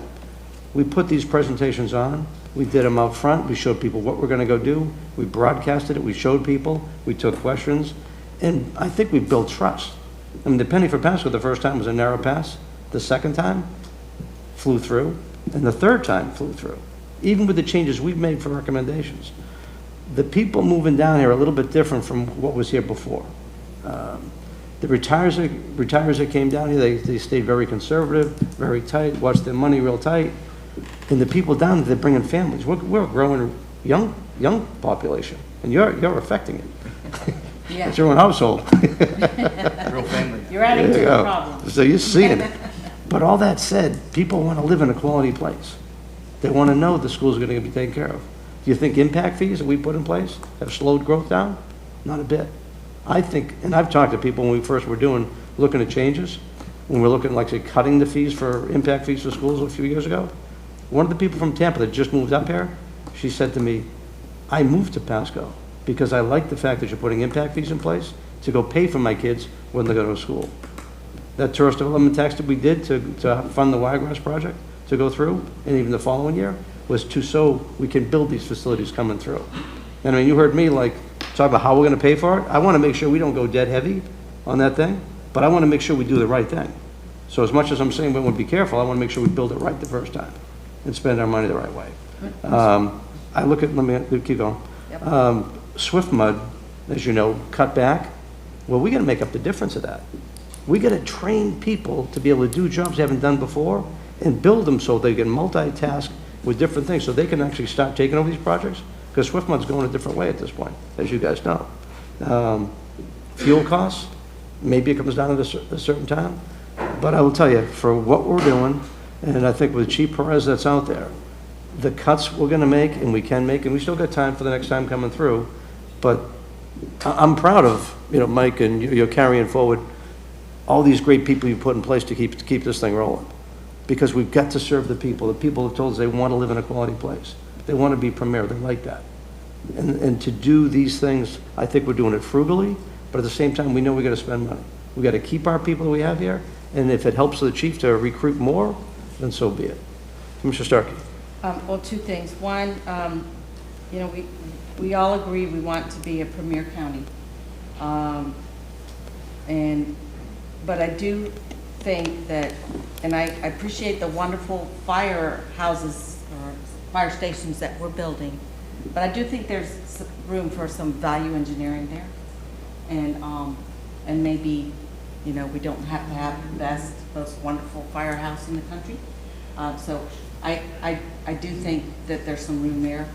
But what I'm really looking forward to, and where we have, in my opinion, dropped the ball, is applying for federal and state grants. And so I think we have the biggest opportunity to help our citizens if we would just start asking and getting that part of the house in order. Because as I told you, when I was in Washington, and I'm in there with the other counties, and they're thanking their senators, Scott and Rubio, for all the help that and all the money they brought back to their counties. We just haven't been doing that, and historically ever in this county. So I know we have a plan. Did we hire a grants person yet? Or I know we were close to one and that went away, but.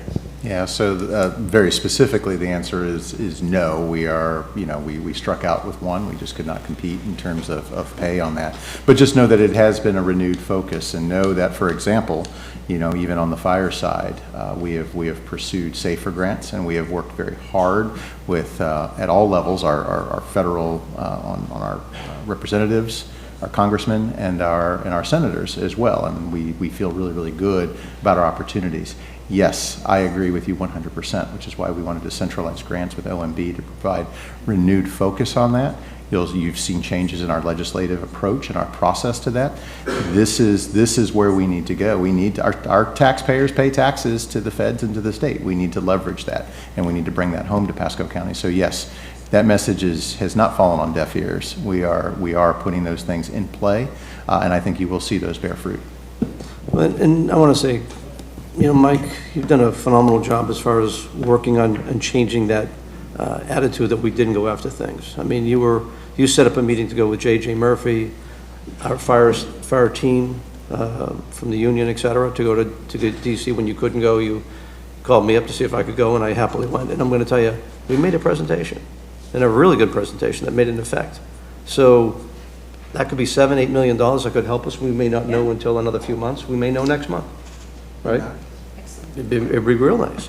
But one of the things we told them, and one of the things we sold them, was look at what we've done for our fire stations, look what we've done for the firefighters, even our vehicles that could be getting national accord, that we're doing the right stuff that I think put us in a good position to possibly get that grant. But, one of the things that, Mike, you've done as well, with stormwater, I mean, David Sewer and Company, they went out and got this giant grant for over Jasmine Lakes and whatever, to do that whole thing with the F2A plant was, to go get that funded. That was like, what, $8 million? A ton of money. So I'm going to say, Mike, thank you for keep on pushing for these grants, because the people want it, and you've heard us say we want it, and you're doing it.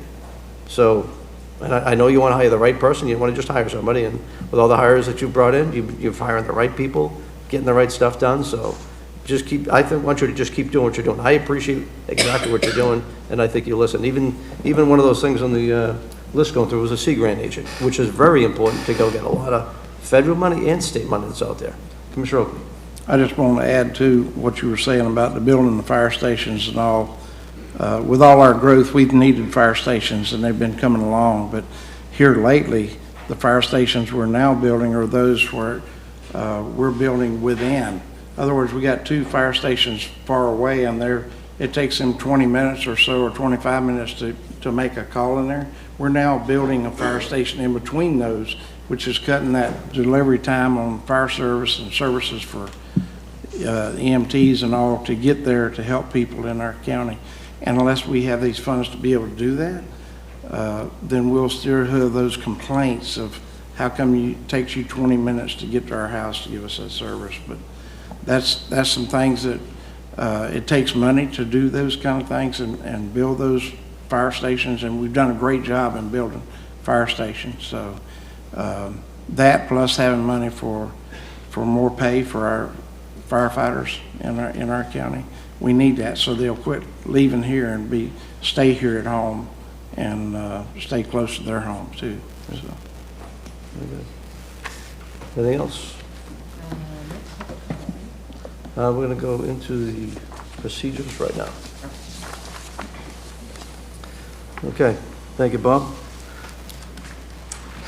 This is the first public hearing to adopt the fiscal year 2024 budget for the Board of County Commissioners of Pasco County, Florida. Citizens will be provided an opportunity to speak during the public comment portion of the hearing. Mr. Gurry, do we have proof of notice for this meeting? Yes, sir. Notification for this meeting was provided in the trim or truth and millage notice mailed to each property owner. In accordance with the Florida statute 200.065, the first issuance to be discussed is the recommended millage and percentage changes from the rollback rates. Thank you, Chairman, members of the board. The aggregate millage rate as advertised in the trim notice was 9.8305 mils, which represents a 13.16% increase from the aggregate rolled back rate of 8.6876 mils. The reason the aggregate millage rate is higher is because the total taxable value increased between last year and this year, generating additional revenue levied for the same millage rate. Table 1 in your handout shows the millage rates for the various county levies and a comparison of the recommended millage rates to the rollback rates and the prior year adopted millage rates. Rather than read this chart into the record, we have provided copies to each commissioner and board records and members of the audience. Tonight, I would like to ask the commission to adopt the tentative millage rates and total budget. The millage rates adopted tonight are the maximum allowed by Florida law without mailing each property owner an additional notice. The board can reduce the millage rate tonight through the final hearing on September 19th, 2023. However, the millage rate cannot be increased. Later in the meeting, should the commission wish to modify the budget, we ask that staff be directed to return on September 19th at the final public hearing with the desired amendments. I'd like to give a brief summary of the general fund and transportation trust fund budgets, stating the tentative millage rates, the percentage change from the rollback rate, and the reasons for this change. The tentative millage rate for the general fund is 7.6076 mils, which is a 10.24% increase from the rollback rate of 6.9010. The tentative millage rate is the same as last year's millage rate. The county realized a 16.5% increase in taxable assessed values over the past year. Compared to the current fiscal year, the tentative general fund expenditure budget represents an increase of $40.2 million. The main factors for this increase include fully funding the sheriff's budget request, including 10 additional deputies, funding for the presidential preference primary, operational expenditures for the expanded detention center, fully funding 5 additional code compliance officers, and a wage increase for board and constitutional officer employees. Prior action by the Florida legislature eliminated the requirement for mandatory transportation ad valorem tax.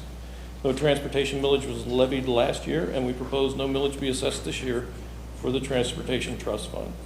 I ask that the board accept public comment and then vote on the general fund and the Transportation Trust Fund millage rates and associated budgets. The minimum vote required to levy the general fund millage is a simple majority or 3 votes according to our maximum millage rate calculation. Thank you. Does anyone wish to speak to the board regarding the general fund and transportation trust fund? Anyone from the public?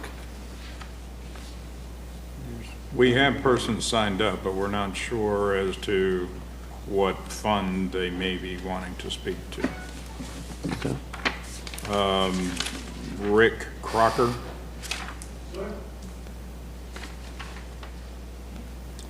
Mr. Crocker, if you give your name and address for the record? Rick Crocker, 32646 Wesley Way, Dade City. Okay. Go ahead, sir. I'm not sure if I'm the right venue or forum, but I was very impressed with Mr. Mariano earlier today about suggesting the other two to go down to the other office and try to work something out. That's great. But it's not why I'm here. I know where you're going. I'm here to talk about the millage rate and the taxes that are forthcoming. I listened to Ms. Stockey talk about, this isn't even the worst of the pain. I'm 13th generation where I come from. I'm not from here. You can hear me. I've been here 10 years. Some of you know me. I just am nervous that I won't be able to retire here and afford. I mean, I'm looking at this paper. My taxes will go from $4,300 to almost $6,000. It's crazy. I watched it happen in my own community. You know why? Our family-owned land. We sold it. What do? We went and built roads on it. We got paid to do it. We got off the board of selectmen. We got off the police departments. We got off the fire departments, volunteers. We gave it all up. I wish we never did. I know there's good people sitting in front of me, and there's good people behind me. We got to use common sense. Nobody will begrudge that a firefighter or a police officer absolutely should be paid a living wage and then some. That's not what I'm here to talk against. There's got to be other ways. I'm encouraged to hear the federal grants, but let's look at those before we go and vote ourselves into some submissive culture that we can't even afford. I'm telling you, I watched it happen. Real time. That's all I really have. I don't want to belabor it, but please, I'd urge you guys to look at lowering the mill rate or something to help people, to Mr. Whiteman's points. This is serious. And I'm fearful that this county goes in the direction that my own town, that was founded by my relatives, will go. Thank you. Thank you. Where are you from? Cape Cod, Sandwich. Where? Sandwich. Cape Cod, Oh, Massachusetts. Cape Cod. Nick, and I apologize, I'm having a little trouble reading your last name, Trownell. I don't know if it's explained that a large part of this increase is the mill from the school district. And mosquito control. The mosquito, yeah, not us. Let's Ours is very, do then the rebuttal later on. We'll talk after that. Nick Jumas, 1831 Dennison Road, out in Odessa, so I had to hump it a little bit to get here. I'm from Chicago, so as y'all know, taxes up there are a lot higher. I don't think anybody's here to speak for the increase, right? I think we'd probably have to get our heads checked if that was the case.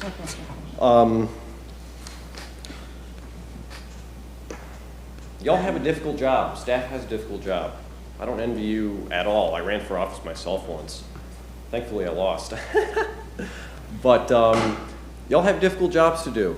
I really don't envy you. But we don't hire y'all to do the easy things. We hire y'all to do things the hard way. Anybody can ask for a tax increase. That's easy. I can run for office and say I'm going to raise people's taxes. You know what I'm saying? Anybody can do that. I really don't see what we're going to be missing out on if we don't raise our taxes. I moved here in August of '99. Maybe people weren't calling Pasco a premier county back in August of '99, but I certainly thought it was a premier county. Y'all are not responsible for all of the increases on our bills, only a small portion. But I will say that if every agency votes for the proposed budget amendments, my taxes are effectively going up 25%. That's a lot of money. I just bought my house last year. The last guy paid $2,000 in taxes every year. Now I'm being asked to pay $5,600. I'm 31 years old. I was raised in Pasco County. I was educated in Pasco County, and I'm looking at leaving. I don't want to, but there's a large cohort of people like me that are going to leave. And we're going to be, what, stuck with retirees that have big pensions from up north, and everything becomes corporatized. We build another Lowe's in an inconvenient location, which is going to cause way too much traffic. We argue over the 30-foot lots versus the 40-foot lots versus the 50-foot lots, and we just tax our way into a corporate society that we already can't afford. I mean, I don't see what we're missing out on. For the last 4 years, everyday Americans like me have woken up and life has gotten more expensive. Every single day, as Mr. Waitman was saying. It's everything. I know. You know, I work with the school board, Penny for Pasco. I'm the chairman of the Capital Finance Committee over there. We're having discussions on bonds and tax increases and all that fun stuff. And you know, I'm afraid of what I'm going to say in the meetings over there, you know, because education is important to me. But I do know that government is not here to solve everybody's problems. Not every circle can be squared. Not everything can be shiny and new. Sometimes we as a society have to suffer and have less so that we can prosper privately. Government's job is not health, safety, and welfare. Government's job is to build a venue for business to happen so that you guys can have, you know, tax revenue. If we squeeze ourselves, we squeeze the lemon dry, we're going to end up harming ourselves in the long run. I appreciate your time. Thank you very much, Commissioners. It's in your name. Chris Stebbins. Nope. No. Nope, can't do that here.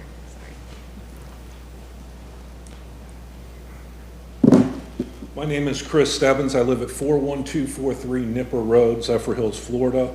I'm here to protest the proposed budget increase, represent myself, my neighbors, and my fellow citizens in Crystal Springs, and to let you know that we know exactly what you're doing and you're not fooling anyone. It's bad enough I have to pay $3,000 a year, which isn't that much compared to him, for a mobile home that I own outright on my own land that I own outright, without you coming to me and saying, that's not enough. We need 25% more. Not enough? Yeah, we can't keep up with the potholes, and we need to build schools, and we need to hire more firemen. Inflation is killing us. You're going to lecture us about inflation. You know what we're expected to do when inflation hits us? Tighten our belts, cut costs, and do more with less. That's what we're expected to do. What you are asking us to do is no different than us going to our employer and saying, inflation's killing us. I need a 25% raise. You can't fire us, and I need it this Friday from now on. They would look at us like we were insane. You can't even do more with more. Housing prices have doubled in the last 5 years and doubled in the 10 years before that. A house is 4 times as expensive as it was 15 years ago. So 15 years of 3% cap for us homeowners, 15 years of that. That doesn't include the commercial, business, rentals. They all got to pay whatever you tell them to pay. There's no cap for them. So 15 years of exponential growth going into the coffers of this county, and you're coming to us and telling us it's not enough. We need 25% more. It's outrageous. You know what roads and schools and firehouses are? Impacts from overbuilt sprawl, of which you are the overseers of. You don't think $200 million a year in impact fees is enough to make ends meet? I got news for you. If you think you can't make ends meet with that, double the impact fees, triple them. That'll stop the sprawl. You're probably looking at me like this poor soul doesn't have a clue. What does he expect us to do? You know what I expect you to do? What everyone expects us to do. Do more with less, tighten your belt, and cut costs.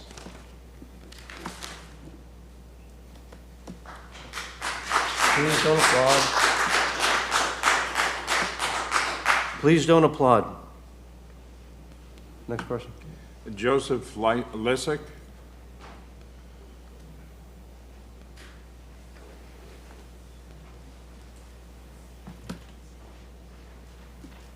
Joe Lisak, 4940 Marlick Drive, Newport Ridge. Well, bought a house down there 7 years ago. It's not homesteaded like hers. I own another one. Like to retire there someday. Came damn close to flooding last week. Inches away. I heard you mention you had these boats to go and save people. They're told to get the hell out. They should have. Should have listened. Agreed. We knew it was coming. Okay? My taxes, when I first bought that house, in 7 years, have gone up 121.2%. Modest 2,000 square foot home. Your proposal, you want me to pay over $9,000 a year for that home. That's kind of stupid, don't you think? It's nuts. $9,000 a year. Home was built in 1972, still reflects that age. Has not been upgraded. I don't have stone countertops and all that fancy stuff in my house. Over $9,000 a year you want me to pay. Can't even buy flood insurance. Can't buy it. Well, yeah, I can, $13,000 a year. Homeowners is over $5,000. What do you expect us to do? Y'all want raises, we don't get raises. We want to retire someday. Living on a fixed budget like everybody else here. What do you expect us to do? Just give up? Because you're going to have people moving. They're going to move the hell out of Florida. Our taxes, you got your politicians up there in Tallahassee did nothing for us last year. Not a damn thing. Nothing. Zero. You still got people from the last hurricane last year that haven't been paid yet. Insurance companies are leaving. Or they're just flat out not paying people. Then you got to sue them. That's sad. You got to sue your insurance company to get your house fixed, don't you think? Got to do something about this, folks, because I'm not going to put up with it. I'm ready to go all the way. Whatever has to be done to get it changed. Thank you. Roxanne, you had signed also. Are you waiving? Okay. Joseph Wells.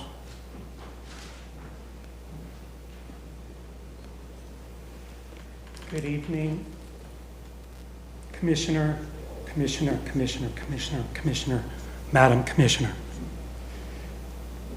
My name is Joseph Wells. I live at 12419 Wild Turkey Lane, Hudson, Florida, 34667. What a great road name. Sorry. Well, it would be if you could afford it. Wild Turkey. There are a lot of things I want to say, but I'm just going to cut to the chase with the ones that are on my mind right now. In addition to what everybody's saying, these costs, they are killing us. I'm 62 years old. I can't retire at 67 like the government says that I should be able to. I got to wait until I'm 71, at least.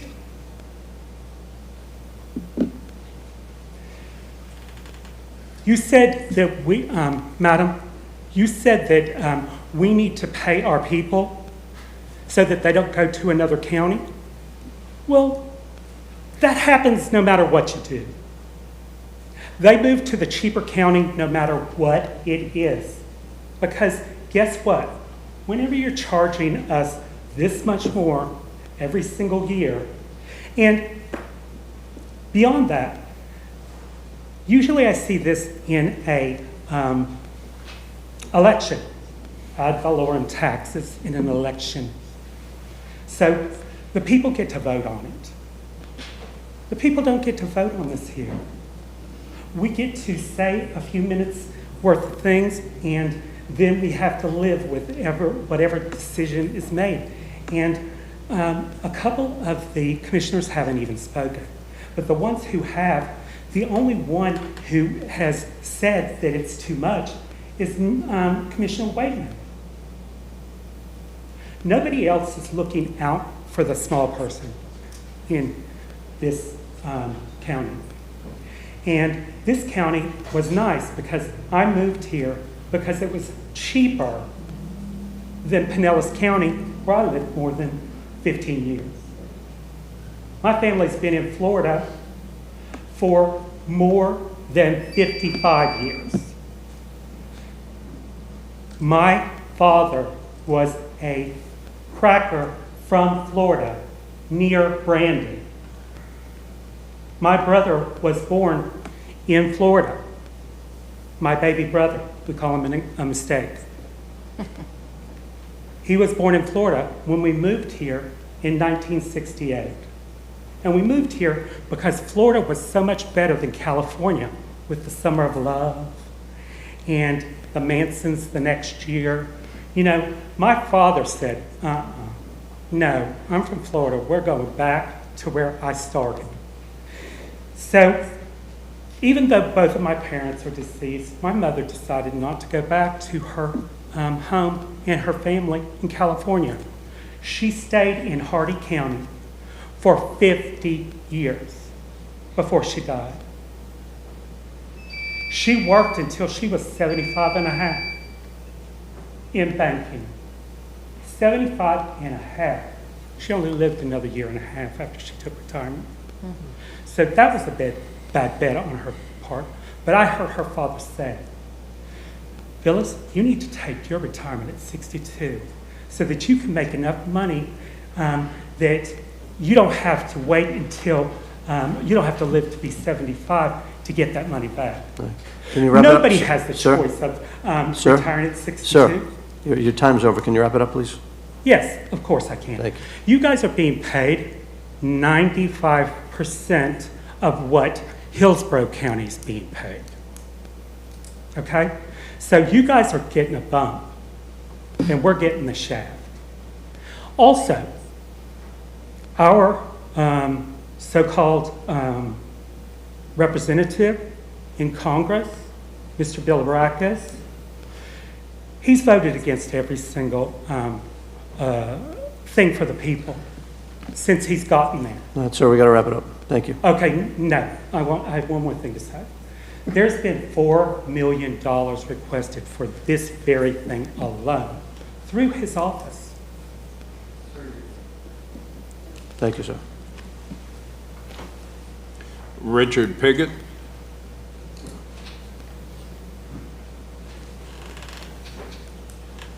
My name is Richard Piggott. My wife and I live at 5513 El Cerro Drive, Newport Richey, 34655. I was trained as a CPA, and I also am a certified financial planner. The transparency that you give the public between a millage increase and capital and expense accounts don't give me anything to comment on.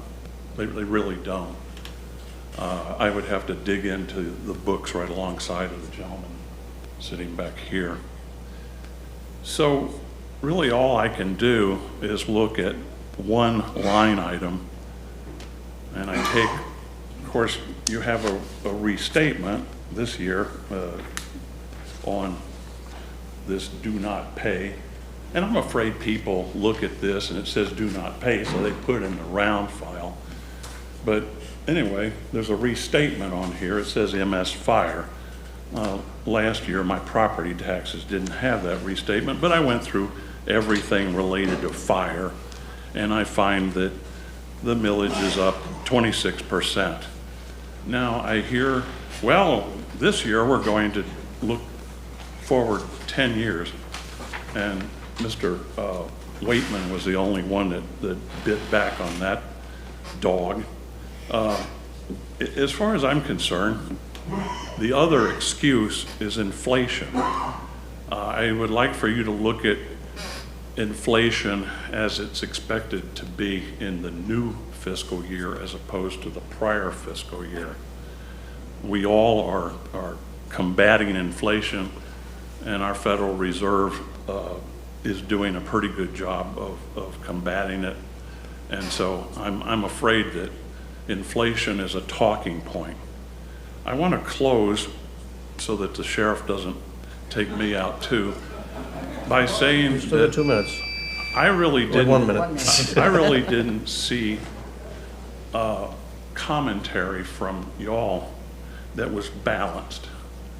A balanced commentary says we are doing better things in this county and we're doing it affordably. You're all taking victory laps for how much money you got penny for Pinellas back when, and this, that, and the other. So all we're left with is making sure that Mr. Waitman stays, but you and you and you, you're all gone. If I have anything to do with it, I probably don't, but so there's that. And then we have to move to Hernando because this is unaffordable. Thank you. Mr. Chairman, that's all that have signed up in advance. Okay. It's okay, you don't have to. If anyone wants to speak, you can just, this gentleman go first, and whoever wants to speak next, line up behind him. Hello, my name is Jose Roldan Jr. I live at 40040 Lindbrook Drive in Zephyr Hills, 33540. I'm talking on my dad's behalf because he's 83. We own a lot of rental property. We own a total of 6 homes. My dad lives in 1 and 4 duplexes, so 13 rental units. When I saw the first slide that you guys had up there, they said homestead would only go up about 3,000 and non-homestead would go up 15,000. So the non-homestead, 19,000, 44,000, 27,000, 23,000, 21,000, 20,000, 47,000, 47,000, and there's a little bit of change to that. So when I tallied all these up, it was about $247,000 that the property values increased. I understand property values have to increase. I mean, look at Zephyr Hills. I mean, we're booming now. But $247,000, what this means to me is if you adopt the budget, we're going to have to pay $22,186 and change. If you don't adopt the budget, which I hope you don't, we're going to pay about $18,000. Last year we paid about $18,000, so it would stay the same. But unfortunately, with the cost of insurance going up, this year alone from January to basically now, we spent $70,000 cash to renovate some of the people that when they left the property, we had to fix it all up. That's money that it'll take years for us to get back. But I don't understand, if you had up there, it's only going to go up $15,000 for non-homestead. Why did 2 of them went up $47,000? That's just outrageous. And these are in, I would say, the slum of Zephyr Hills. So why $47,000 in some of the slums of Zephyr Hills? This is outrageous. I understand all these people's pain with all these taxes going up. How are people supposed to afford to live? I like what he said. You know, to me, he's on our side. I don't know so much about you guys. I don't really know, but from just listening to you, madam, and you, sir, I don't think you're on our side. And to keep these taxes like they are, it's really going to cripple people. What's going to happen is, my dad wants to sell these, but this is my only source of income because I take it over. Stuff like this from rental properties is going to affect not only my tenants because I have to raise the rates, which I don't want to do, but then you're going to have corporations come in and take all these homes, and then you're going to have a corporation run an entire community because you guys want to bring the taxes. And I propose that you do not adopt this proposal because it's really going to hurt not only me, but everybody else that's wanting their taxes to not go up. And I do appreciate your time. Thank you. Thank you.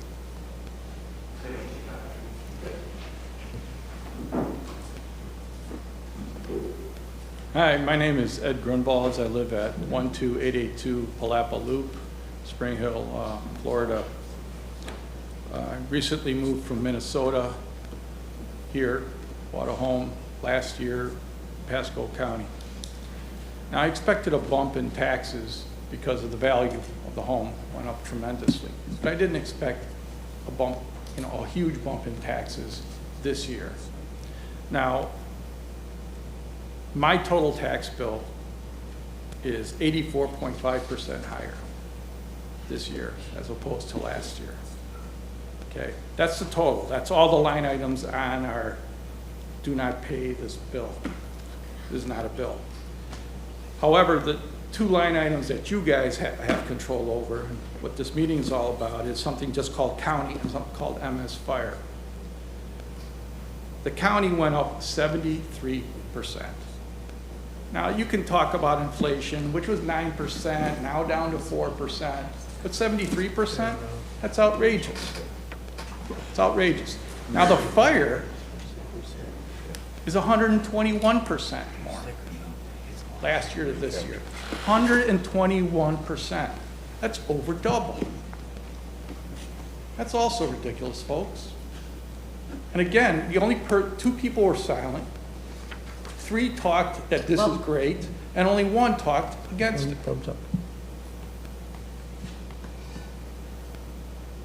That's going to show up in the voting booth, folks. It is, if you care about your jobs. I mean, it's ridiculous. It truly is ridiculous. I actually went to a city council meeting where they raised, in 2010, after the financial bust, they raised property taxes 6%. I thought that was outrageous. I went back and I talked to them. They went back and huddled, went back and they raised 4% the following year. They went under inflation. So they heard me. I don't know if you guys are going to hear me, but it's about time you listen. And I'm only here 1 year. These people have been here for longer. At least everyone has talked. So I have 40 seconds left. I yield my time to the next speaker. That's all we have signed up in advance. Anyone else want to address the board?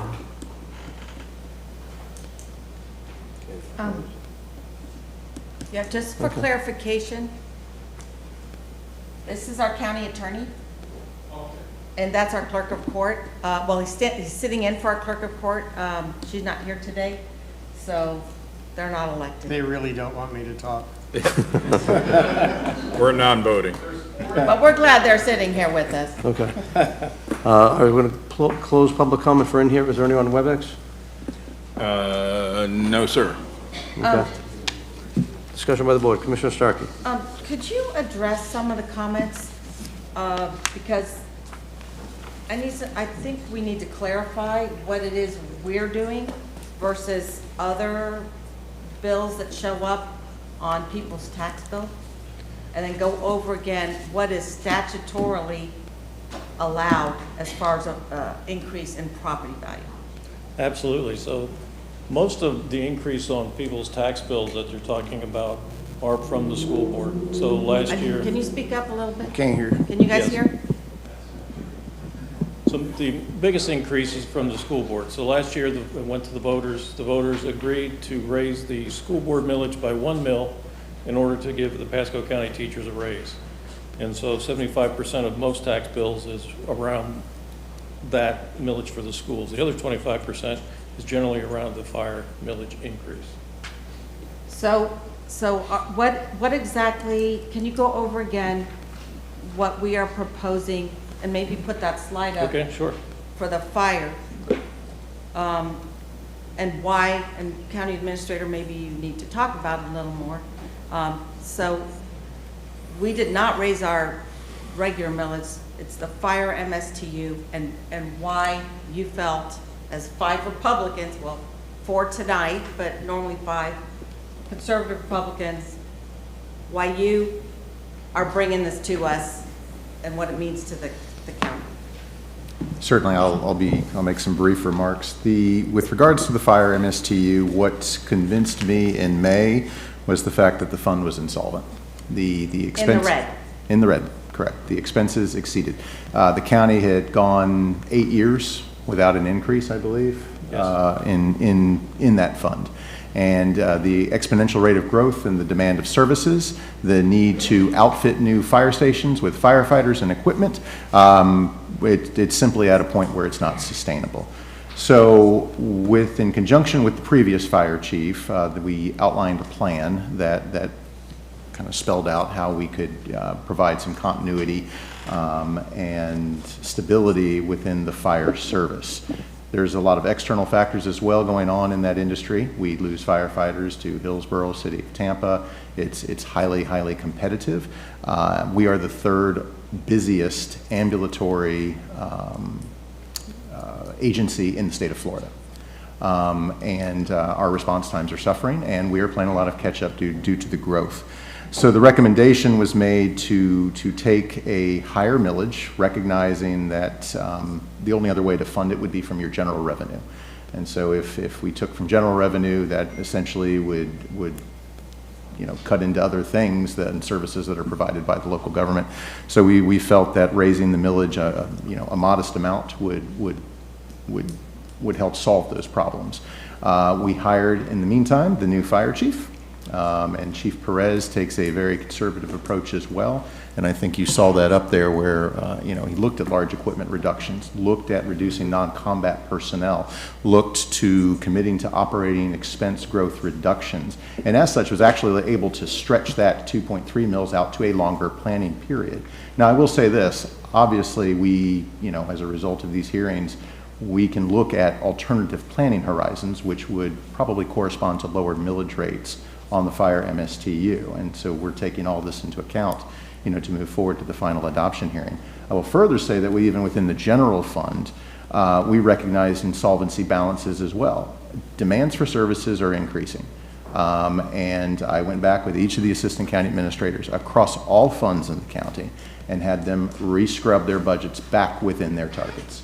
And, if there's contracts that aren't going to work, well, then they're not going to work. So I do believe that a lot of these citizens' concerns have been taken care of in the process. At this point, any reductions in any of those would simply mean reductions in service, in which case I would need feedback from the board on where you would want to go with that. But I want to go back to the fire MSTU. I do believe that Chief Perez and these things that we have outlined here are necessary for the fire service to continue to provide, to be there when people need it, as we saw in the hurricane, just as a recent reminder. Okay, and Commissioner Starkey, I'll just touch on that. And Mr. Cavelli, you make a good point as far as we're trying to cut where we can. Chief Perez, thank you so much for actually looking at it right off the bat and telling me the other day, as I said, was we're out there looking at the damage out in the area, that you found some ways to cut, and you're going to continue to work with our staff to go forward. As we look at this today, this is setting a tentative millage, and the key word's tentative there. I want to give you the time to take that 10-year window, bring it down to the 5-year. I think with the other capacity that you have, maybe it gets lower and lower. So however it comes out, I want you to bring it back to us. And as you talked, you may give us a few options as we do the adoption in a couple of weeks from now.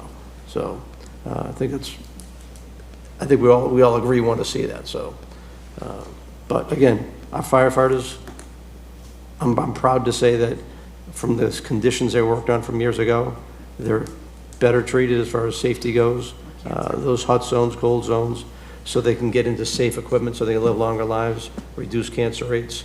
I think it's something that I want to continue to go do. I want to make sure that we protect everybody's, let's say, not to leave this county to go somewhere else. And we've been through that for years, where they would work in Pasco County, stay here for a little bit of time, because they can make a little bit more money down the street. All that time and money we spent training and building our people, we lose the people down the street. We don't want to do that. Commissioner Starkey. Well, I wanted to reiterate, because I'm not sure from some of the comments that we heard that they understood that what we're talking about is we will go through the expense of hiring. It happens with our deputies big time, but now it's happening with our firefighters. We will hire them, outfit them, train them. That's a lot of money before they're on the street helping.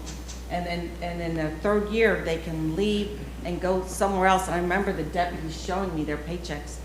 Boom, $10,000 more working for Hillsborough than working for us, but still living here. And it's a frustrating thing for us to have to, when other areas raise their prices, we have to be competitive to keep our deputies here. And I think we're even behind on the amount of deputies and firefighters that we need.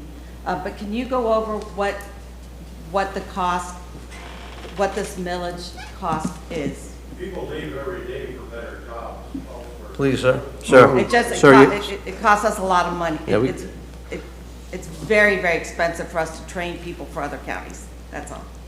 What's the millage increase on the fire MSTU? Because we're not raising the millage on the property. Correct.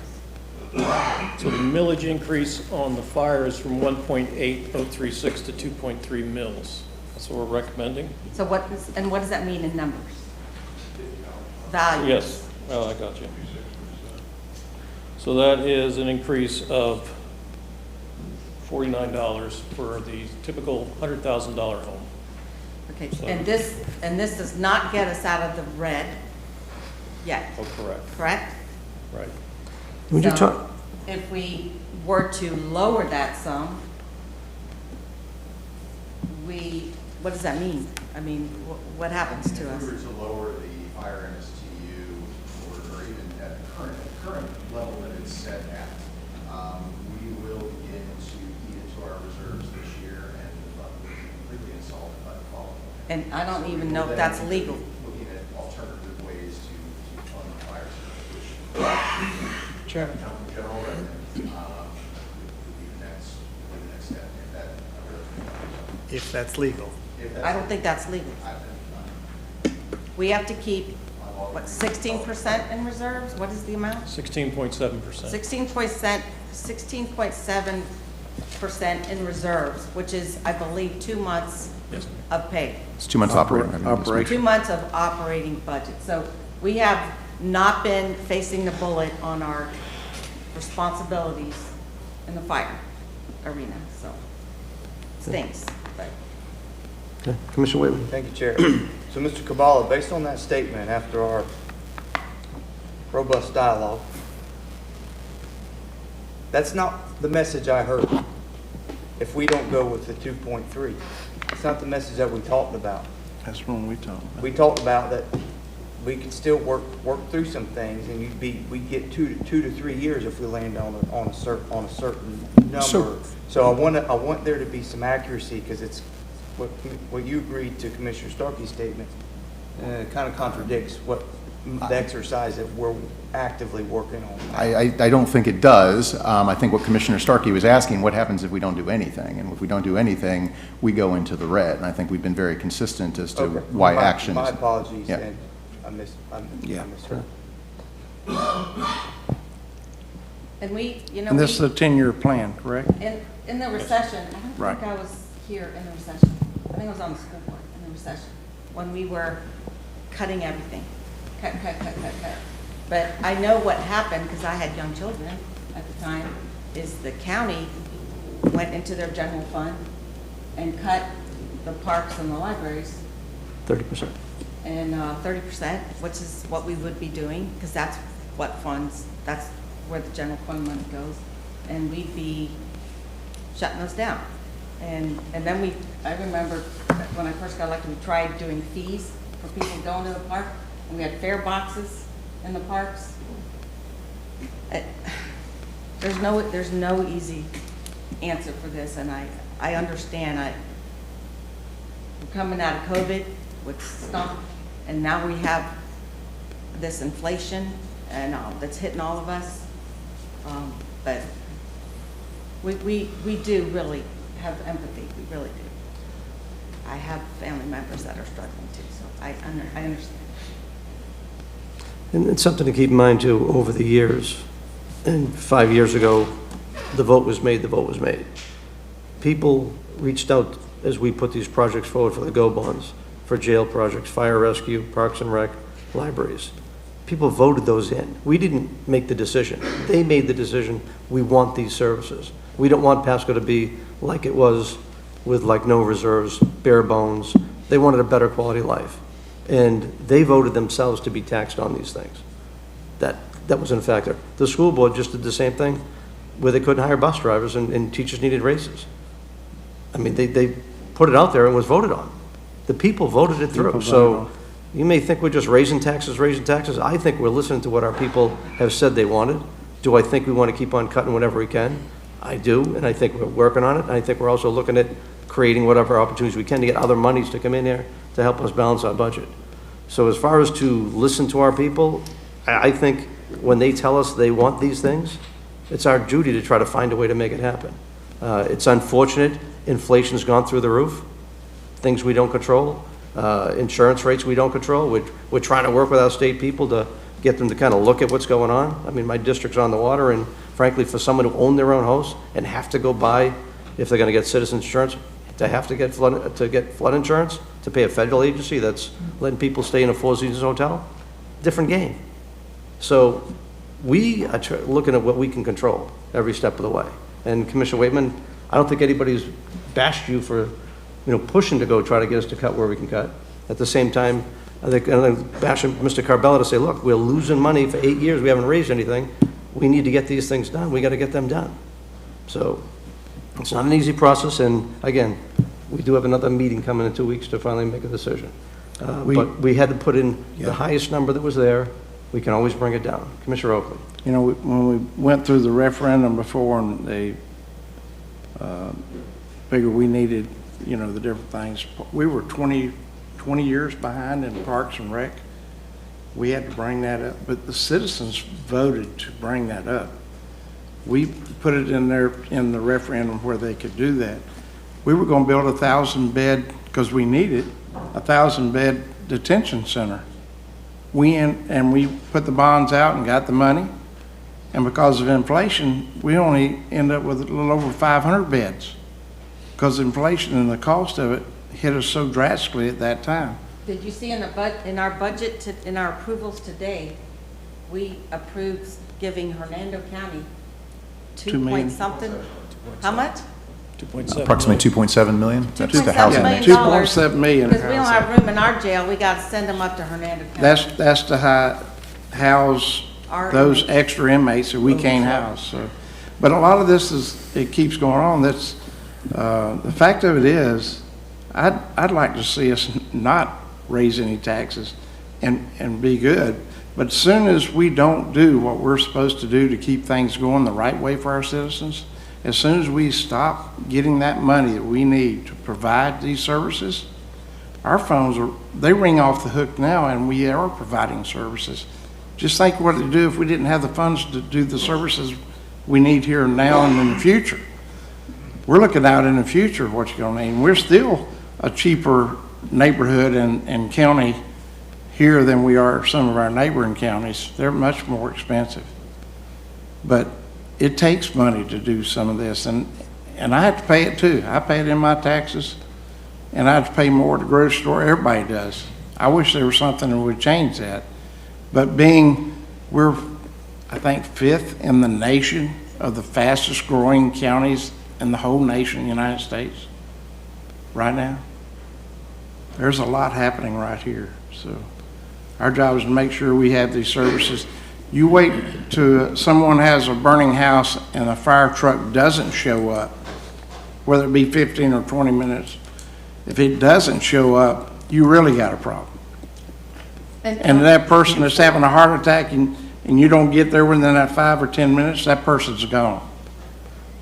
We got to stop that kind of thing. And by building these extra fire stations, providing that service, cutting that service from 20 minutes to 5 and 10 minutes, it makes a lot of difference for our citizens in Pasco, and they want that service. I know it's expensive for all of us, but our citizens deserve good service. Another thing, just one other thing, and I'll quit. There were things firefighters wanted too, like more Kelly days in their contract, so they could have a little more time off, because they get worked pretty quickly in what they do in a fire. A firefighter going to a fire and working in a fire doesn't last but about 15 minutes, because he's exerting every bit of his energy in that 15 minutes that he arrives. So when that first call comes, and we put out there about 12 to 16 people on that first call of a fire. They're only going to last 15 minutes when they start fighting that fire. A lot of people don't know that. The fact of it is, we got another group coming right behind them, because they're going to have to relieve them in about 15 or 20 minutes. So it's amazing what you have to do and what you have to provide to have fire service, police service, and all the different services we have to look out for the counties. Flood issues and everything else, we tried to work hard on all these issues. But it costs money. It actually costs too much money to do a lot of things. But we got good people. And you're talking about a couple of things right there. And one gentleman made a comment about the people that we had to go evacuate. right? We made it mandatory. We didn't want to make Lee County's mistake and wait too long to tell people they had to go. So we pushed, and my message never changed, and I didn't see anyone else's message change. You had to go out. And I will say the following day, I heard people say, well, I heard on the news it was only about a foot storm surge, so I stayed in. So that misinformation might have slowed people down. I'm just telling you, that's what people told me. So going through that, even still coming back into the conversation that we had today at the board meeting was to say, let's go look at shutting down water, shutting down electric, just having patrols out there to go through so that people are safe. So we know we need to get people evacuated, we need to go forward. It's something that happened years ago. We used to flood out all the time. Watched it on the news. I ran in 2004 the first time. I watched 4 hurricanes go through and watched my people get flooded all over the place. What did I think my people wanted me to do? Was to go fix the flooding. I took every course I could. Because we did it? Yes. But are we a better place to live? I think so. One thing to that fact, a mandatory move, time to leave. A lot of people wouldn't move. Even after a mandatory move to get inland, we still, our fire service and our police officers still had to go out and pull out 184 people that did not leave. And they were mostly elderly. And you can't get away from the water. Water kills. So if you don't pull yourself inland and get that help to get inland, then we have to go service. There was 2 fires on houses we couldn't even get to because they were flooded. Mr. Starkey? Yep. So I want to go back to some of the comments that people made about the increase on their bills, because I don't understand how you can go up 80% or whatever some of the numbers were. So, and I would love for you to give that to him. What statutorily on the part that we can control, I mean, say it's 3% on homesteaded, right? Correct. So can you go over that? Taxable to explain assessed to value everyone? cannot increase by more than 3% or the rate of inflation, whichever is less. This Less. year, the rate of inflation is more, but for the 14 of the past 15 years, the rate of inflation has been less than 3%. And so this year, 3%, your taxable assessed values can't increase by more than 3%. Okay, and what about non-homestead? Because I also have a non-homesteaded home. Non-homesteaded properties can't increase by more than 10% taxable assessed So values. who was the guy from Suffolk Hills? We had 2 of them increased by No. No, we can't take public. Okay, so I just, it's not coming from the count, those increases aren't coming from us, I don't know what they're coming from, but from our part, it cannot go up more than 10%. Well, if they show those values, Yeah, then you you- go talk to the I- property appraiser, I don't know what. because they're the one that set those values, not us. But even if your value has gone up 50% or 60%, your taxable increase cannot go up more than 10%. Exactly. So Yes. if you think there's an issue there, and you think something's wrong, please contact the Property appraiser. Value Adjustment Board? Well, Property appraiser. there's a, Because it they would cannot go up petition, more than 10%. they would first call would be to the property appraiser's office, but they have X number of days to petition for review by the Value Adjustment Board. It's on the bill. I'm ready to go to Or on the trim notice, sorry. And Bob, talk about, if you would, the homesteaded properties that people buy, and then when they buy it the year later, the taxes go up because they don't have the same discounts or the values significantly been protected all those years, how it goes up. Exactly, that's a good point. So if a property owner's in the property, there's a difference between the market value of your home and the taxable assessed value of the home. The market value is going to be much higher than the taxable assessed value. Once you sell that home, the taxable assessed value resets to the market value. So if you buy a new home, you're automatically going to be paying more taxes on that property just because it's reset to the market value, not the taxable assessed value. The property appraiser's website actually has a calculator on it that when you buy a new home, you can calculate what the tax bill that you can expect on that new home. There it is. Yeah. So, and then you need to file for your homestead exemption if you live in it 50% of the time. And then the following year, it cannot go up more than 3%. Yes, ma'am. There's actually 11 homestead exemptions. The homestead exemptions we're showing here are 2 of the homestead exemptions, which everybody should have. but there are 11 altogether. So I encourage people to go to the property appraiser's website and research all those 11 different exemptions. Okay. Commissioner Wayne? I just have one final comment. I truly believe, Get yelled at for not being in the microphone. I truly believe we have a greater disparity in wealth in our county than we ever have with all the new folks that have moved here, with all the new money that's moved here. The folks that have moved here from out of state have come here with a larger pot of money than our existing longer-term residents, pre-COVID residents. With property values and people flocking here have skyrocketed, our existing residents, dollar for dollar, can't keep up with the new folks, in my opinion. And when we tax them, they're not able to keep up with this new kind of cost of living that we now have.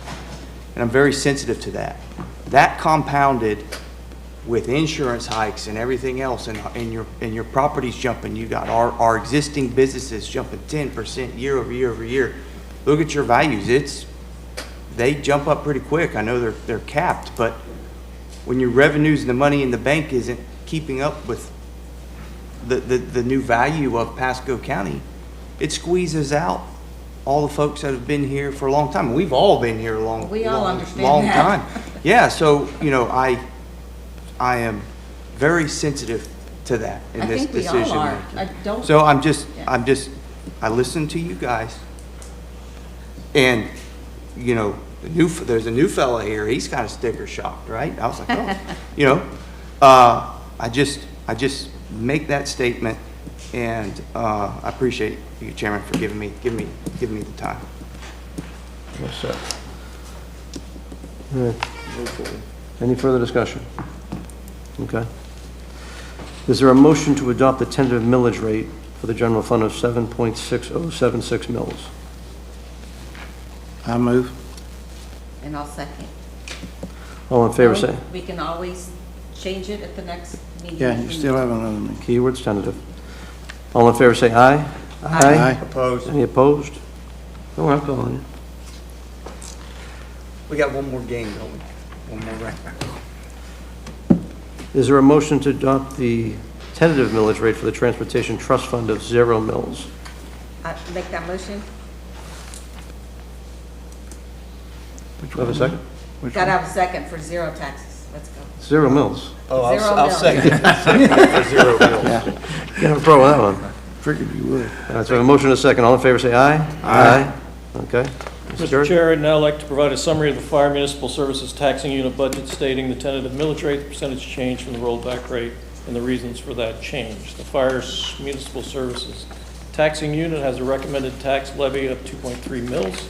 This represents a 40.73% increase from the rollback rate of 1.6343. The increase in property values results in an additional $21.7 million in property tax revenue.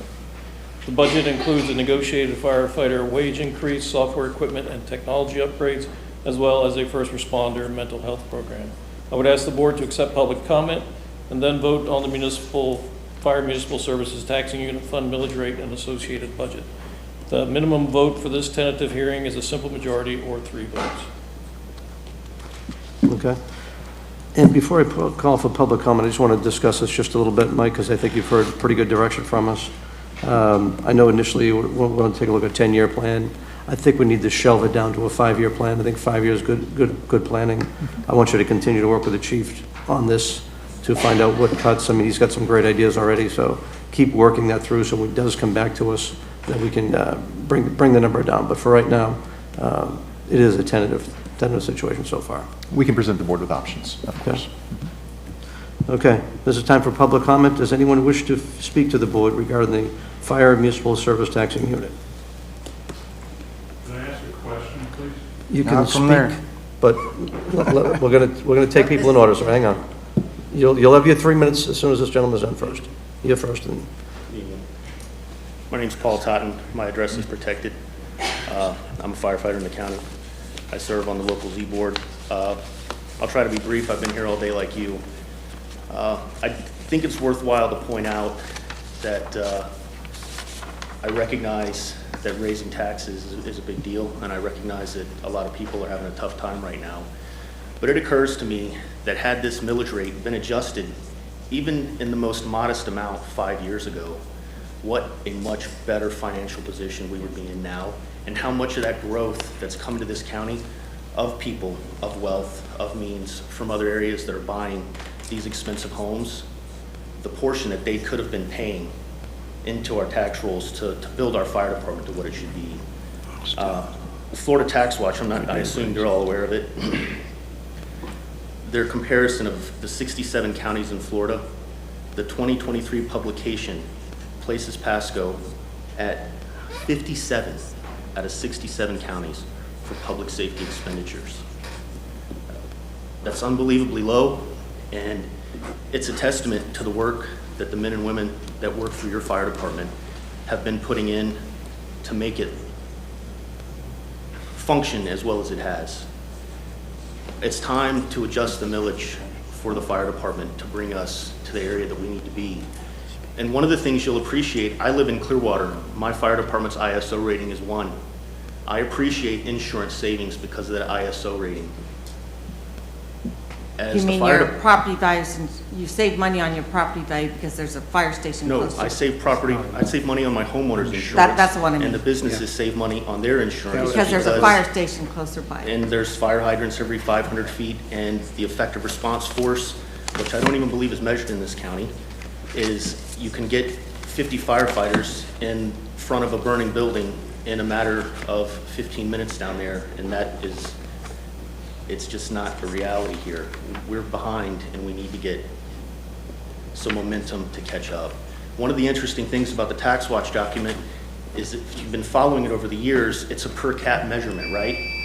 Well, this year we dropped, and it's a byproduct of our millage, our revenue coming in, not matching the population coming in.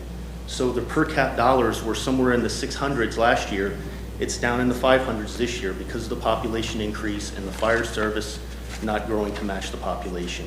Look at the amount of hospitals that have been built in the county, the amount of Publix, the amount of all these other service buildings to serve the citizens, and then compare that with the growth of fire departments and fire stations in the county. We simply have not been keeping up.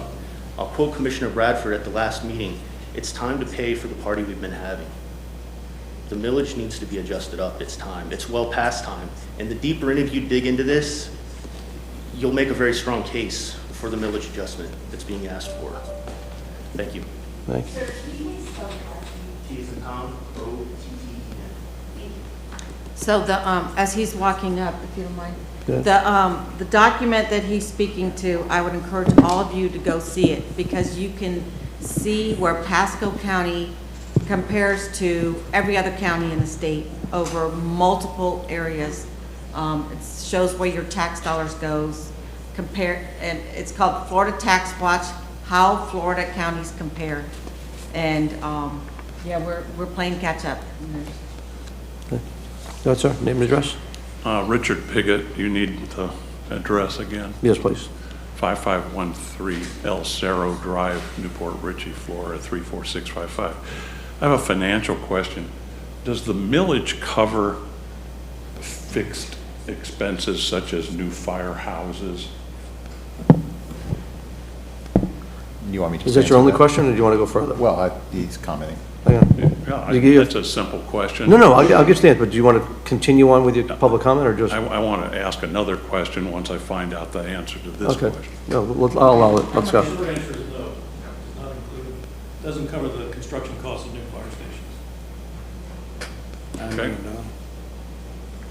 That doesn't make any sense then. Includes the operating costs. Okay, so where do you get the money if you don't have a bond for new fire stations that you've been building the last number of years? The primary way is through bond or loan and through impact fees. I don't see any amortization of a bond in here. Is the amortization of the bond in the millage? It's okay to stay up there. Stay up there and Just stay there. save us all That time. service is part of the fire fund budget. Well, you have separate go bond millage, Bob. Yes. Okay, thank you. And sir, our budget is online. You can go check out our budget. I encourage you to do that. That's a little late for that now. Thank you. Okay. Is there anyone else who would like to speak to the fire municipal service taxing unit? I got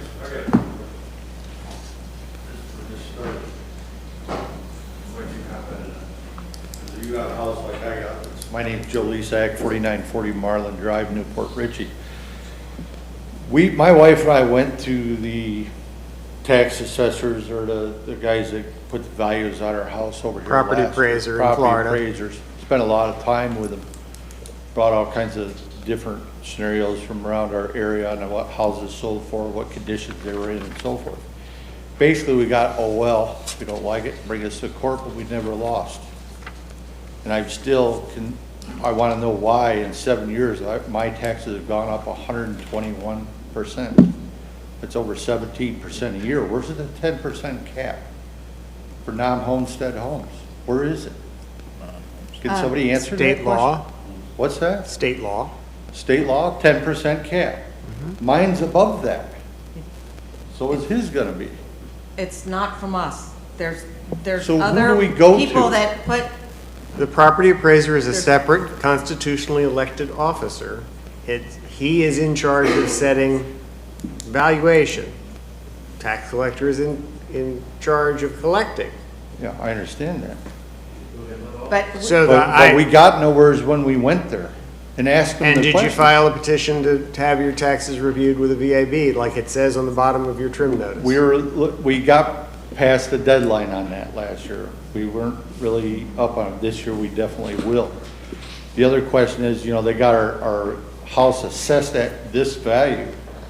That's on a fictitious market because no houses are the same that sell in that area because we're not homesteaded. That's how they get the value. My question is, what's my house worth now since interest rates have gone way up and the flooding that's happened that side of 19? Who's going to even want to buy the house now?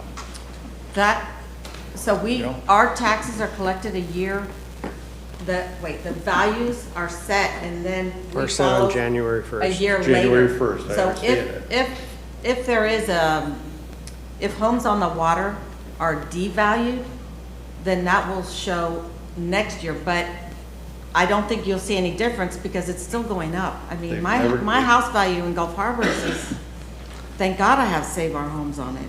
It's doubled since I moved there 5 years ago.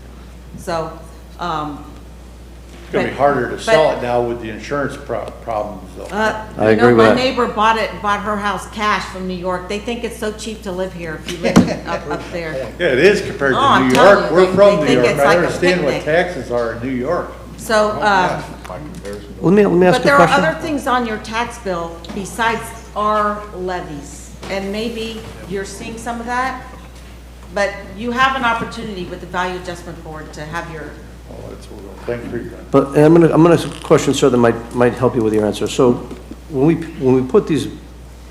these GO bonds were passed and the school millage was passed, Yes, sir. could that drive it up more than 10% for somebody? We've done some research while the folks are up here talking, and this gentleman in particular, what they're doing is they're comparing the tax rate that they'll be charged next year to the rolled back rate. We don't currently charge the rolled back rate, so you should be comparing column 1 to column 3. Most people are comparing column 2 to column 3. That's where you get the 120% increase. okay, I figured something was going on. No, that's not true.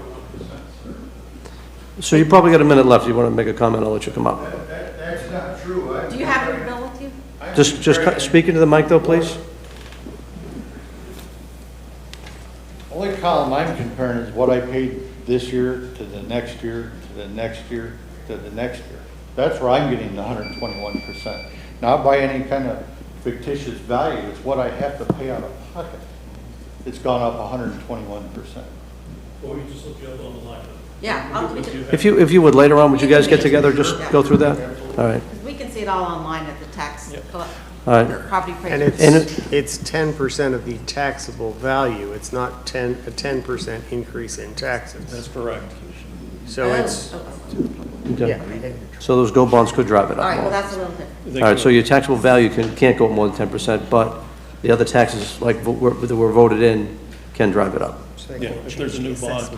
And the millage of the school board as well. Okay. All right. Anyone else here for public comment?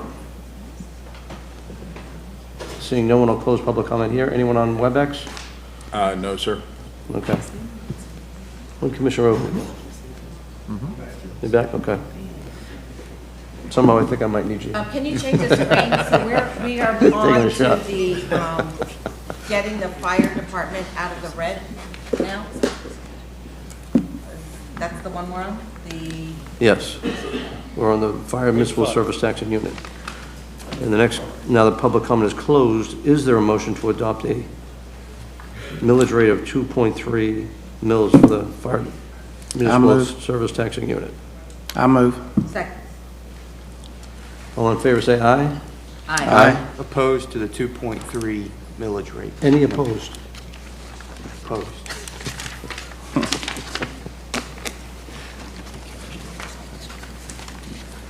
All right, thank Sure. you. I'd now like to provide a summary of the 8 voter-approved debt service millage rates. These millage rates are levied to repay the debt service for the general obligation bonds, to include 2 tranches each for the jail, the fire rescue projects, the parks and recreation projects, and the library projects. The 8 individual millages rates are listed in Table 1 in your handout. Rather than read this chart into the record, we have provided copies to each commissioner, board records, and members of the audience. I ask the board to accept public comment and then to vote on each debt service millage rate independently. There is no vote requirement for these millage rates, so a simple majority or 3 votes is all that is needed. Does anyone wish to speak to the board regarding any of the 8 bond millage rates? Seeing no one opposed? Anyone on WebEx? No, sir. Okay, we'll close public comment.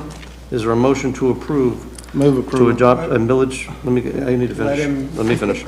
Is there a Let him motion to finish. adopt a millage rate of .0293 mils for the 2019A jail facility bond? I have a question. So moved. Oh, I move. All right, Oh, you we did? have a motion and a second. right. We have a question? I have a question. Commissioner Waitman? To clarify, are these numbers the same as the previous? I think on the whole, they're dropping, aren't they, Bob? Yes, sir, they'll drop because as Lower tax. assessed values go up, Be you need a nice. lower millage rate to collect the same amount. Yeah, they're just set to generate the same amount of revenue to pay the debt service. That level of detail is appreciated. Thank you. Okay. I agree. That should be more communicated that this is less. Okay. Thank you. We have a motion and a second. All in favor, say aye. Aye. Any opposed? Is there a motion to adopt the millage rate of .0234 mils for the 2019B fire rescue bond? So moved. Second. And under discussion, Under discussion? the attorney told me if we don't approve it, we're in default and we're all going to jail. Well, I didn't say jail, but. We'll go to but- Hernando. But these, We'll go to but- Hernando But County. staff is preparing millages to make sure that you comply with your bond covenants for these general operating. So did, That's where the number. so did this one go down like the previous 8? Yes, sir. I appreciate that level of detail. The others should do the same. All in favor, say aye. Aye. Any opposed? Is there a motion to adopt a millage rate of .0109 mils for the 2019 C Parks, Recreation, and Natural Resources Bond? So moved. Second. Any further discussion? Same question. It has reduced, has gone down. Thank you for that level down. of detail. Say it louder. Everyone will be the same. All in favor, say aye. Aye. Any opposed? Is there a motion to adopt a millage rate of .0107 mils for the 2019 D Libraries Bond? So moved. Second. Any further discussion? All in favor, say aye. Aye. Any opposed? Motion passes.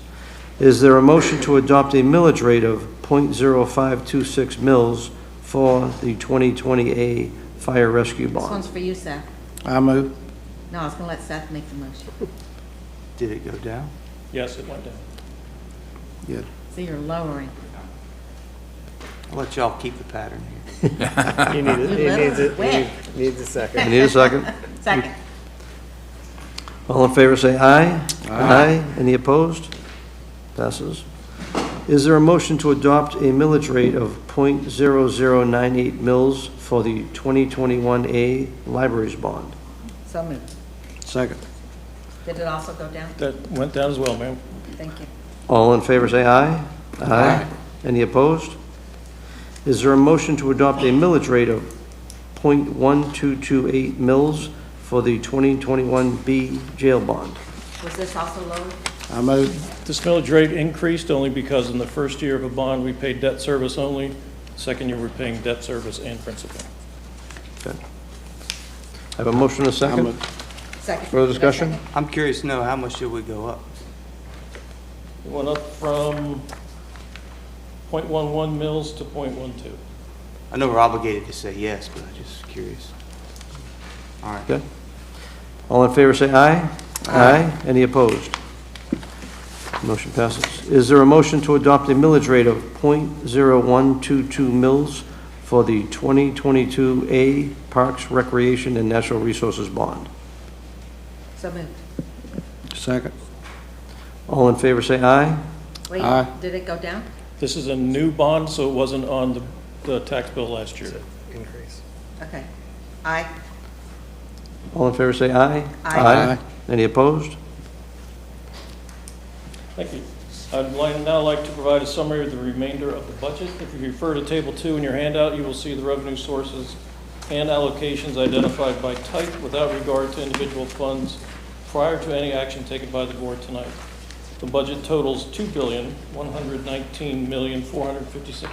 $2,119,456,605 net of interfund transfers. I ask the board to accept public comment, then vote on the tentative budget.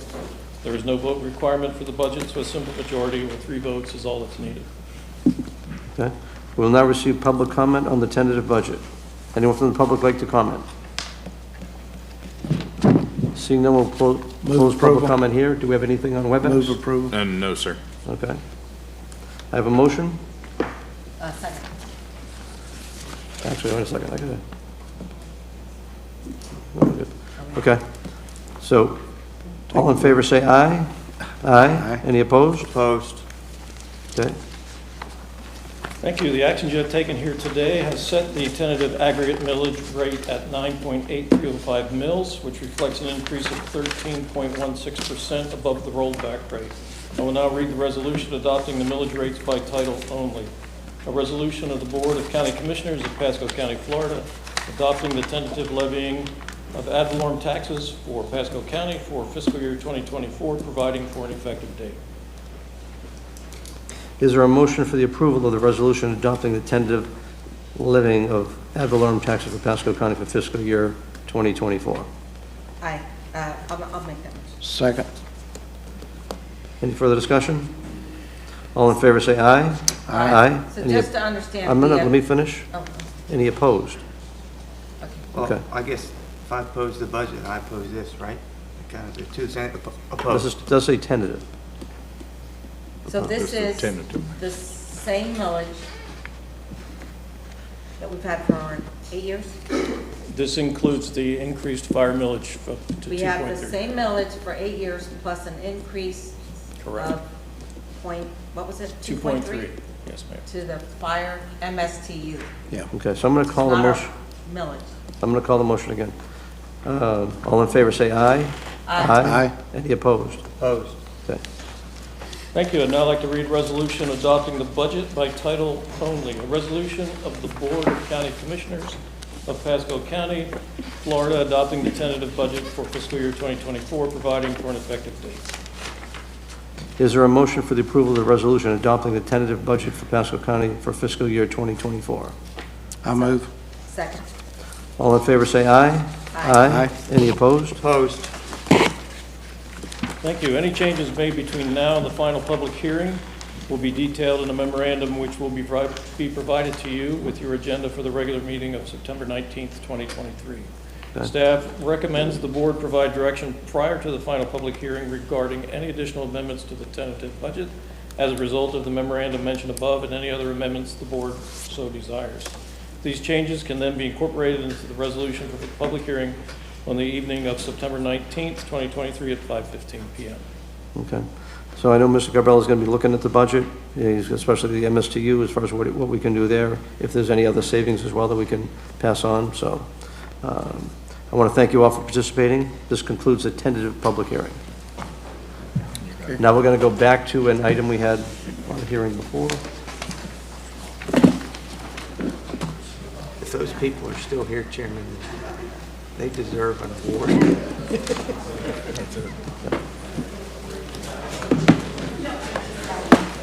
People here. The tentative budget and millage hearing, not the tentative public hearing. Yeah. Because we did a public hearing. Oh, let's. I know. Have them fix it. Back in the 80s. That one, newspaper. Bob, see what Bob went way off skit. Wrote a story that everybody He read. had a whole little paragraph in there, or two.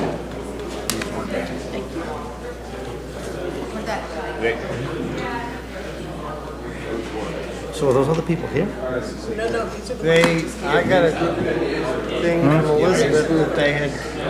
I do, but I was They going were. to go have a drink with them, but if they don't hurry. We'll take a I'm out.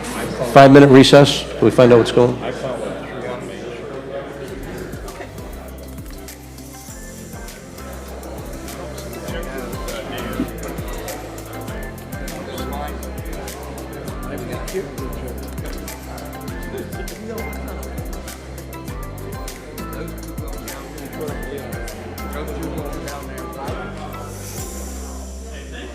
Welcome to the show. You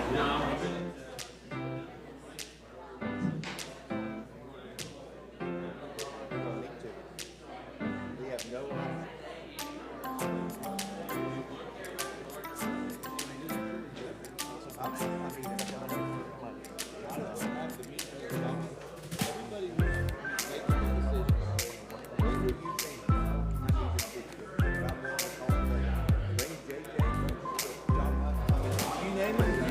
We'll get him in the room. Pasco County is not a county, it's a city. And you're providing fire services and police services.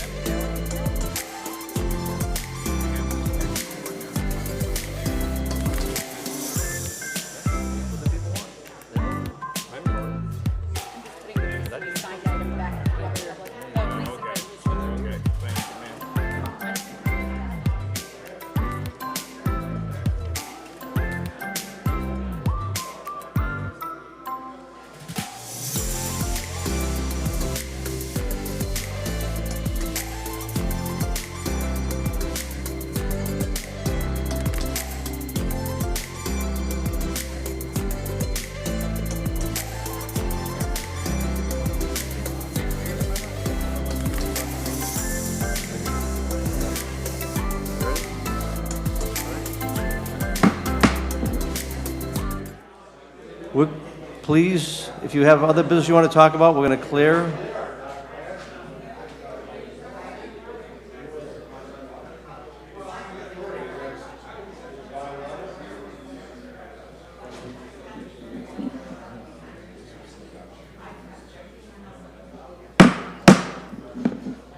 We're going to continue the public hearing.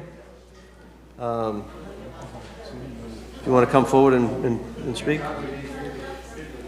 Please clear the courtroom, the commission room. Thank you.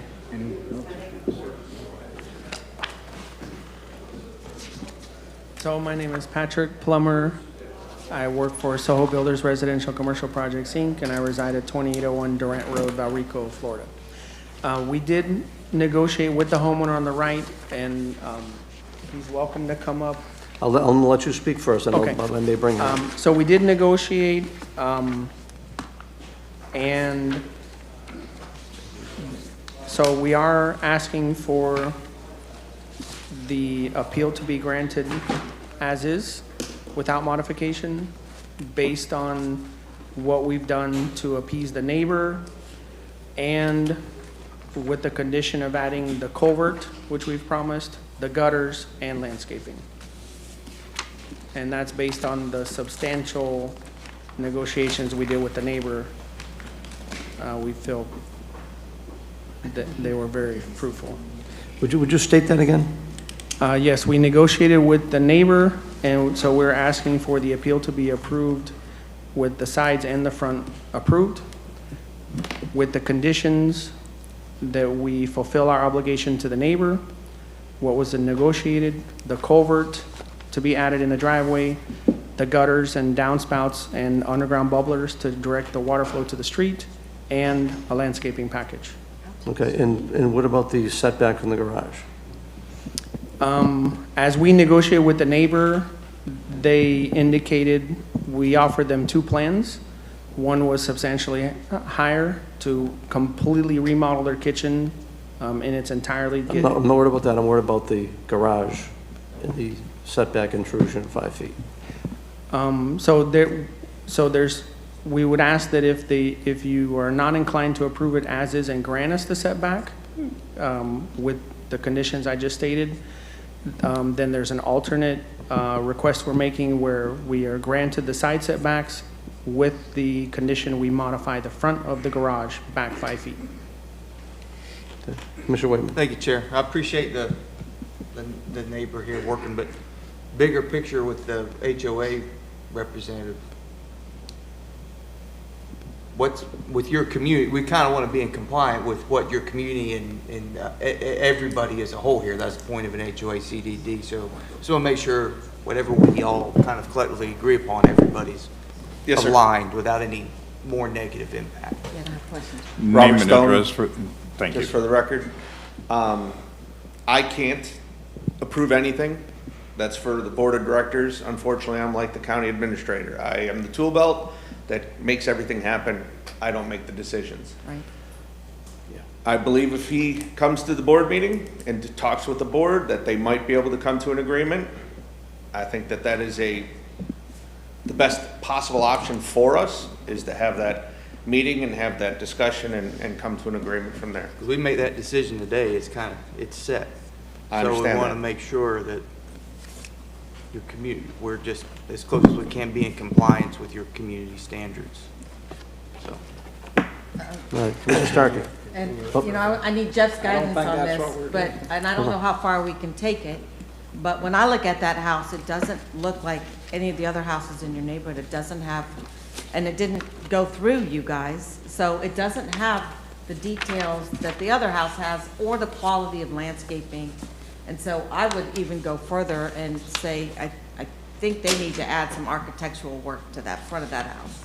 I mean, I went down the street on Google Maps. The other houses have rock or brick or shutters and some trim. There's nothing on this house. So I would ask that you also improve the aesthetics of that house with some architectural work and absolutely landscape the heck out of that front. Yeah, like Paget is just finished celebrating their 50th anniversary. And we have some homes that are right about 50 years old and some that are only about 5 to 10 years old, including this one, which is now coming up on a year. So there's a wide variety, definitely, of architectural styles. Yeah, but there's no one that's like this one that has nothing. No That's true. landscaping and no architecture. That's true. So I would ask as much as I can, what can I ask? Well, based on the comments I'm hearing, if the board is concerned about the ultimate position of the homeowners association and whether they're going to take action based on the setbacks, I would continue the item until your October 10th meeting to give them time to petition the homeowners association and have an answer from them. Well, that's because nice. otherwise That's what we are. you're Yeah. sort of cutting the rug out from under the association. I think that's great advice. So I think, That's what I'm gonna and we require can if it help comes to as me. far as talking about architectural standards we've done with new communities coming in, so that you can take a look at that. The setbacks in the front, I think, are the most critical. You'll compromise with the neighbor, being that you've encroached on his, is coming to an agreement with him. So I would say, make sure you have that agreement in place, have this setback so it goes back to the 25 feet.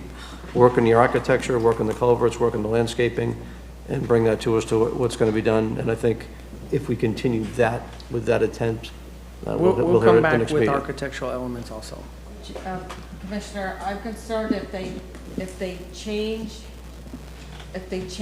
the facade of that house, you don't know what it's gonna look like, and we could make something worse. And we don't wanna make something worse for the neighborhood than what it is already. We'll come back with the recommendation from the HOA as to are they going to accept it as it is, but add architectural elements, landscaping, culvert, gutters, and making the neighbor happy. And I do have one question. Since, are those windows, the permitted windows that you have in the house, or did you, are those legal? I'm not the builder, so I would have to They're go in to the the building bathroom. department and ask them if the size of the windows is something that needs to be revised. I could tell you that the lintel that goes over the windows doesn't change. Right. So I don't believe the height of the window specifically. I think you spec window openings, and you didn't build what I saw. If that's a bathroom, though, that's normal to have small windows up Yeah, higher. I got the full. So you don't see into the I'm bathroom. just saying, they didn't build what they submitted. We could also submit why a we're here. revision to reflect that. So we're gonna continue to when? October? October No. 10th is your next Dade City meeting. Okay. I'd move we continue this item till October 10th. Second. Okay? It's 1:30. 1:30, yeah. And hopefully staff can then give us a proposed with the recommendations and some alternatives if we need any, depending on what the association says. Okay, Okay? thank you, sir. All right. All in favor, say aye. Aye. Any opposed? All right. Thank you all very much. We're adjourned.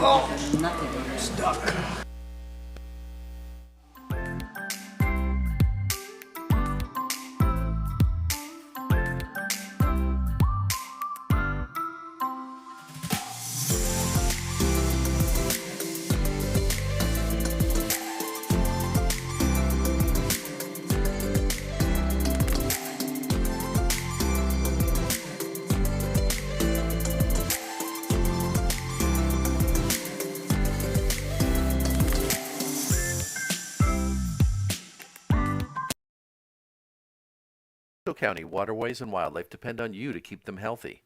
Excess fertilizer, grass clippings, trash, oils, and pet waste wash into gutters and storm drains when it rains. Stormwater carries these pollutants directly into our lakes and rivers, creating an unhealthy environment for fish, waterfowl, and other aquatic animals.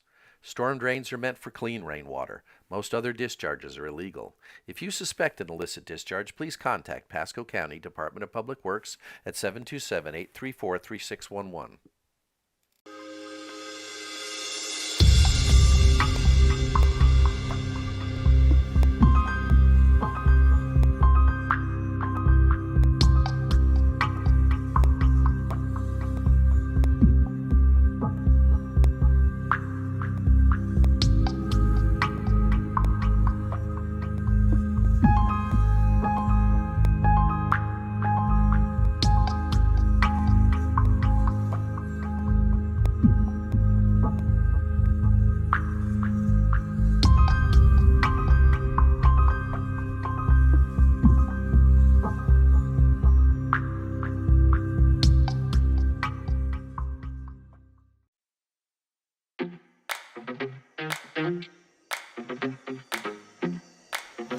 Do you like having fun and staying fit?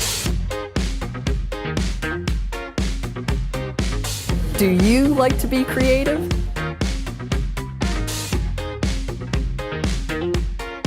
Do you like being part of your community? Do you like a little friendly competition?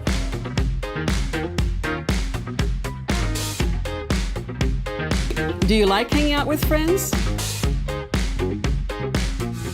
If you're saying yes, then come join us here at Pasco County Senior Services. We have locations across the county for you to get out and enjoy great company every weekday. And that's not all. Do you like good food? We have free lunch every weekday for those 60 and older. Just come in and sign up. If you like what you see, Come visit us at Senior Services. We can't wait to see you!